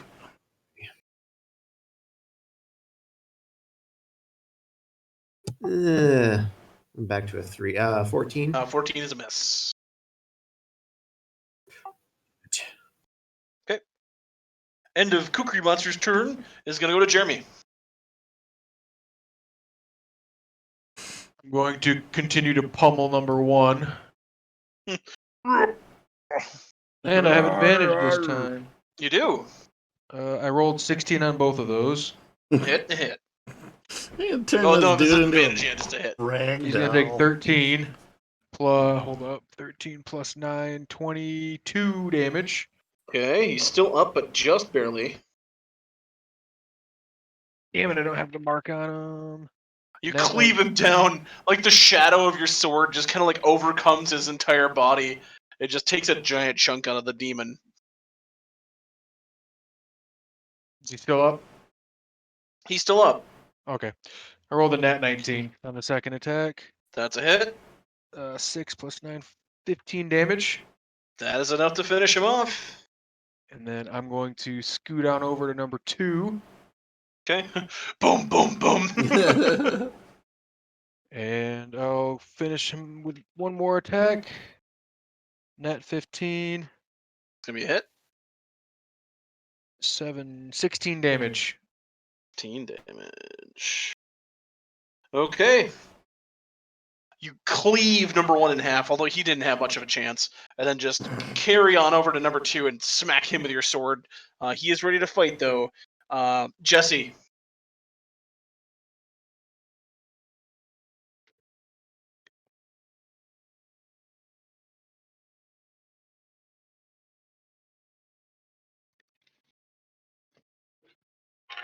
I'll do 2 attacks.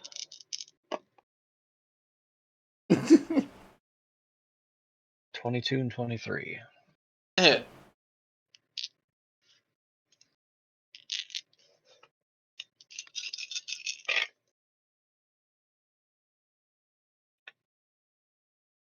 $20 physical damage. 8 necrotic damage.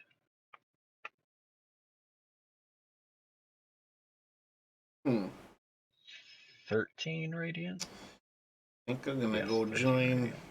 the Slayer. The Slayer, because we're near the sleigh. Okay, anything else? That's it.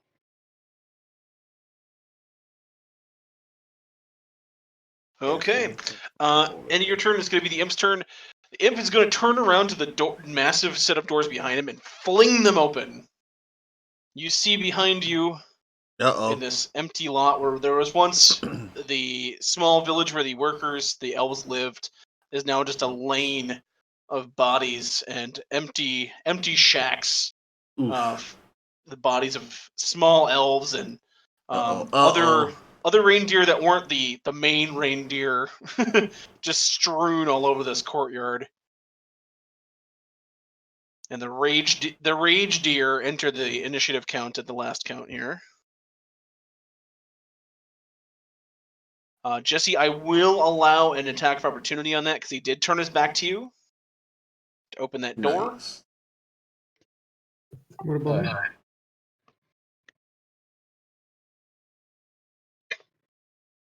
21. It's a hit.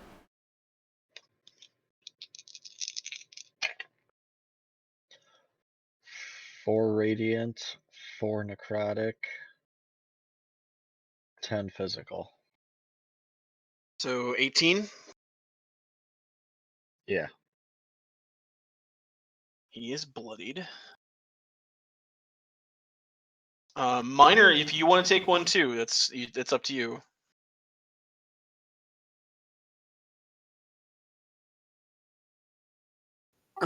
Did it's their turn, right? Yeah, it's gonna be a reaction.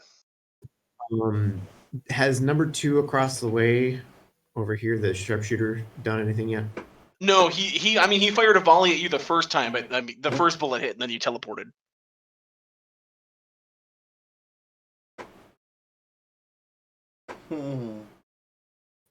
I'll hold. I'll see if he shoots at me again. Okay. Right. He's gonna make a dash for it then into the courtyard here. He's gonna run right here. Imp number 2 is going to multi-attack you, Jeremy.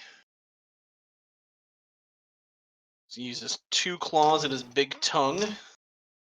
Oh, Claw number 1 is a nat 19. man. Claw number 2 is going to be a 26.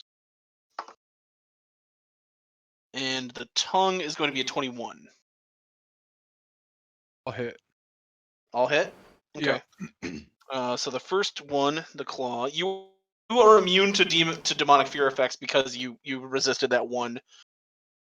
So this is going to be 6 slashing, or I'm sorry, 6 piercing, followed up by another 11 piercing.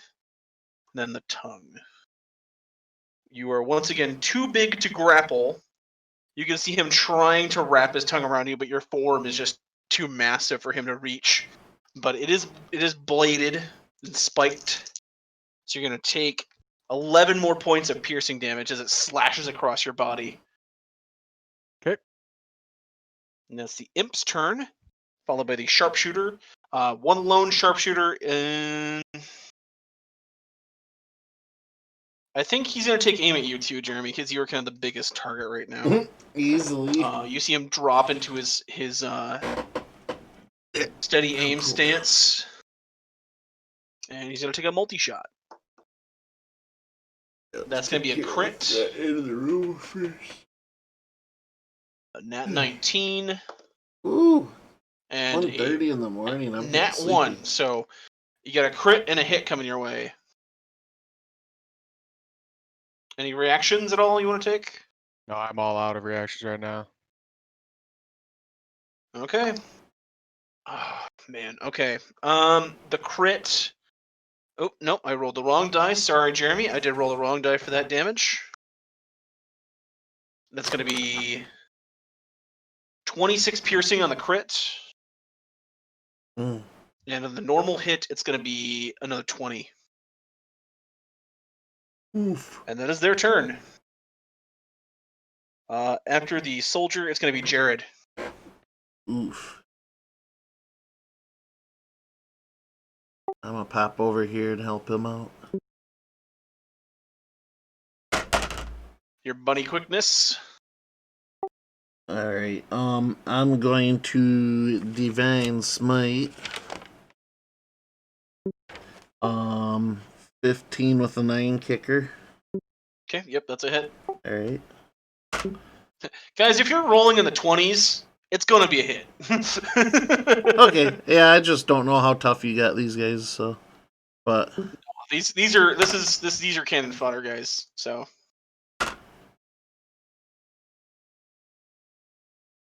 and that would be, hold on. Mm. 25 radiant damage. okay, The second hit's a nat 20. nice. So you're gonna double the result of every rolled die. Ooh, okay. So the base damage will be 8. That's doubled. So, okay. Radiant 1 die is gonna be 3, so 6. Okay. Another 6. 16. So 12 and 16 and 4. So another 20 on top. Okay. All right. Hacking him down with your righteous Easter fury. He is bloodied, but he is still standing. Anything else? It's for yeah, no, that'll be it. I'm good. Okay.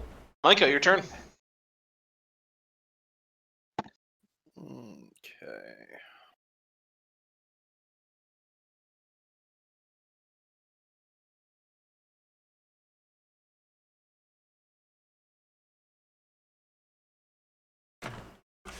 I used the spell level.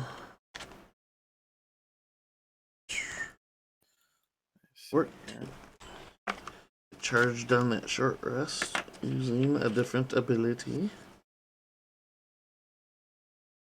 I'm at least gonna have the bear. They are So not. that's gonna be.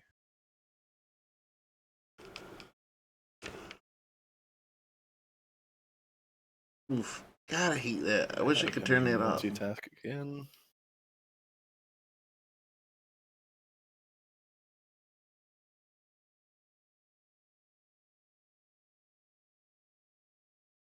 Oh, just a smidge.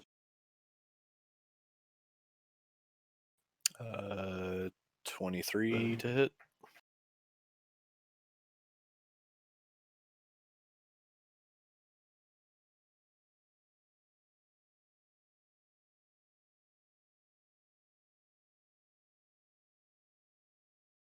John?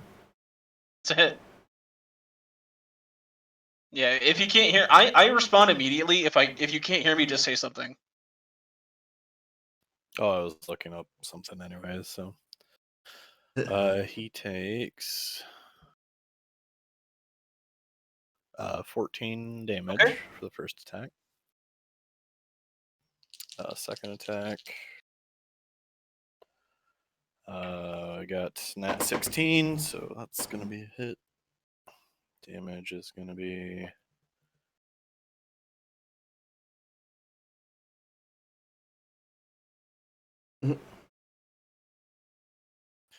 12 more damage. More. Okay. Still up. Dang. All right, last hit. Nat 17. Oh. Can the spectral owlbear do it? And he takes 8, 12, 18 damage. 18 damage is quite enough to kill him. Nice. The spectral polar bear rips him to shreds and then You opens say. a non-branded cola, like the commercials we see every Christmas, and enjoys a nice, smooth drink. Mm. This was an advertisement. I'd want one of those colas really bad. Alrighty. After your turn, Micah, it goes the rage deer.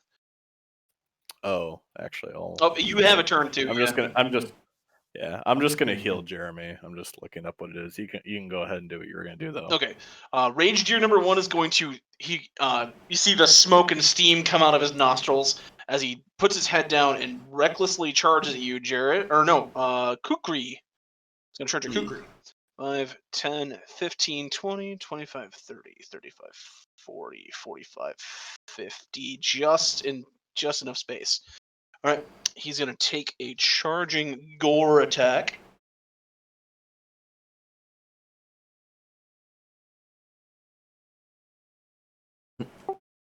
Oh, that's a nat 20, Minor. You have any reactions? I'm going to swarming dispersal on that. Okay. It is going to hit, but you're going to do half damage, correct? Man, bear, pig.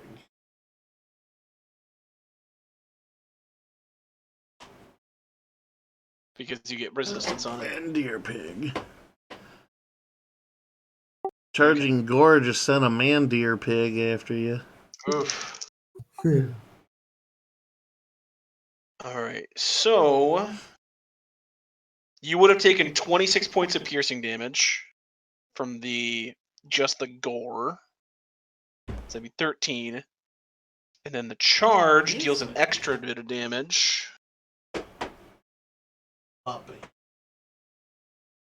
Oh, lordy. That's double too, because it's a crit. That would have been another 40 points of damage. Oh my god. So you reduce that down to 20. That would have been devastating. Wow. Oh my god. God, that would have been like 60 points of damage. Shit. Yeah, fuck you too. But he swarmed dispels and gets to teleport 30 feet, right? Yep. Dasher is living up to his name. He's coming right here, and he's gonna Like bring a up his Reaper Kukri and ability. just look at number 2 and be like, Kukri. Kukri. All right. And Rage Deer number 2 is just going to get into position here. Yeah, he's going to move right here. Actually, no, he's going to line himself up a little bit better. He's going to go right here. Okay. Hey, Jeremy. And then he's going to ready an attack for anything that comes close to him. Oh, hell. And there's turn. Minor, your turn. All right, bonus action, removing Hunter's Mark to number 2 here.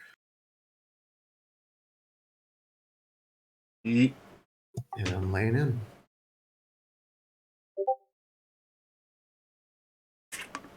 It's 29 to hit. Can't mark him because my screen cuts off, so I have to move him, then move him back. There we go. Okay, what was it? That was a 29 to hit. 29 does hit. There's piercing for the first attack. Okay. All right, next Gonna hit Steam. attack. Steam's gonna load. Well, fuck me. Next attack's only a 13. That's a miss. Hey, Steam, bye, Steam. All right, that is all. Okay. Number 2 is going to be Jeremy.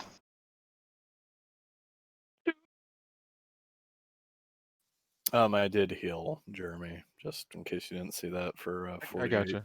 I gotcha. I saw was it in the telling chat. John. I saw it in the Discord, yeah, 48.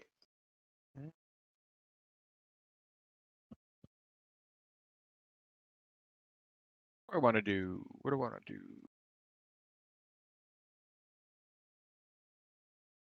That big purple spot is all difficult terrain, so if you're going to try to move up to the Rage Deer, it's going to be a bit of a trudge. Well, I'll make my way over, but I'm gonna cast Scorching Ray. Okay. Which one of your arsenal of weapons is the Scorching Ray? I think that would be probably the plasma rifle. Okay. I shoot 3 rays. Each ray does 2d6 fire damage. All right, 3 attacks. Does have to make a attacks. Okay. Yep. Nat 16, Nat 20, Nice. and an 18. All 3 hit. Ooh. What does a crit on a spell do? Is it just the same? It's just the same. I know some people do like you crit spell damage, but we're just gonna do normal hits on this. All right. 7. 12, 16, 18, 23. 23 fire damage. Okay. And you know what? Fuck it. I'm gonna action surge. And I'm gonna smack him with the super shotty. Super shotgun. Okay. So let's bring that up here. Super boomstick. All right. Well, Nice. unfortunately, Jesse's gonna 60-foot cone. What does that look like? It's gonna. You can position it so the majority of it will hit the rest of the sled, but the side will go ahead and hit him. Yeah, I wanna aim it so that it misses Jess. Okay, you can do that. You'll just have to aim the cone kind of like it's gonna go here and then like here. Okay. Because it's gonna be 60 feet across at the end of the cone. Ugh. So like that. But the Each- majority of the shot is gonna get absorbed by the cart. Okay. I'll say that's gonna completely destroy the cart. Each creature in a 60-foot cone makes a con saving throw. 8d8 cold damage. He does fail that throw. It's gonna be your proficiency on your highest skill. So like your casting stat would be you're a fighter, right? Yes. So it'd be strength bonus plus a dexter plus con or no not con. Strength plus proficiency plus 8. Strength. So 9, 17. Yeah, he fails. Okay. Oh, okay. Math time. 2, 3, 4, 5, 6, 7, and 8. Yeah, Oh, he's hurting. stay up, man. 15, Ain't used to being up this late. 20, 30, 35, plus 15, 50 more damage of cold. Okay, well it's ballistic damage, so that's unresistible damage. Okay. It's gonna be 60. That 50, cut is, huh? 50. 550. Okay, he is still bloodied, but you almost cut his current HP in half. Mm. So, boom! This resounding shot, the majority of which going into the death cart here, completely destroying it. But the remainder does hit the creature, and he doesn't go flying back, but he does reel back for a moment after that shot hits him. All right, so that's one of the 3 rounds. Like you kind of just drop the shotgun, eject the smoking shells, pop in the other 2, and click it back into place, all in one smooth motion. After your turn, it is going to be Jesse.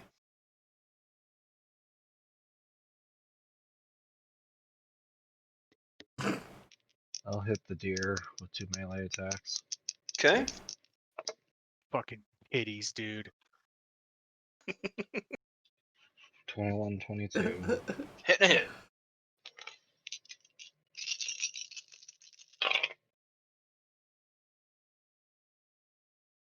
Bugbear.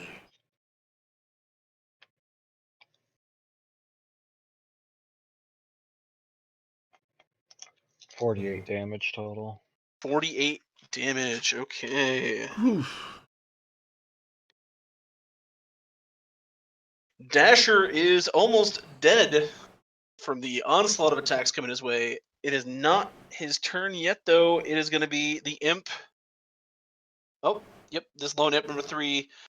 He's going to reposition here, Jesse, and do a fire toss at you. It's going to be nat 16. So that'd be 24. Against AC, yeah. Yep. Okay. You are going to take 12 points of fire damage as the streaking hellfire kind of erupts across your chest. That's gonna be the imp's turn. Sniper. He's got a melee attack you. Kukri Monster. 1 natural 18, and that's gonna be a 16 for his other swing. 18's gonna miss. I imagine the 18. Yep. You're only gonna take 4 points of, or I'm sorry, 6 points of slashing damage.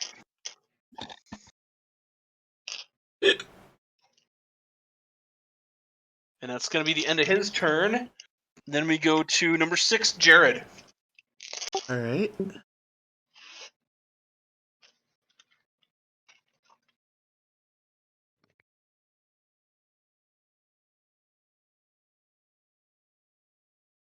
Am I able to hop up on here? tables are only like 3 feet high. Okay, Because they're for tiny elves to work at, so Okay, they're like kindergartners' desks. perfect. Yeah, I'm gonna hop up here and take a couple swings at 2. I say the table just buckles. it's like not meant to support the full weight of a seasoned warrior, so it just destroys it. But you're able to keep yourself up, on balance. Okay. Divine Smite.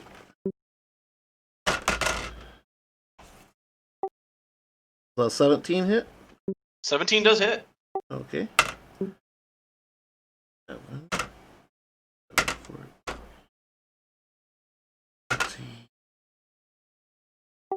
25 radiant damage and 10 base damage.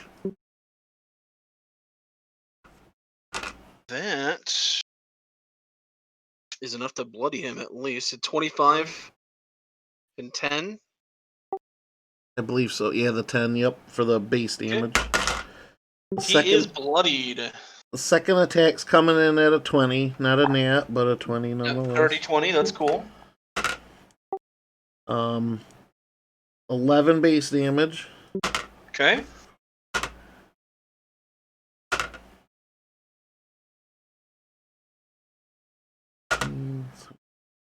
And 20 more radiant damage. Okay, he is still standing, but just barely.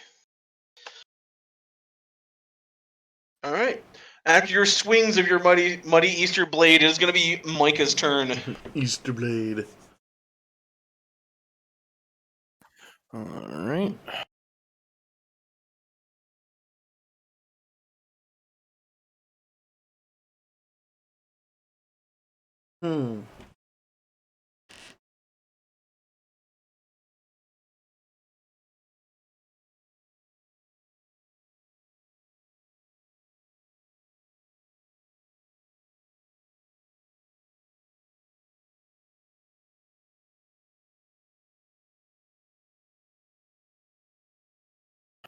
He'll just double move to there.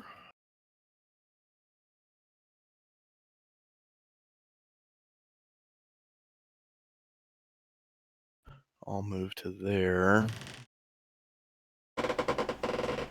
And that's a giant hole in the wall, right? Which one? Where the boys could see it all. Like right here. Yeah, it's supposed to be where like you could lead the reindeer in. It's kind of like a big double latch door.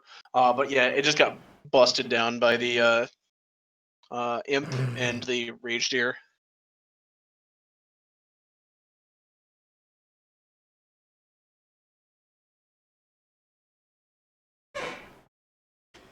How Christmas was saved, right?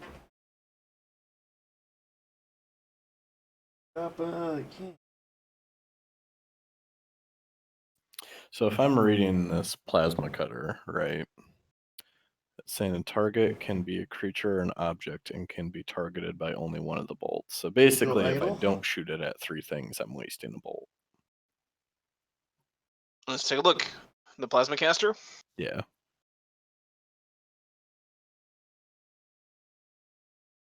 Did you lose Jesse? He dropped out of chat for just a moment, I'm guessing. Because he's out of the game too. But that's okay.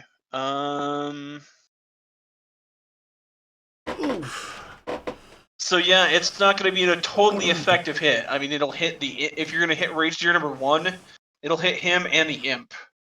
Or no, 30 feet from the Rage Deer should be the other soldier. Yeah. So you'll waste 1 bolt, but it'll still be effective. No, yeah, look, 30 feet from that. Yeah, you'll hit all of them. Cool. Okay. That's what I'll do. I'll shoot it at him, and him. Okay, it's going to go off your casting stat, so you go ahead and do Wisdom. And it's going to be Dexterity saving throws for me, I believe. Yep. So what's your save DC? My save DC? 19 is my spell save DC. Okay. Believe the Rage Deer failed.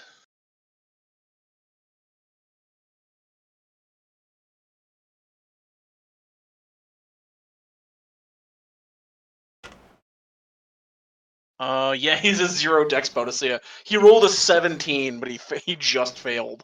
Gotcha. Imp failed. Soldier failed. He was the one he was probably going to pass it the most. And the other everyone failed the save. So your initial blue blast of plasma hits the Rage Deer full force and then forks in 3 directions to other targets. Go ahead and roll damage. Okay, so if I'm reading this right, a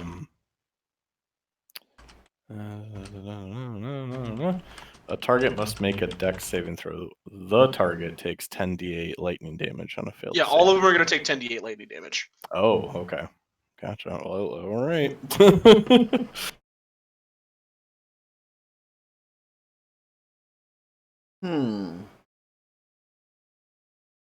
Help finish that off with Kukri or here, but it would become. I could just yes him. Receive Okay, the I gotta add rest. this up here. That might be the way to go. As long as that doesn't, I might be occupying that though.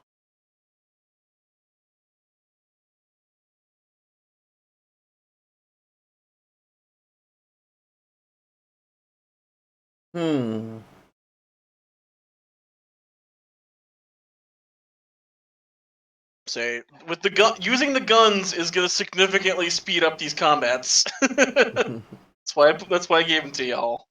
I didn't, because 3 fights is going to take forever. If you try to just chop them down one at a time.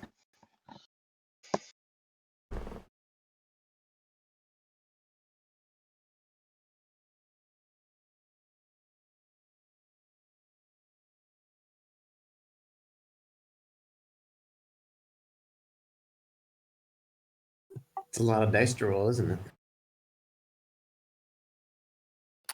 Okay. I'm not adding anything to this, right? Nope, flat roll. That's 99. 99. Okay. 99 That lightning. obliterates Rage Deer number 1. So he just is turned into a pile of smoking ash.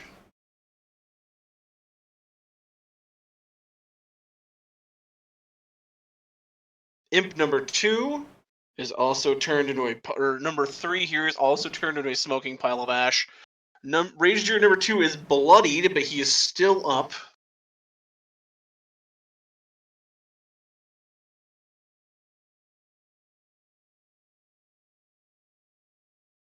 I wonder what's in each of these.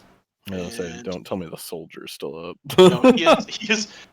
Kukri, you see another bolt of plasma just kind of fork past you and just vaporize this soldier in front of you. Let's see. Grim just like kind of just like levels it and fires it, and he's like he does like an R2D2, just a wow. You see this smoking battery pack fall out of the clip section of the plasma cannon, and you just like pop into the wind and cock it back, and see the blue light power back up for another shot. So he carefully puts it on his back. Definitely want to put the safety on that. All right. After you, it is the Rage Deer.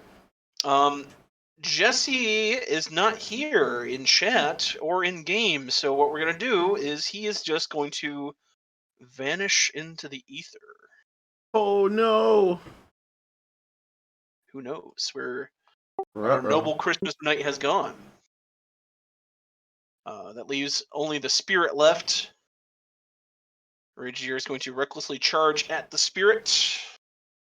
You're going to give himself advantage this round, but you have disadvantage. Well, I guess he's a ghost of Christmas past. Attacks against him on subsequent rounds will have advantage, but he has advantage on his attacks this turn. Goring charge, it's going to be a 15 plus A 9. So is that going to be a 24 to hit? Yeah. Okay, it is going to do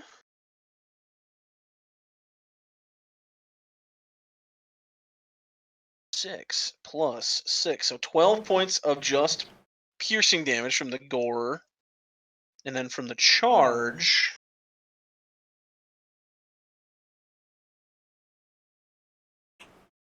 You said 12. Yep. The charge is going to do 18 points of more piercing damage. All right. Go ahead and give me a strength saving throw for your spirit.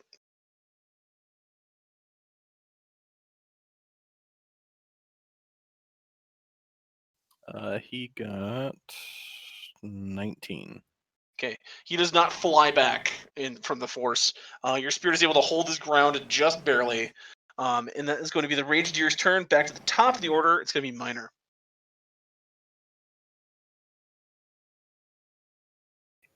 Difficult terrain right here, right? Yep, that's all difficult terrain.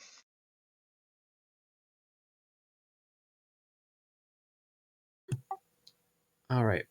Bonus action move mark to the Rage Deer.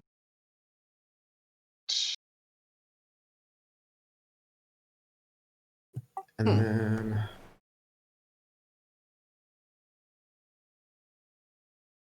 I can make it about regular walk. 1, 2, 3, 4, 5, 6, 7.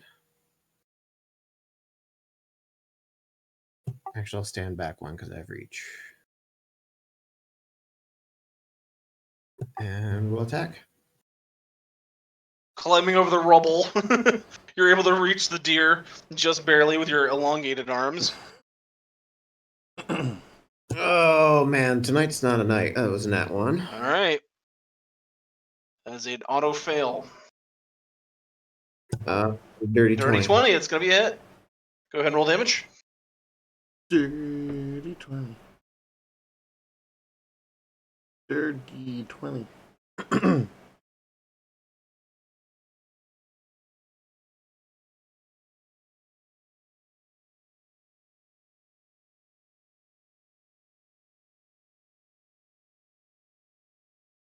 What was damage on that Minor? 15 piercing damage. 15, okay. All right. And your turn, number 2, is going to go to Jeremy. 2, 3, 4. Oh, Minor! Reroll that first attack because you have advantage. He recklessly attacked. Oh! I'll re-roll the second one in case there's a crit Yeah. for that. Yeah, the first attack turns into a nat 18, so... So we'll just carry the damage over from that second, quote-unquote, second hit to the first hit. So, if you want to roll damage again for your second hit, if it's not a crit. No, not a crit. Okay. But alright. So go ahead and roll damage for the first attack then.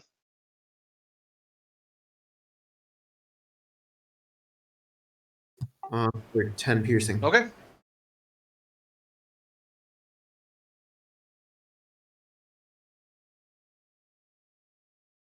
I heard you mention the whole reckless thing when he attacked, and I just forgot. I mean, I forgot too. All right. And then it's going to be your turn, Jeremy. I'm gonna hit him with a couple Eldritch Blasts. Okay. 16, 24. You're getting advantage on these two, so go ahead and so keep that in mind. 24. Hit. The 22. Hit. Crit. And 22 again. He only has 20 HP left. I'll just say, like, you fan the hammer on whatever. Or no, your Eldritch Blast, I imagine, was the pistol, but what do you say was your shotgun? Yeah, it's a shotgun. I'll 'Cause say it you gives- just it pushes it concussively away from me. blast him. Just boom, boom, boom. Just pushing him back and back, and he just is just a pile of meat after your last shot.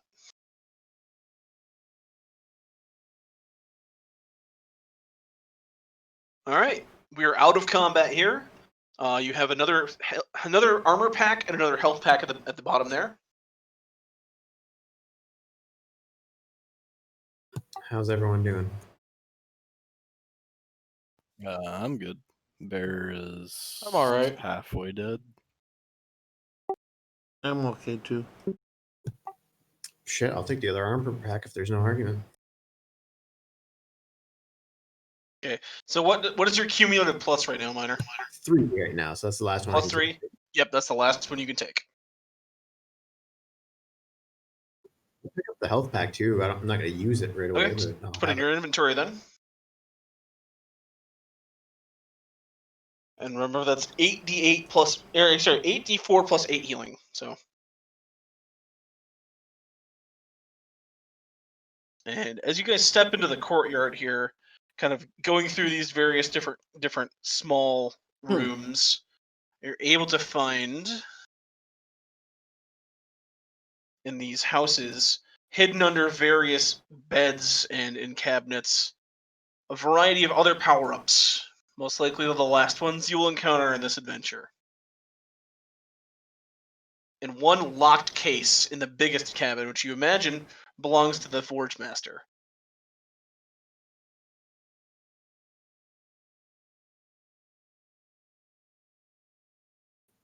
the skull thing. See a fiery skull floating in the corner of that cabin.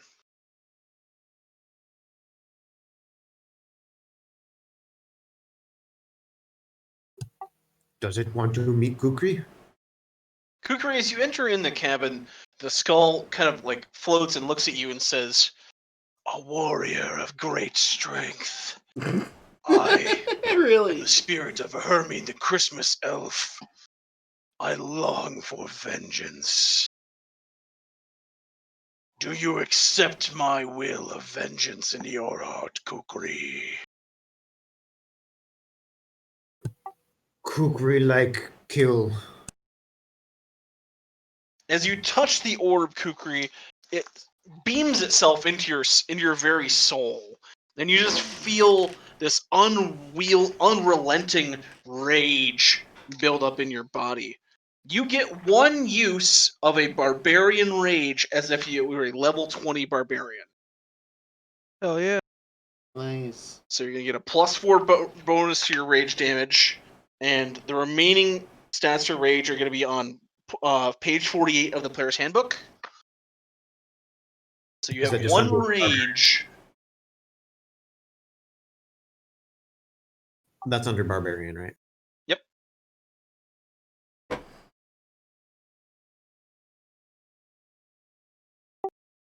Bunny's gonna take Alright. this door whenever you're ready.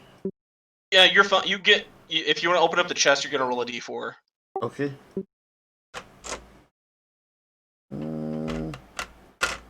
How about a 2? You find another merry minigun.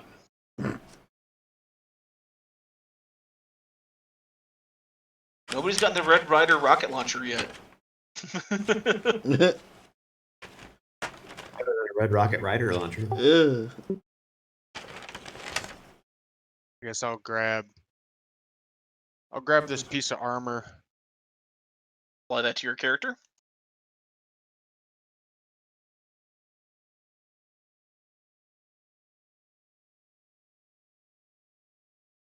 Oh, check the locked one. As you see, Grim, it is a locked box with a alphabetical keypad, and it's got 5 lights, like kind of blinking where there's supposed to be 5 letters. And you see 3 little red X's, but they're not lit up. They're kind of they're blacked out, kind of at the base of the keyboard. And it's just sitting there waiting for someone to try to input the code. You said 5 letters? 5 letters. I'm gonna Any name this letter? armor plate too. You're gonna grab that armor plate, Jared? Yes. Okay, go ahead and apply it. Any letter, or are there set letters? Nope, there's A through Z.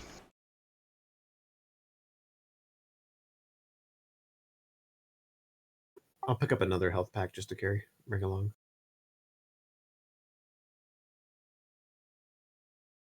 And you said this was the Forge Yep, Masters? that is his special locked chest. You get 3 attempts.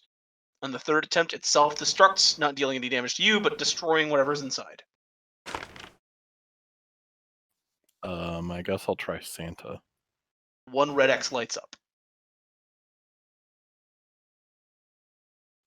Didn't he say what the guy's name was?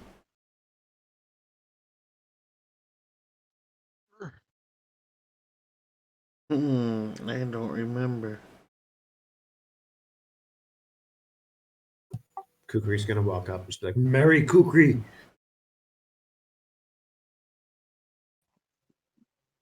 I like Kukri. Kukri's alright. I guess I'll try Mary. Merry. 2nd red X lights up. Ah, shit. Kukri said. Is it Satan instead of Santa? I don't know.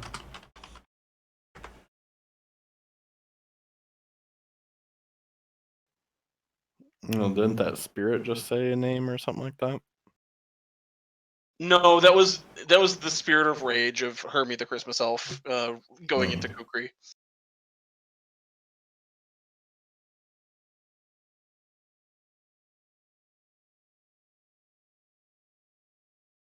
I'm gonna step out of my DM chair here, and I'm gonna say, think about the inspiration for this game.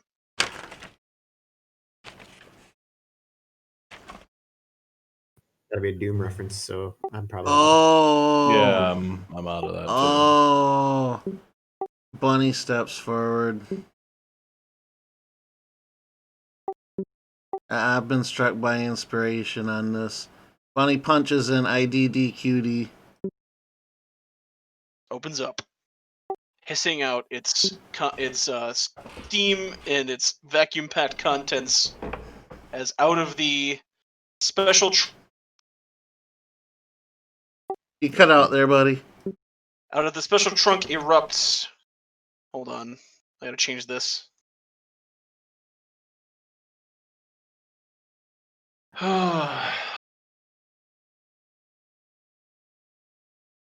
The GFC 9000. A large, triple-barreled, heavy as hell, gigantic plasma rifle with 3 shots. Actually, no, this one only has 2 shots. Nice, the BFG. Grimm's jaw just drops. Like rolling in the back. The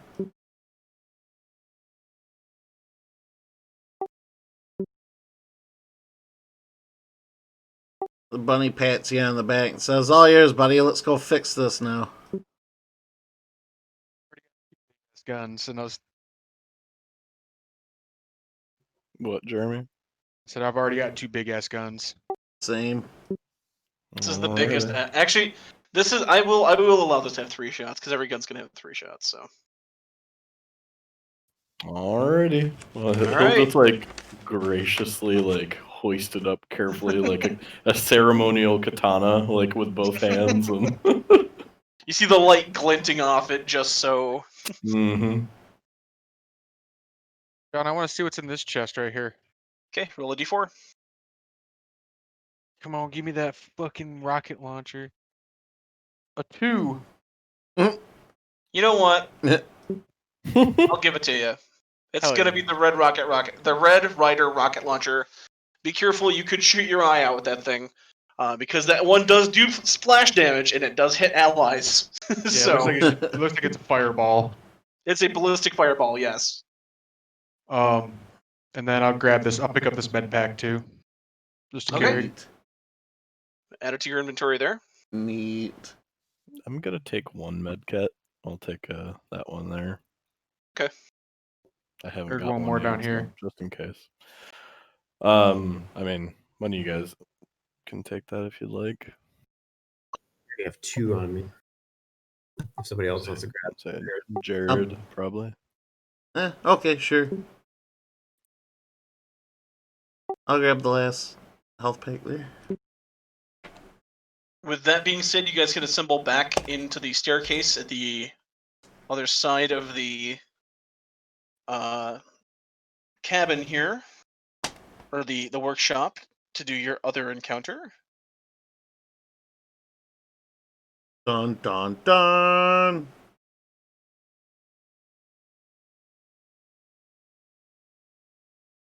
John, I'm back to medium size again.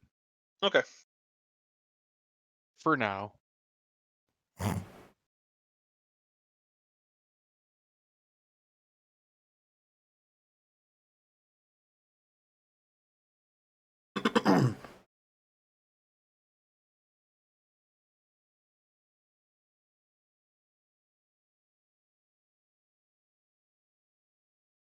Kukri, you gonna join the group here? Who? Yeah, sorry. Oh, Bugbear. I was half expecting a map change. No. As you guys walk up the stairs to the other end, where the main workshop floor is you see what appears to be a vast network of portals and pipelines. These pipelines shoot out these crates full of these glowing packages filled with toys, and these terrible weapons of mass destruction. And the portals are labeled like Ravenloft, Eberron, Faerun, Kryn, Athos, Earth Prime. Just across all multiverses here. You also see floating in the middle is a very large multi-eyed creature, kind of keeping his minions on task at all times. His eyes literally on every worker as these fiery skulls, these naughty souls, flit about, operating the machinery, making sure all the packages go to their grim locations. As he wheels around, he says, "Oh, you must be the intruders I heard before. You see, I hear and see everything around this workshop. I've been trusted by the master himself to deliver the toys this year. You will not get in my way." It's a Cocoa Demon. It is a Cocoa Demon. All right, and we're gonna go ahead and roll initiatives. Mm. 1-4. 1-4. 10. 10. 17. 10. Jeez. Micah. 21. 21. So you got that BFG or that GFC. Not gonna want to go last this time. I'm particularly proud of that name. I'm just gonna say. Mm-hmm. Yeah. What did you I have? was expecting BFG. No, I had a great fucking Christmas. See, Merry fucking Christmas. That would have worked too. Apparently Jesse has to get up at 7:30, so Oh good boy. reason. All right. Oh, Well, fucking Christmas.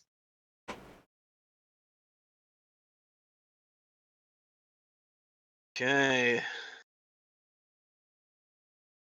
Give me one moment here. are these steps just 5 feet up? You can go ahead and move your guys onto the landing here Okay. as you guys walk up the stairs. Yeah. All right. Okay. You're gonna start us off, Mike. You got a 21.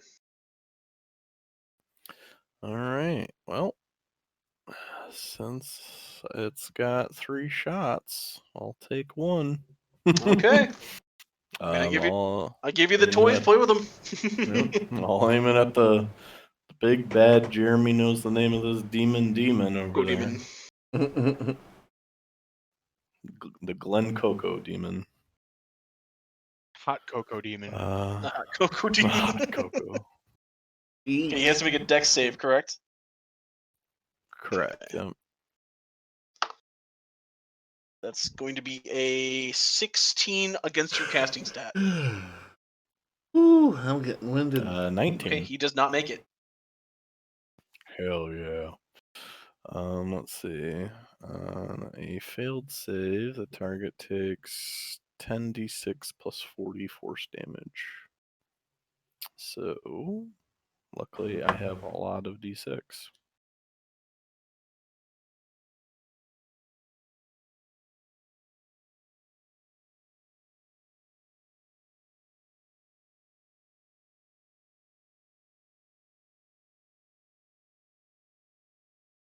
Actually, let me check Rolling. something here.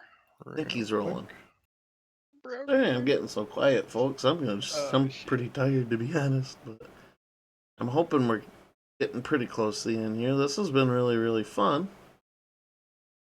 How about first shifter? I'm usually waking up around this time here pretty soon.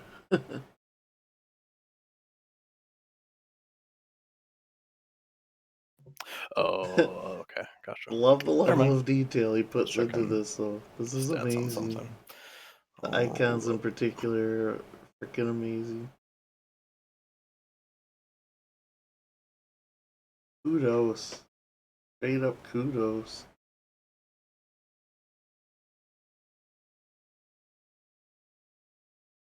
I'm pretty sure he builds all the maps too. Assembles everything. Really well thought out. What the deuce?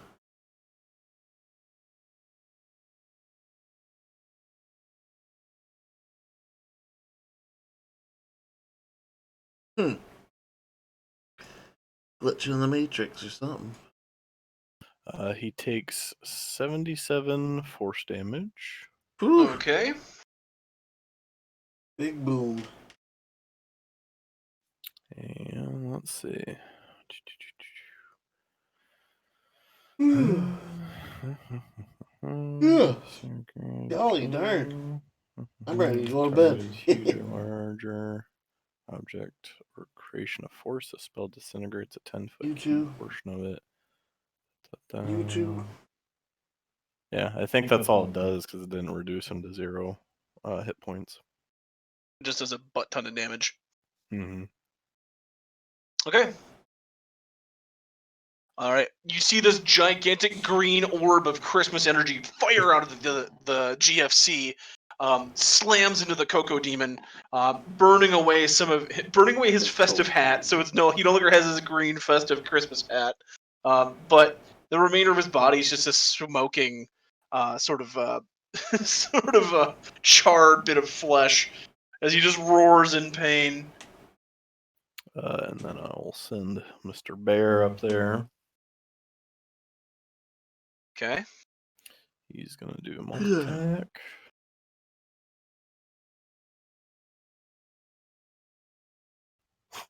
That's a 1. Going to be a miss. 20. 20's a hit. And 19. I don't know if the 19 hits or not. 19 does hit, yes. Okay. So he takes...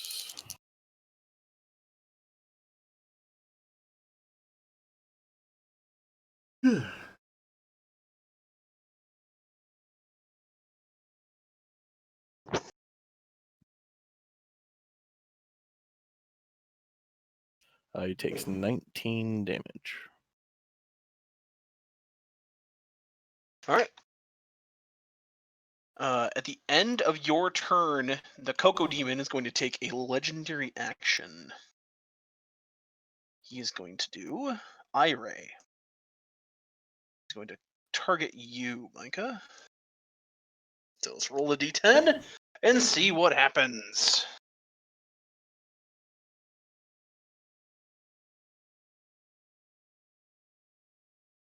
Eight. You are the target of the Petrification Ray. He fires one of his beams out of one of his many eyes. A yellow, sort of sickly-ish yellow beam hits you on the chest. Go ahead and give me a dexterity saving throw. Okay.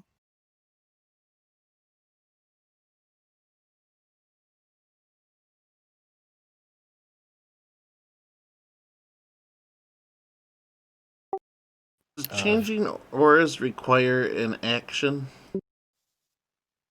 I believe it's just a free action, but you have to like do it. Yeah, you have to do it on your turn. Okay.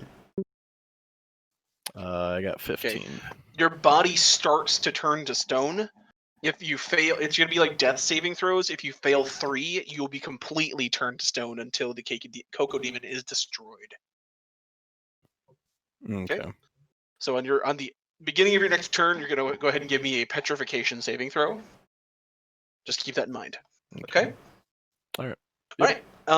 End of your turn is going to be the Naughty Souls. Number 3 is going to stay where it... Actually, no. Number 3 is going to fly up in the air. He's going to fly up. His full 40. You're going to get attack of opportunity against him by your owlbear there, or your polar bear. Okay.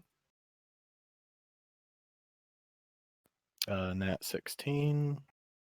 That's going to be a hit. So he's going to take 7 damage.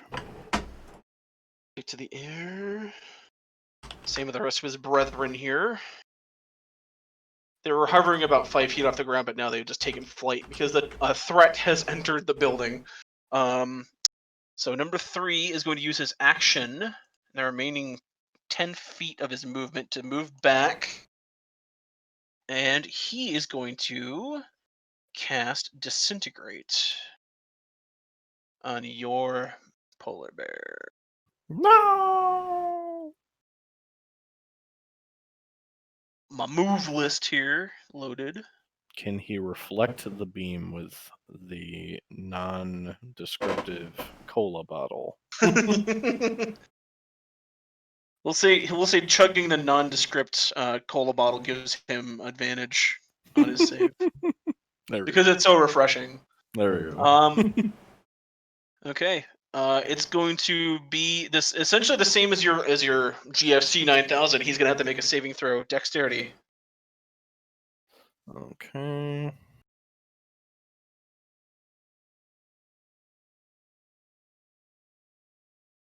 Which I don't think he has any bonuses to. Yeah.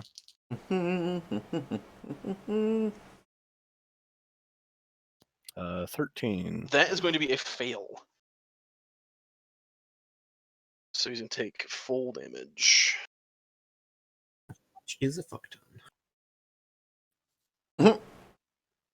Well, not after that last fight. He doesn't.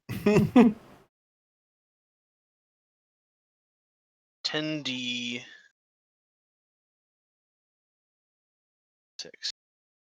Nintendo. plus 40. It's 33 plus 40. That's gonna be 76 points of damage.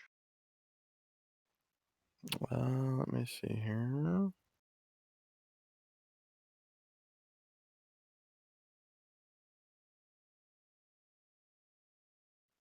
Oh, there it is. Okay, let's see.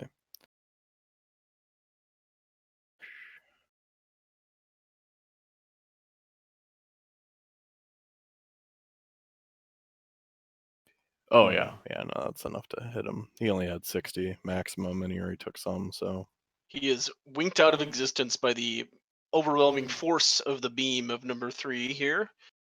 Number 2. No, he flew his full 40. So yeah, they just used their movement to ascend completely. Let me see if they have any buffing spells they're gonna cast themselves. No, but they will do a wall of fire.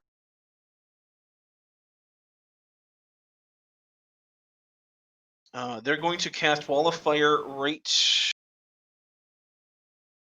I believe it's 20 feet. At least right there. Let me check the spell real fast. Oh. Oh boy, folks, I'm Wall of fire. losing energy. 60 feet long, 20 feet high. Okay. So it's going to be Wake me up, Sativa. Wake me up. 10, 20, 30, 35.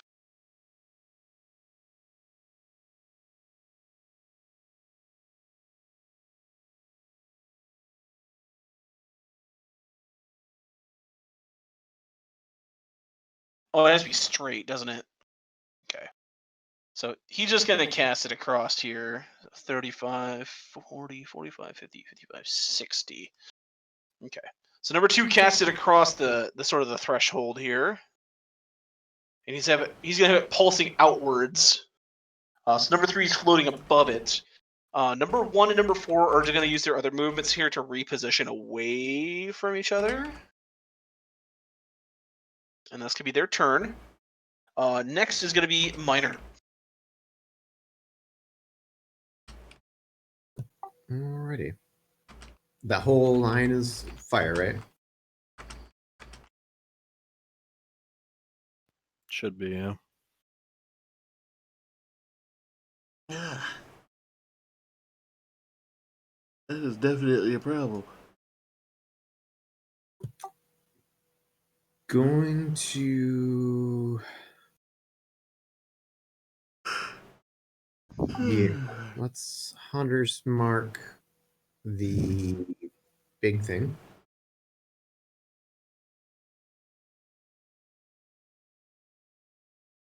The big baddie.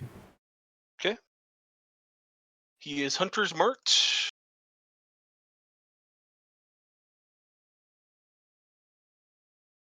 And he's just gonna stand there and kind of Kukri and like intimidate or yeah. Okay. At the end of your turn, he's going to use his other legendary action to do another eye. Let's see what you get, Minor. You get number 3.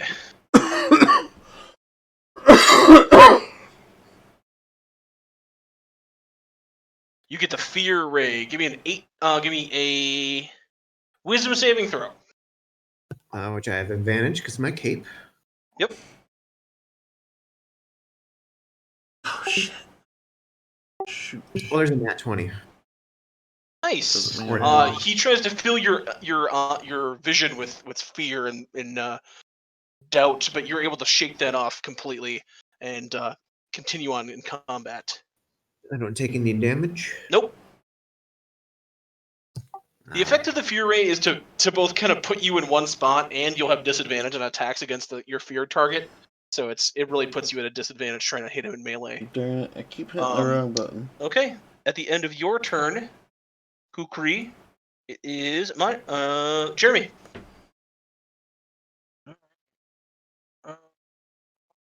Like, do the line to draw the distance. I'll say your mic keeps cutting out there. Can you hear me? I can hear you now. Yeah. Yeah, now. How do you draw the line to like measure distance? There should be a little it's on circle with a your ruler. upper left hand. Oh, Yeah, upper left hand side, and just okay, select that. got it. All right. Whoops. 1, 2, 3, 4, 5, and hell yeah. Hey, hell Isn't the yeah, firewall says. protruding out towards us? It is burning outwards, yes. So you're you'll going to take probably fire want- damage. You'll want to take one back there. One Jeremy, back. Okay. and you'll still be able to do what I think you're gonna do here. Yeah, I'm gonna super shotgun. Okay. I believe that's going to hit all targets. Everybody but 4. Yep. All right. That's going to be number 3 first. Constitution saving throw. It was your DC was what, 19? Yep. Okay. Number 3 failed. Number 2 failed big time. The Cocoa Demon passed, and Skull number 1 passed. So they're going to take half damage. 10, 20, 37 damage. Okay. They half as much, so that'd be 18 for the saved. Okay.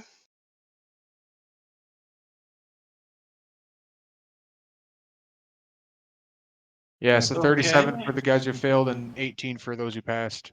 Yep, I'm just getting my math here on my sheet so that it is bloodied. Bloodied. And he's not bloodied yet. Okay. Is that all you're gonna do? All I can do. Alrighty. Another thunderous shot rings out across the workshop as 3 and 2 catch the brunt of your shotgun blast. 1 and the Coco Demon only take a few stray pieces of shot. Once again, ejecting the 2 smoking shells, loading your last 2 shells into the shotgun, the super shotgun, or the super boomstick. After your turn, it is going to go to Jared.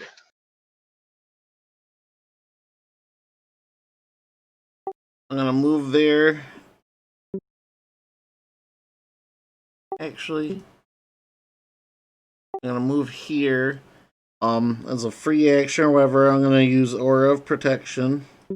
Okay, And swap it over. then, yep. And then, I'm going to use for my action Avenging Angel. I have. Well, I guess if I can only have one at a time, this Aura of Menace will override it, I guess. But, Avenging Angel, Aura of Menace. And I grow wings. I have 60 feet worth of flying. Okay, where is this Avenging Angel ability? It is under the Oath of Vengeance. That's in Xanthar's? I think base. No, base is just protection, I think. Oh, is it? Okay.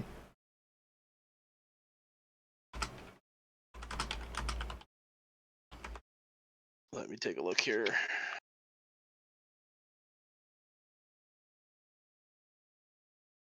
At 20th level, you assume the form of an angelic avenger. Using your action, you undergo a transformation. For 1 hour, you gain the following benefits. Wings sprout from your back and grant you a flying speed of 60 feet, and you emanate an aura of menace in a 30-foot radius. The first time an enemy creature enters the aura or starts its turn during a battle, the creature must succeed on a wisdom saving throw or become frightened of you for 1 minute or until it takes any damage. Attack rolls against a frightened creature have advantage. Once you use this feature, you can't use it again until you finish a long rest. That's in the base book? Yeah, the Avenging Oh. Angel. It's on page 88. Okay. Yeah, use your action to undergo a transformation. For 1 hour, you gain those benefits he just said. Flight speed of 60, emanate the aura in 30 feet. And first time enemy creatures enter the aura or start their turn in the aura, they must succeed on a wisdom saving throw or be frightened for 1 minute. Or until it takes damage. Okay. Yeah, on that, I believe.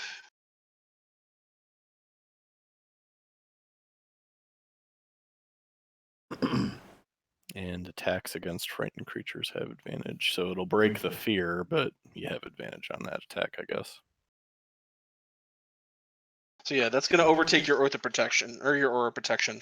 So. Okay, well, instead of that, I'm gonna use the rest of the turn to equip the Mary minigun. Okay, you just pull up from the sling and it is in your hands. Okay, and that'll be my turn because that Avenging Angel was an action. Okay, so you sprout wings. This dread Easter aura kind of fills the room, and then you pull a massive minigun from the back of your behind your armor there. Okay, end of your turn. It is going to be the Coco Demon. He is going to position himself.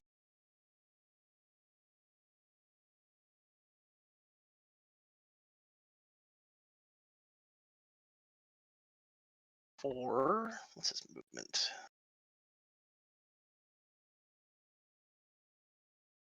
That's as far as he can go. He's going to cast.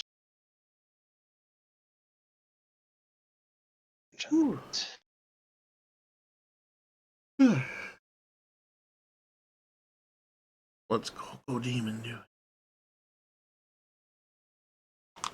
Kukri Monster. He's just been hit on the head. Never mind. He's one going to too use his many eye times. rays. He is going to do 3 random eye beams.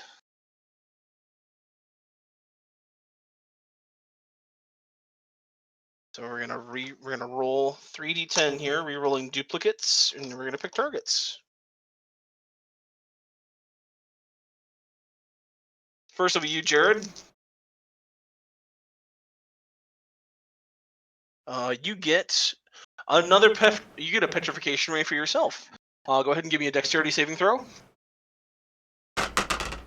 Oh, nice. 15. Okay, you are also going to start making petrification saving throws on your turn, just like death saving throws. So if you get 3 strikes, you turn to stone until the Coco Demon is destroyed. Next eye beam is going to be on you, Kukri. It is going to be a sleep ray. Go ahead and give me a wisdom saving throw.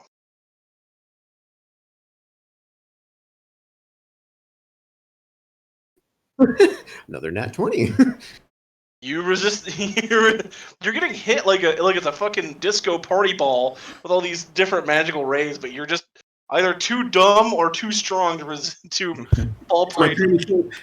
They're reflecting off his fucking bulbous eyes. And Jeremy, you get the lucky recipient of a disintegration ray. Go ahead and give me a dexterity saving throw.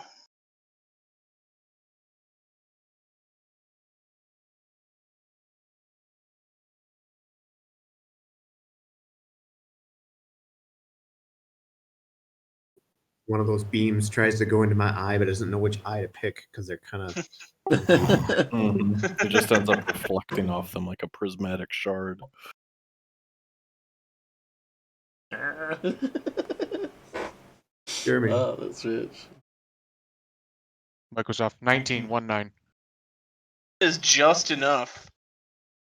You are going to take no damage as you narrowly evade this thin green line as it just cuts the wood like a saw leading up to you, and you just deftly dodge to the side. You see, it would have sliced you in half, but you are able to dodge that ray, and that is going to be the end of its turn. It's going to fall to the top of the order again, Micah. Alright, so I have to do this check here. Yep. Just a d20. Okay.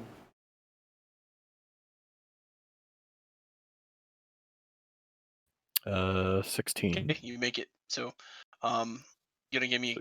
You're starting to resist the petrification effect. So, you're gonna take 2. You're gonna take. Actually, no, that's it. You you resisted it. So you are good to go. Okay. All right. Alright. Does that use my turn? No, or that's is just a the thing start that of it that and I get your to go? body's doing. So. Okay.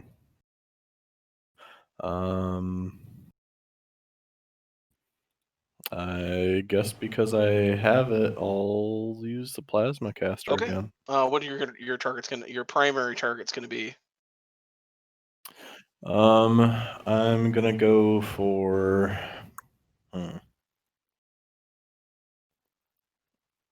Well, definitely him, the Coco Demon. Okay. And then I guess the 2 in the back, and then one of the bloodied ones. I guess the one right in front of us there. Or actually, no, number 2. We'll just do, yeah. Okay, you can't do number 2 because he's 35 feet away. Oh, right, yeah, it's 30. That's So right. you can do 4 and 3. Okay. Yeah, I guess that's good enough. Start with the Coco Demon. He's going to make his dex save. He does not make his dex save, so he's going to take full damage. Number 4 makes his save, so he'll take half. And number 3 does not make his save, so he'll take full damage as well. Okay, I'll start rolling up. I was closing my eyes for a minute. Takers.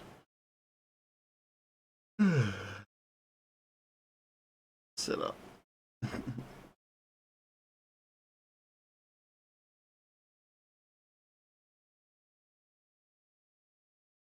Mm.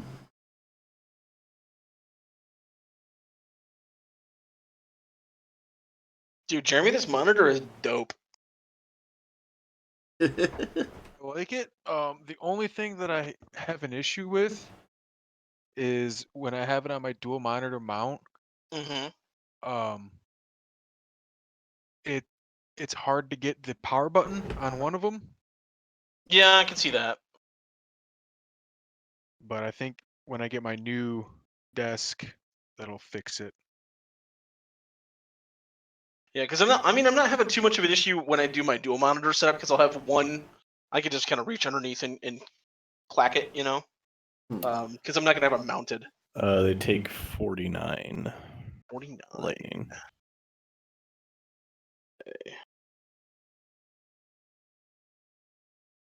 It's enough to bloody the Cocoa Demon.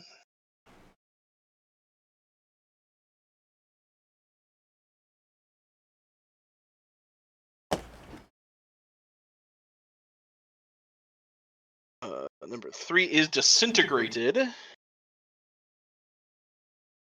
And number 4 made it.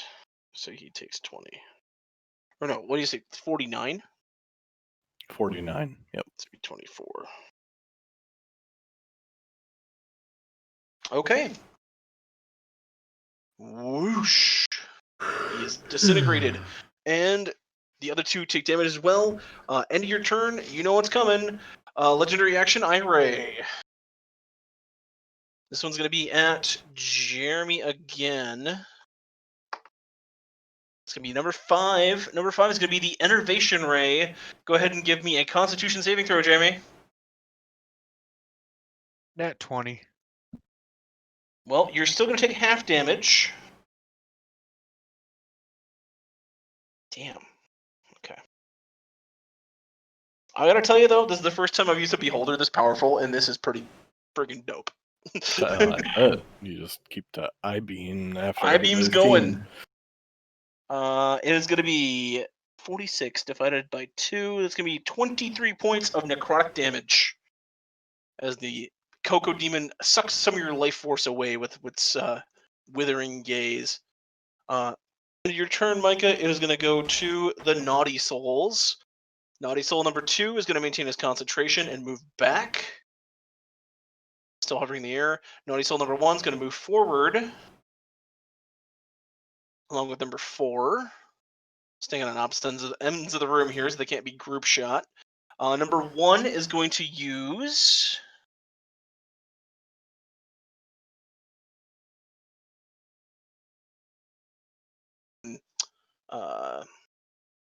Kukri. Centered on Kukri. So everybody but Mike is going to give me a dex save.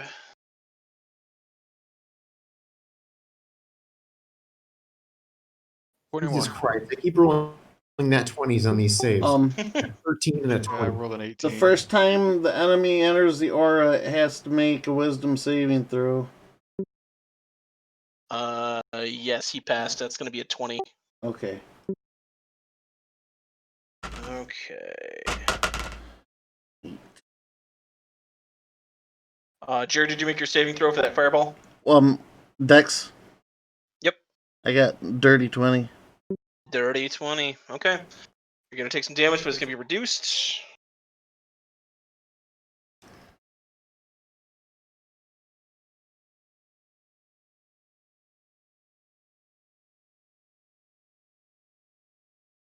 It's going to be 31 points of damage. You all pass those, so it's going to be 15 for all of you. John? 4 is also... Huh?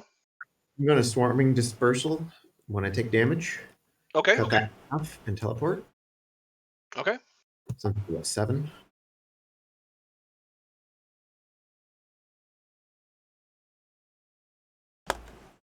To the Cocoa Demon. Okay. Back up full. He is also floating in the air. He automatically floats about 5 feet, but you have that long reach, so you can reach him. After that, it's going to be number 4. He's going to put another fireball where you were, Minor. So Jared and Jeremy, give me another saving throw. 11 on that one. It's going to be a fail. 14. 14. Yeah. Jared, that is also going to be a fail. You guys are going to take 41 points of fire damage. And that's the end of their turn. I'm gonna use my reaction to take no damage from area of effect spells. Oh wait, no, that's a successful. Never mind. So you said 41? Mm-hmm. Okay.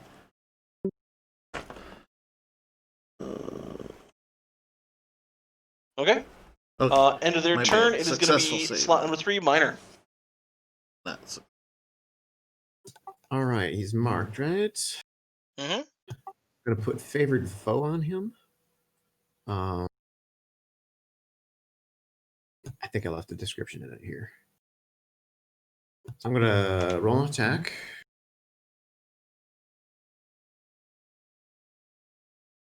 Uh, 27 to hit. That is a hit.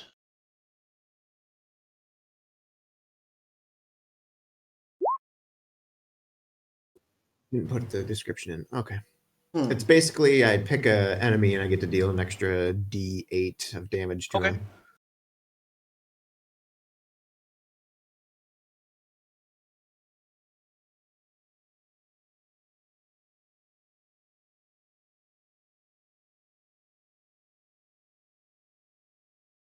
It's 26 piercing damage Okay.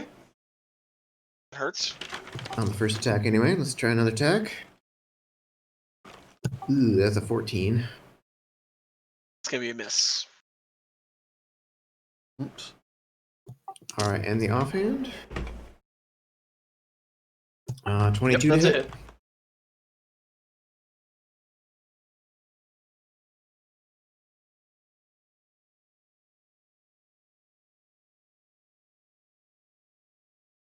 Oh, amazing. Another 9 piercing. Okay. As your kukri knives go flying in, your magical you're almost magnetized to him as they swing in because of all your marks and your hunting magics. He is getting sliced and diced at the end of your turn. However, he's going to use a random eye ray on you with his legendary action. It's going to be number 9, the disintegration ray. Minor, give me a dexterity saving throw. Ooh. Even with advantage, you said a dexterity. Ooh, good thing it's because that's 16. That's still a fail. So let's do our damage here. Going to reaction absorb elements. Okay. So you're going to take half damage, right? Yes, I'm resistant to it. You're going to get 26 points of force damage. Is that after half? That is after having.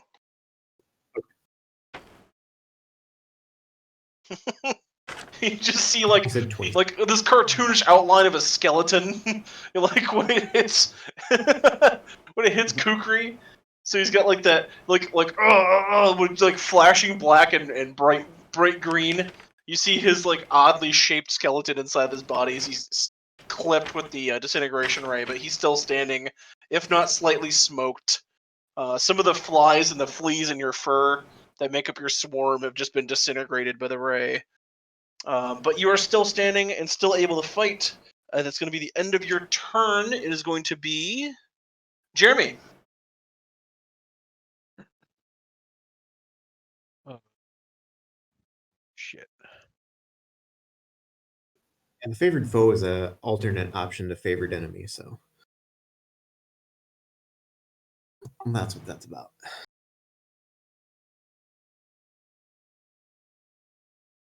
Really hard to discern the lines on this map. Sorry.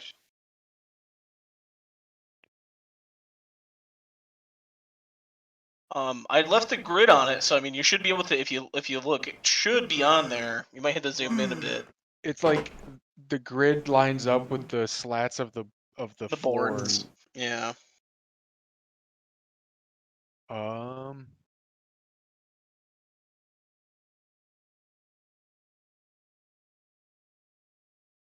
See.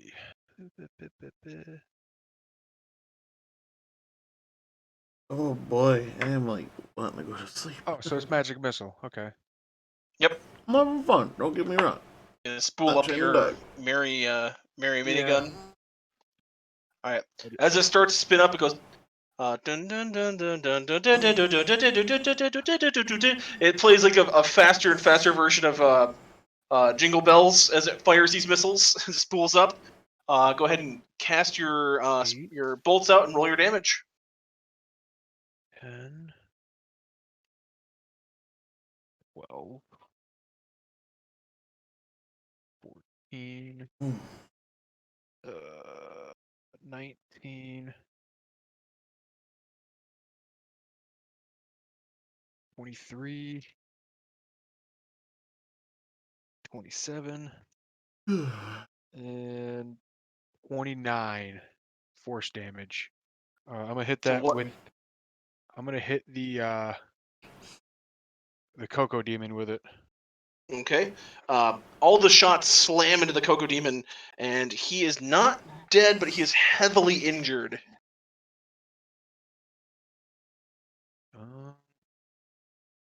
I can't extra attack with after using his either spells, basically, right? If they were spells, Oh, I can extra attack then? you can extra attack with the guns. Oh, shit. Oh, Then I will. holy shit, he said. I'll do the same thing again. Okay. Maintain the gun is continuing to spool. You load in another load of rounds and go ahead and roll again. Oh. Ooh-wee. 10, 12, 17, I'm gonna fall asleep, baby. 19, 22, 25, and 28. The center all on the Cocoa Demon again. Yeah. All right. As he's struggling to try to keep afloat, he just like looks with his main eye, and you sees you lock and load another round of Mary bullets there, and just completely Swiss cheese the Cocoa Demon. Any character that was under the influence of the paralyzation ray, you are free to move and do not have to make saves. Woo. So he is completely obliterated by that cannon, and you only have one round of that left. Yeah, I got one round of each. Alright, I'm back. All right. Jeremy obliterated the Cocoa Demon with his Mary minigun, and it is the end of your turn, Jeremy, and it's going to be Jared. Alright, I'm gonna rise up into the air. I have the minigun out. I'll unload into number one, I guess. Instead of Jingle Bells, yours is so Silent Night starts kind of slow, and as the gun spools up, it plays the rest of the carol. Go ahead and roll your damage. What am I rolling? I did not get the stats for the minigun yet. If you look in the handouts, it'll be it's gonna be 9d4 plus 9 total damage. So Okay. you essentially get nine darts of 1d4 plus 1. Okie doke. And is that a dex? No, it's auto hits. Oh, auto hits. Okay. Yep. So you get to split, and you also get to split them up between a creature within 120 feet of you. So you just spray this thing all over the place. Okay. I'll start with one. I'll just go down the list. 1, 2, 4. But as soon as one dies, I'll start pouring the damage Okay. into the next one, I should say. So yeah, All right. I get you. So, 3 to start, Okay, 3, 4 for the second, 7, 4 for the third, 11. Okay, 3 for the fourth, 14. 1 for the next. Oh, okay. So keep in mind these are all +1. Oh, I did not know that was a +1. Okay. So you're up to 20 right now. Okay. Is that He's number 1 still he's up? still up though. Okay. He's bloodied now. You just bloodied him.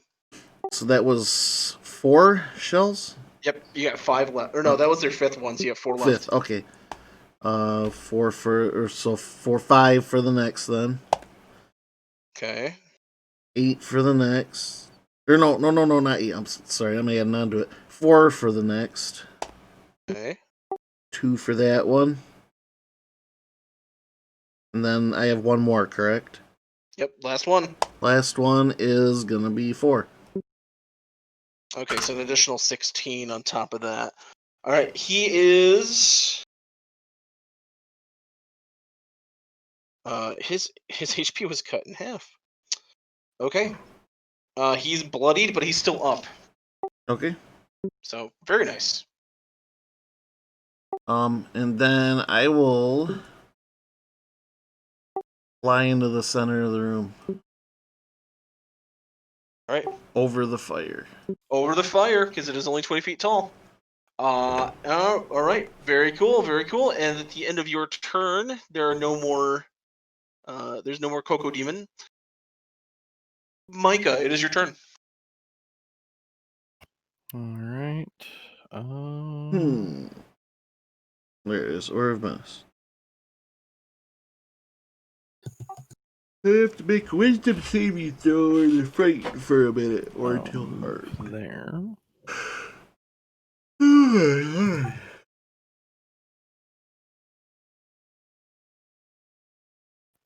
And I'm going to use Sacred Flame on number 1 there.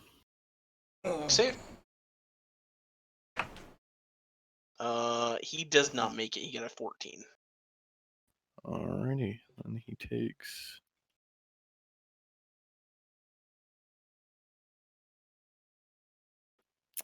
48. 48 points of damage is enough to annihilate that naughty soul. And his naughty soul goes back to the nethers where it belongs. Wow. Boom! Explodes in a fiery Christmas explosion. Anything else? Actually, he was the one maintaining Nope, that wall of fire, so that is winked out. Zip. Nope, I moved and attacked. So that's my mama. Okay, and your turn, it is going to go to the naughty souls that remain. They have to make their turns count because they're probably going to die here pretty soon. So, they each cast their disintegration, which they only have one of those in their bag of tricks. But they both still have fireballs, so they're going to aim at the center here. Kukri and Jared, you're going to get a fireball apiece because you're so far. Because you're up in the air, Jared. So they're far apart for each other. Go ahead and give me a saving throw, each of you. 19 on a dex. What's that? 19 if it's dex. Yep, you're going to take half damage from this then. 18. I'll use my react to take no damage. Okay. Shield So you're able to master. sort of dodge the fireball as it flies past. Minor, you're going to take half damage. You're going to take 13 points of fire damage. Is this one down here? Is that one up in the air? Yes. What is it above? It's floating above one of the portals that leads to... We'll say that one leads to... Fuck it, Barovia. Can I Lights. teleport to on top of the Yeah, thing? yeah, it's got a large top, like an archway. Yeah, I'll do that. I will, yeah. Swarm Dispersal. Okay. Up on top of the thing. so I Kukri, can- like Randy Macho Man Savage, is now on top of the top rope of the the Barovian portal ready to go. Peer behind Get the the thing hex. and just startle it with going, Kukri! Kukri. All right. End of their turn is going to be. What was the damage by the was that half that? It was having it again. 6. It is then going to be your turn, Kukri.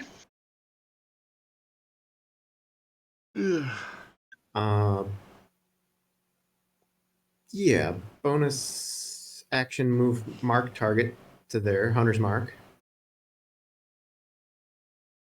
And I might as well use favored foe again on him because I got plenty of those left.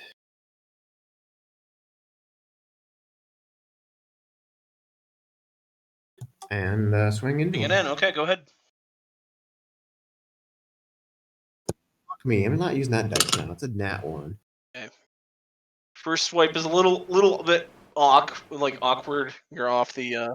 He's trying to balance that thing. How about a 19? 19 is a hit.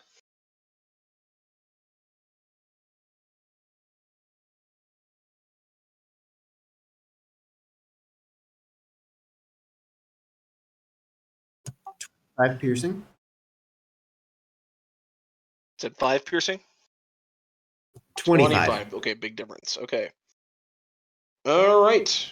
He is bloodied. His effects just keep stacking. Okay. And that's it for Kukri, right? Yes. Okay.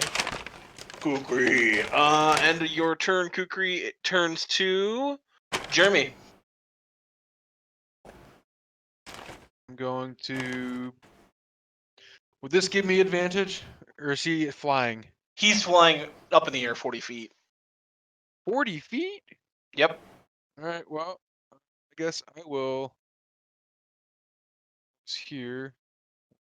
2, 3, 4. Boomstick. Actually, I want to get away No. from. I'll say what. Do you not have Eldritch Blast as like a cantrip? But yeah, well, I was gonna smack him with my sword, but I'm gonna Eldritch Blast instead. 14 plus. You're like 40 feet. I'm like, you have a ranged spell, bro. Yeah, man. I know, Dad. I know, Dad. No, you're not I know, used to dads. that. 16. Oh, man. Does a 16 hit? 16 does hit, yes. All right. Hey, 7, lost a dice. 15, 19, 24 plus 24 plus 16 is 40 damage, and I can push it. I'm not going to push it away from me. Okay, 40 damage is enough to take out the skull. It cracks into a fiery explosion. Like confetti that you would not want to catch. And as it falls, it goes to Jared.